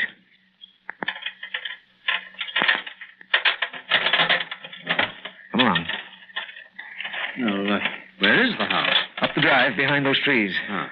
There should be refreshments and a fire in the library if the charwoman has followed instructions. What an eerie place. Looks haunted even from the outside. Ideally located for its purpose. No other houses up the road until you reach the heath. Oh, good. There's a light in the hall.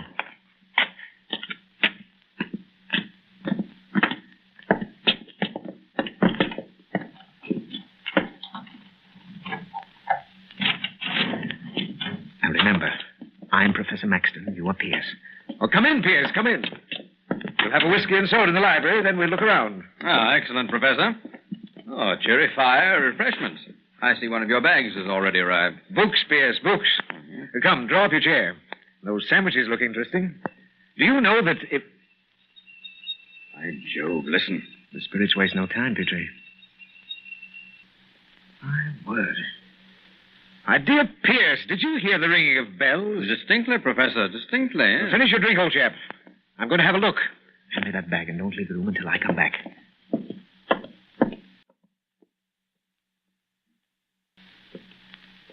Nothing, Pierce. But I believe the house is haunted. However, no ghost ever frightened me. Now, come on, we'll look at our rooms. We'll have the lights on as we go. By Jove, I'm afraid we'll never get any servants to stay here. Let's have a look at these bedrooms. Ah, well and comfortably furnished, Professor. Yes, very comfortable. The house seems ideal, Pierce, for our purpose. Well, it may be, but the place has a cold, repellent feel about it, Neelan. Something evil seems to hover over these bedrooms. Steady, old man. We'll soon find out. Great Scott, what was that? Very strange, Piers. I think we'd better spend the night in a hotel. Come on, let's go back to the library. Yes, that's a very good suggestion, Professor. I should much prefer to examine the house in daylight. After all, there may be a natural explanation for what we've heard. We haven't actually seen anything. It might even be possible to get used to that ringing and wailing after time. But I feel... Very well, Piers. I see you don't share my views. But for my part, I shall return tomorrow and devote further attention to this phenomenon. The bag of books, Professor, we're leaving them? No, I'll take the bag with me. Now, if you're ready. Oh, quite ready, Professor, I can assure you. I'll put out the light here, then. Go on to the front door, Pierce. I'll follow as soon as I turn out the hall light. We can see our way well enough without light. Good heavens, Petrie. Look, directly behind you. Good Lord! The fiery hand!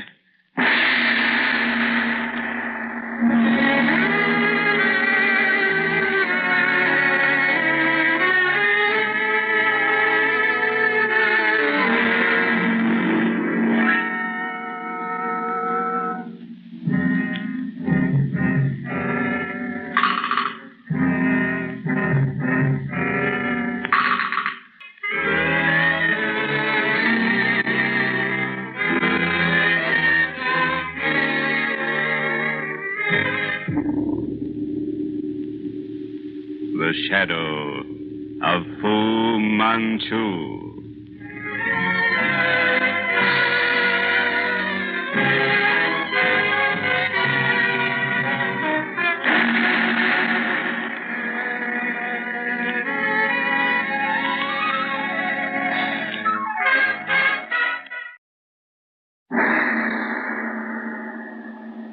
The Shadow of Fu Manchu. Based on the stories by Sax Rohmer.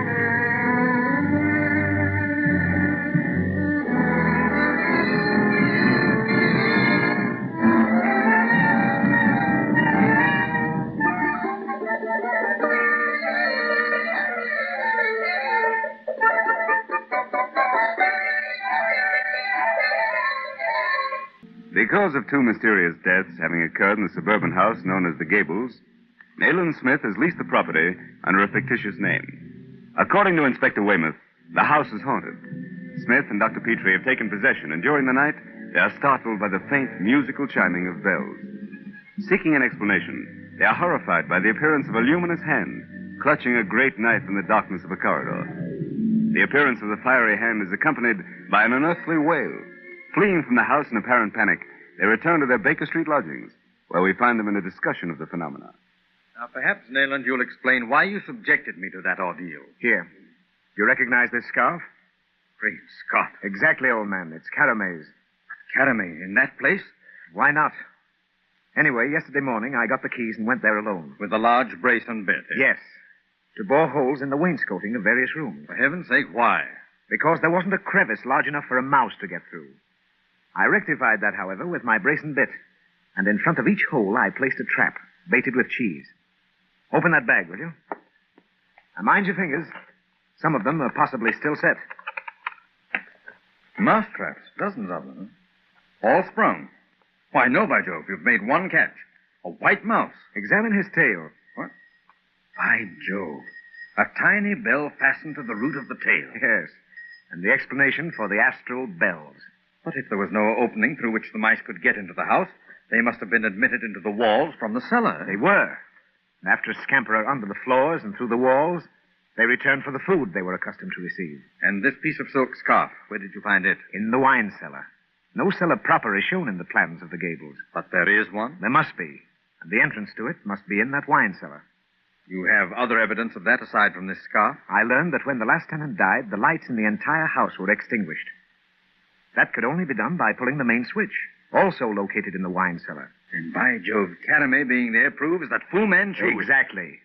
Fu Manchu's had a hiding place under the Gables. Which explains his complete disappearance from his usual East End haunt. Yes. The place, very likely, has another entrance further along the road. There's a studio there leased to a Russian artist. He's abroad at the moment. Well, how do you explain the appearance of the fiery hand? Turn out the light. Watch. By Jove. A little electric lamp held in the hand, lighted. Well, simple enough when explained. Then they may have used a small lamp fitted in the handle of a glass dagger. Right. And after seeing that, our retreat from the place had all the appearance of a rout, as I intended it should. Now turn on the light. You're having the place watched? Naturally. Weymouth has it covered. At last, Petrie, I think we have Fu Manchu in his own trap. We are raiding the place before morning. The Gables, Nayland, aren't we going in here? No. Weymouth has his instructions. He has 20 men covering the place from every angle. We're going to the Russian studio.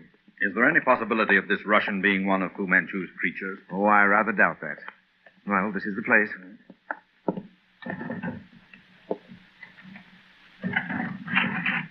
All right, come in. I'll keep your voice down. Somewhere in the studio, we'll find the second entrance to Fu Manchu's hideout under the Gables. It would be through the cellar, the subterranean passage. Flash a light. We'll find the stairway. Let's look behind this curtain.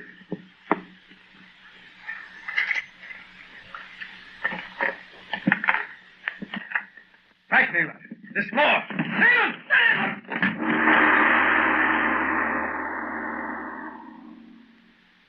And so even children learn from experience, Nayland Smith. But you are less than a child. Twice you have precipitated yourself into a chamber charged with an anesthetic. And now you find yourself helpless, chained to the floor, and you, Dr. Petrie, strapped in that heavy chair.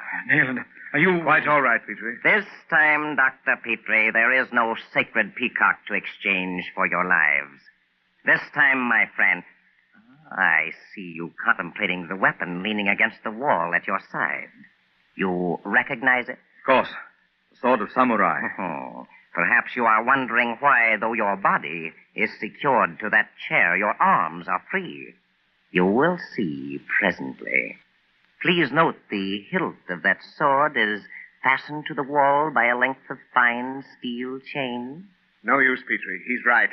You can't reach him even though your hands are free. Exactly, Dr. Petrie. But apropos of the sword, the ancient tradition of harikiri still rules in the great families of Japan. It is a sacred ritual, an explanation of which would no doubt bore our friend, Mr. Smith. Therefore, I will enlighten you upon one point only. Oh, is this necessary? It is for Dr. Petrie's benefit, Mr. Smith. Even a samurai, Dr. Petrie, sometimes hesitates to complete the operation of harikiri, and the weapon beside you is known as the friend's sword. You understand? Never mind the ritual, Fu Manchu. I'm familiar with it. Then perhaps you will explain to Dr. Petrie. The friend stands behind the hierophant, the one committing harikiri. If the hierophant hesitates, the friend cuts the spinal column. Wait, Nayland. You believe, Dr. Fu, that I would... Dr. Petrie, I hold you in high esteem. In regard to your companion, I entertain very different sentiments. He has one quality, however, which I do admire. His courage. Then you cannot think that I would... I would wish that so courageous a man should show himself a samurai.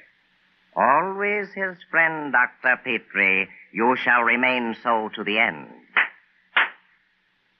You called, Master?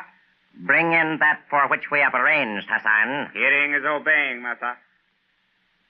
In this instance, Dr. Petrie, The ritual will be carried out in a slightly different manner from the usual.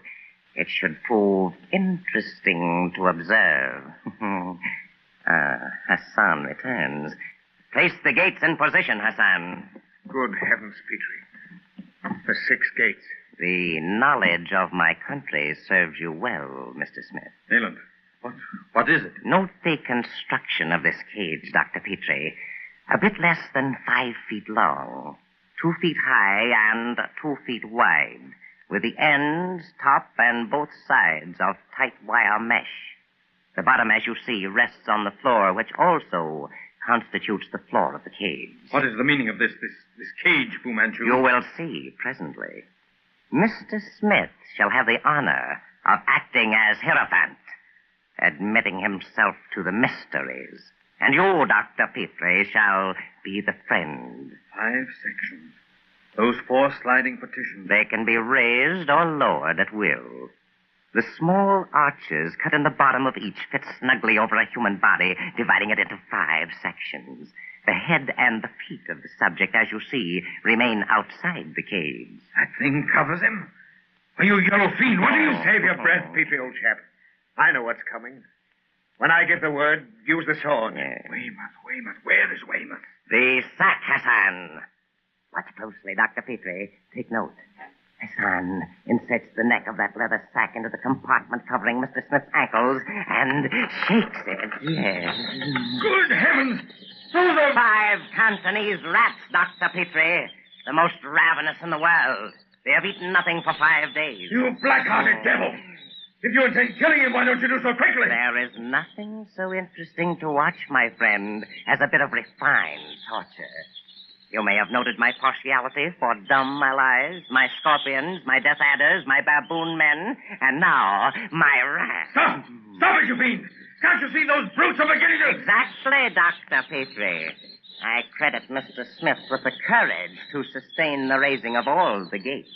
But I estimate the strength of your friendship also very highly, and predict that you will use the sword at the raising of the 3rd gate. Nayland, I can't stand... In the Orient, Dr. Petrie, we call this quaint pastime the 6 gates of joyful wisdom. Hassan, more rats.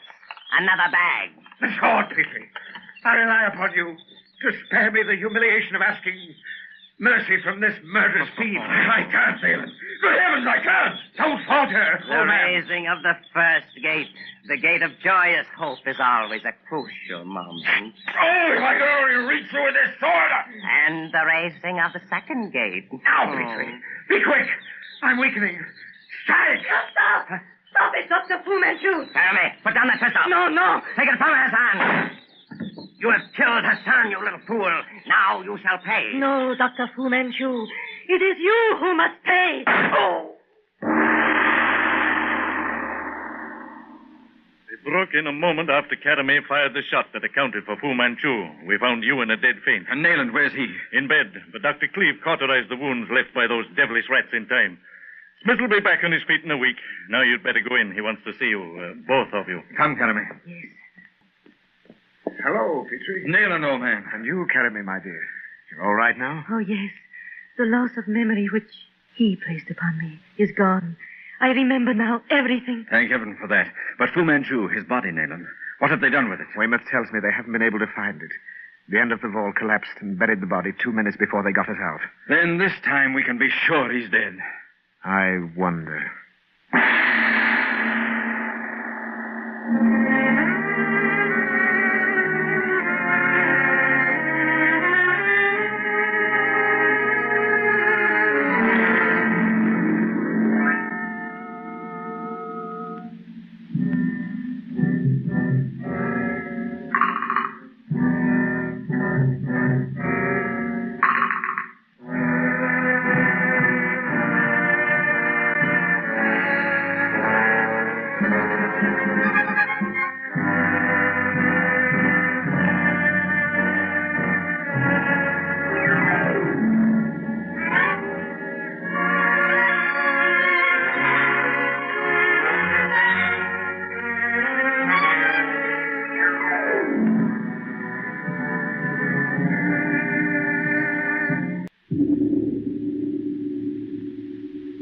shadow of Fu Manchu.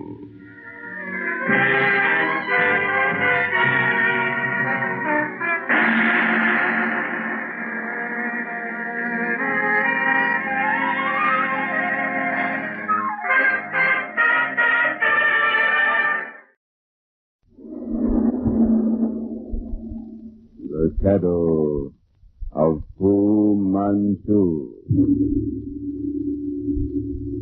Based on the stories by Sax Roma.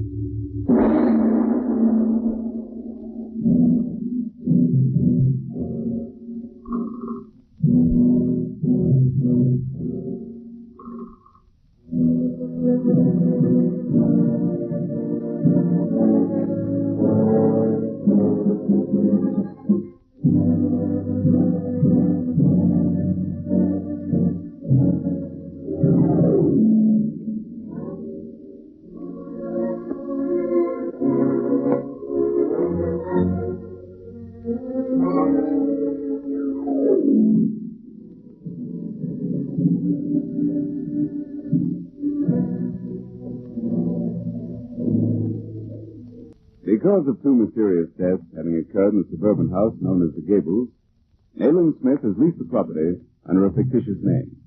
According to Inspector Weymouth, the house is haunted.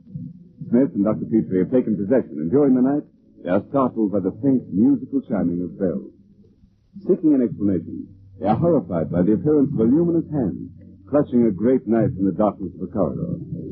The appearance of the fiery hand is accompanied by an unearthly wail. Fleeing from the house in apparent panic, they return to their Baker Street lodgings, where we find them in a discussion of the phenomenon. Now, perhaps, Nayland, you'll explain why you subjected me to that ordeal. Here. You recognize this scarf? Great Scott. Exactly, old man. It's Caramel's. Caramel, in that place? Why not? Anyway, yesterday morning, I got the keys and went there alone. With the large brace and bit? Yes. To bore holes in the wainscoting of various rooms. For heaven's sake, why? Because there wasn't a crevice large enough for a mouse to get through. I rectified that, however, with my brace and bit. And in front of each hole, I placed a trap, baited with cheese. Open that bag, will you? And mind your fingers. Some of them are possibly still set.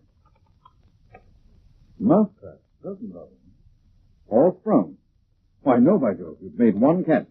A white mouse. Examine his tail. What? By Jove. A tiny bell fastened to the root of the tail. Yes. And the explanation for the astral bell. But if there was no opening through which the mice could get into the house, they must have been admitted into the wall from the cellar. They were.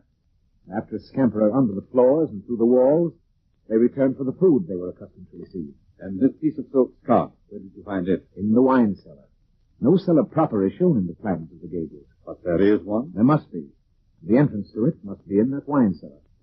You have other evidence of that aside from this scarf? I learned that when the last tenant died, the lights in the entire house were extinguished. That could only be done by pulling the main switch, also located in the wine cellar. By Jove, Caramel being there proves that Fu Manchu... Exactly. Fu Manchu's had their hiding place under the Gables. Which explains his complete disappearance from his usual East End haunt. Yes. The place, very likely, has another entrance further along the road. There's a studio there leased to a Russian artist. He's abroad at the moment. Well, how do you explain the appearance of the fiery hand? Turn out the light. Watch. By Jove. A little electric lamp held in the hand lighted. Well, simple enough unexplained. Then they may have used a small lamp fitted in the handle of a glass dagger. Right. And after seeing that, our retreat from the place had all the appearance of a rout, as I intended it should. Now turn on the light. You're having the place watched? Naturally. Weymouth has it covered. At last, Petrie, I think we have Fu Manchu in his own trap. We're raiding the place before morning. The Gables, Nayland, aren't we going in here? No. Weymouth has his instructions. He has 20 men covering the place from every angle. We're going to the Russian studio. Is there any possibility of this Russian being one of Fu Manchu's creatures? Oh, I rather doubt that. Well, this is the place.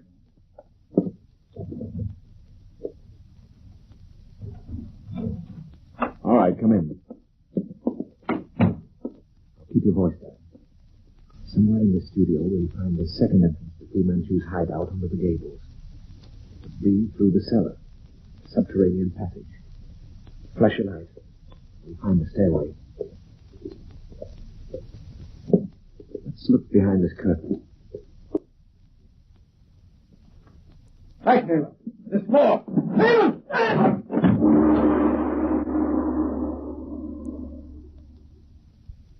And so even children learn from experience, Nayland Smith. But you are less than a child. Twice you have precipitated yourself into a chamber charged with an anesthetic. And now you find yourself helpless, chained to the floor, and you, Dr. Petrie, strapped in that heavy chair. Nayland, are you quite all right, Petrie? This time, Dr. Petrie, there is no sacred peacock to exchange for your lives. This time, my friend, I see you contemplating the weapon leaning against the wall at your side. You recognize it? Of course. Sword of samurai. Oh. Perhaps you are wondering why, though your body is secured to that chair, your arms are free. You will see presently. Please note the hilt of that sword is fastened to the wall by a length of fine steel chain. No use, Petrie. He's right. You can't reach him even though your hands are free. Exactly, Dr. Petrie. But apropos of the sword, the ancient tradition of harikiri still rules in the great families of Japan. It is a sacred ritual, an explanation of which would no doubt bore our friend Mr. Smith. Therefore, I will enlighten you upon one point only. Oh, is this necessary? It is for Dr. Petrie's benefit, Mr. Smith. Even a samurai, Dr. Petrie, sometimes hesitates to complete the operation of harikiri, and the weapon beside you is known as the friend's sword. You understand? Never mind the ritual, Fu Manchu. I'm familiar with it. Then perhaps you will explain to Dr. Petrie. The friend stands behind the hierophant, the one committing harikiri. If the hierophant hesitates, the friend cuts the spinal column. Wait, Nayland. You believe, Dr. Fu, that I would... Dr. Petrie, I hold you in high esteem. In regard to your companion, I entertain very different sentiments. He has one quality, however, which I do admire. His courage. Then you cannot think that I would... I would wish that so courageous a man should show himself a samurai. Always his friend, Dr. Petrie, you shall remain so to the end. You called, Master? Bring in that for which we have arranged, Hassan. Hearing is obeying, Master. In this instance, Dr. Petrie, the ritual will be carried out in a slightly different manner from the usual. It should prove interesting to observe. Hassan returns. Place the gates in position, Hassan. Good heavens, Petrie. The 6 gates. The knowledge of my country serves you well, Mr. Smith. Nayland, what is it? Note the construction of this cage, Dr. Petrie. A bit less than 5 feet long, 2 feet high, and 2 feet wide, with the ends, top, and both sides of tight wire mesh. The bottom, as you see, rests on the floor, which also constitutes the floor of the cage. What is the meaning of this cage, Fu Manchu? You will see presently. Mr. Smith shall have the honor of acting as hierophant, admitting himself to the mysteries. And you, Dr. Petrie, shall be the friend. 5 sections. Those 4 sliding partitions. They can be raised or lowered at will. The small arches cut in the bottom of each fit snugly over a human body, dividing it into 5 sections. The head and the feet of the subject, as you see, remain outside the cage. That thing covers him? You yellow fiend, what do you Save your breath, Petrie, old chap. I know what's coming. When I give the word, use the sword. Where is Weymouth? The sack, Hassan. Watch closely, Dr. Petrie. Take note. Hassan inserts the neck of that leather sack into the compartment covering Mr. Smith's ankles and shakes it. Yes. Good heavens! Those 5 Cantonese rats, Dr. Petrie. The most ravenous in the world. They have eaten nothing for 5 days. You black-hearted devil!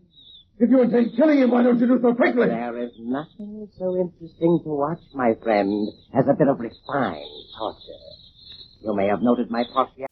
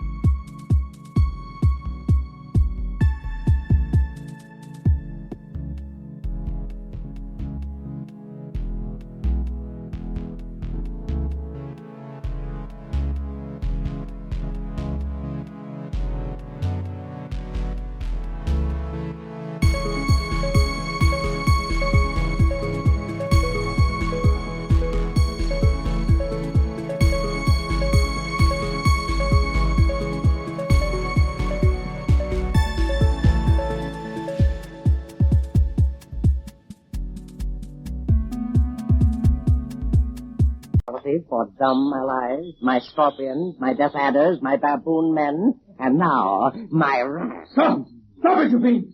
Can't you see those brutes are beginning to... Exactly, Dr. Petrie. I credit Mr. Smith with the courage to sustain the raising of all the gates. But I estimate the strength of your friendship also very highly, and predict that you will use the sword at the raising of the third gate. Nail or not, I can't stand... In the Orient, Dr. Petrie, we call this quaint pastime the 6 Gates of Joyful Wisdom. Hassan, more rats. Another bag. Miss Hort, Petrie, I rely upon you to spare me the humiliation of asking mercy from this murderous fiend. I can't, Phelan. Good heavens, I can't. Don't falter. The raising of the first gate, the gate of joyous hope, is always a crucial moment. Oh, if I could only reach through with this sword. And the raising of the second gate. Now, Petrie, be quick. I'm weakening. Strike! Stop! Stop it, Dr. Fu Manchu! Jeremy, put down that pistol. No, no. Take it from Hassan. You have killed Hassan, you little fool. Now you shall pay. No, Dr. Fu Manchu. It is you who must pay. Oh!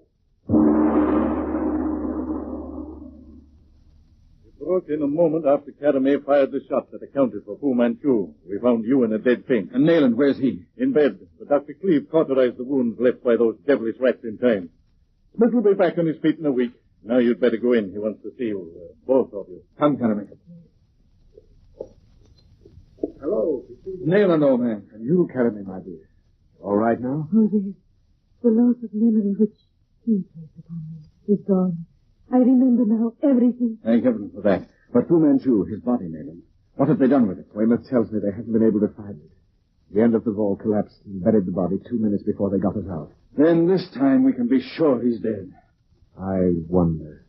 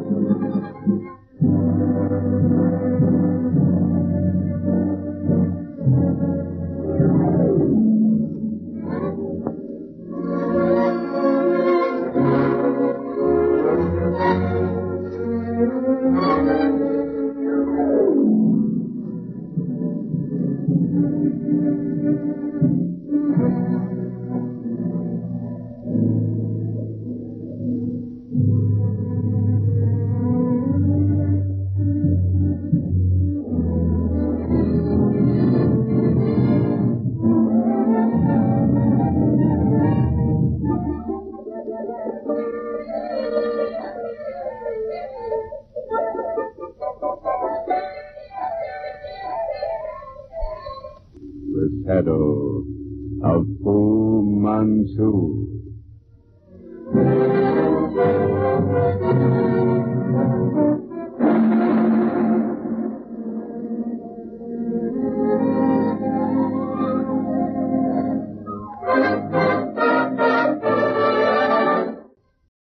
This is Greg Fordyce from An Evening of Old Time Radio. Thank you so much for listening and watching and enjoying the video. Hit the like and subscribe buttons if you did. It really helps the channel out. And again, if you're seeing this video on any other channel than An Evening of Old Time Radio, there are no numbers in my channel's URL name, then you are watching a pirated copy of my video where the thief has stolen my audio track and republished it with a different background on their channel. Thanks again for all of your support.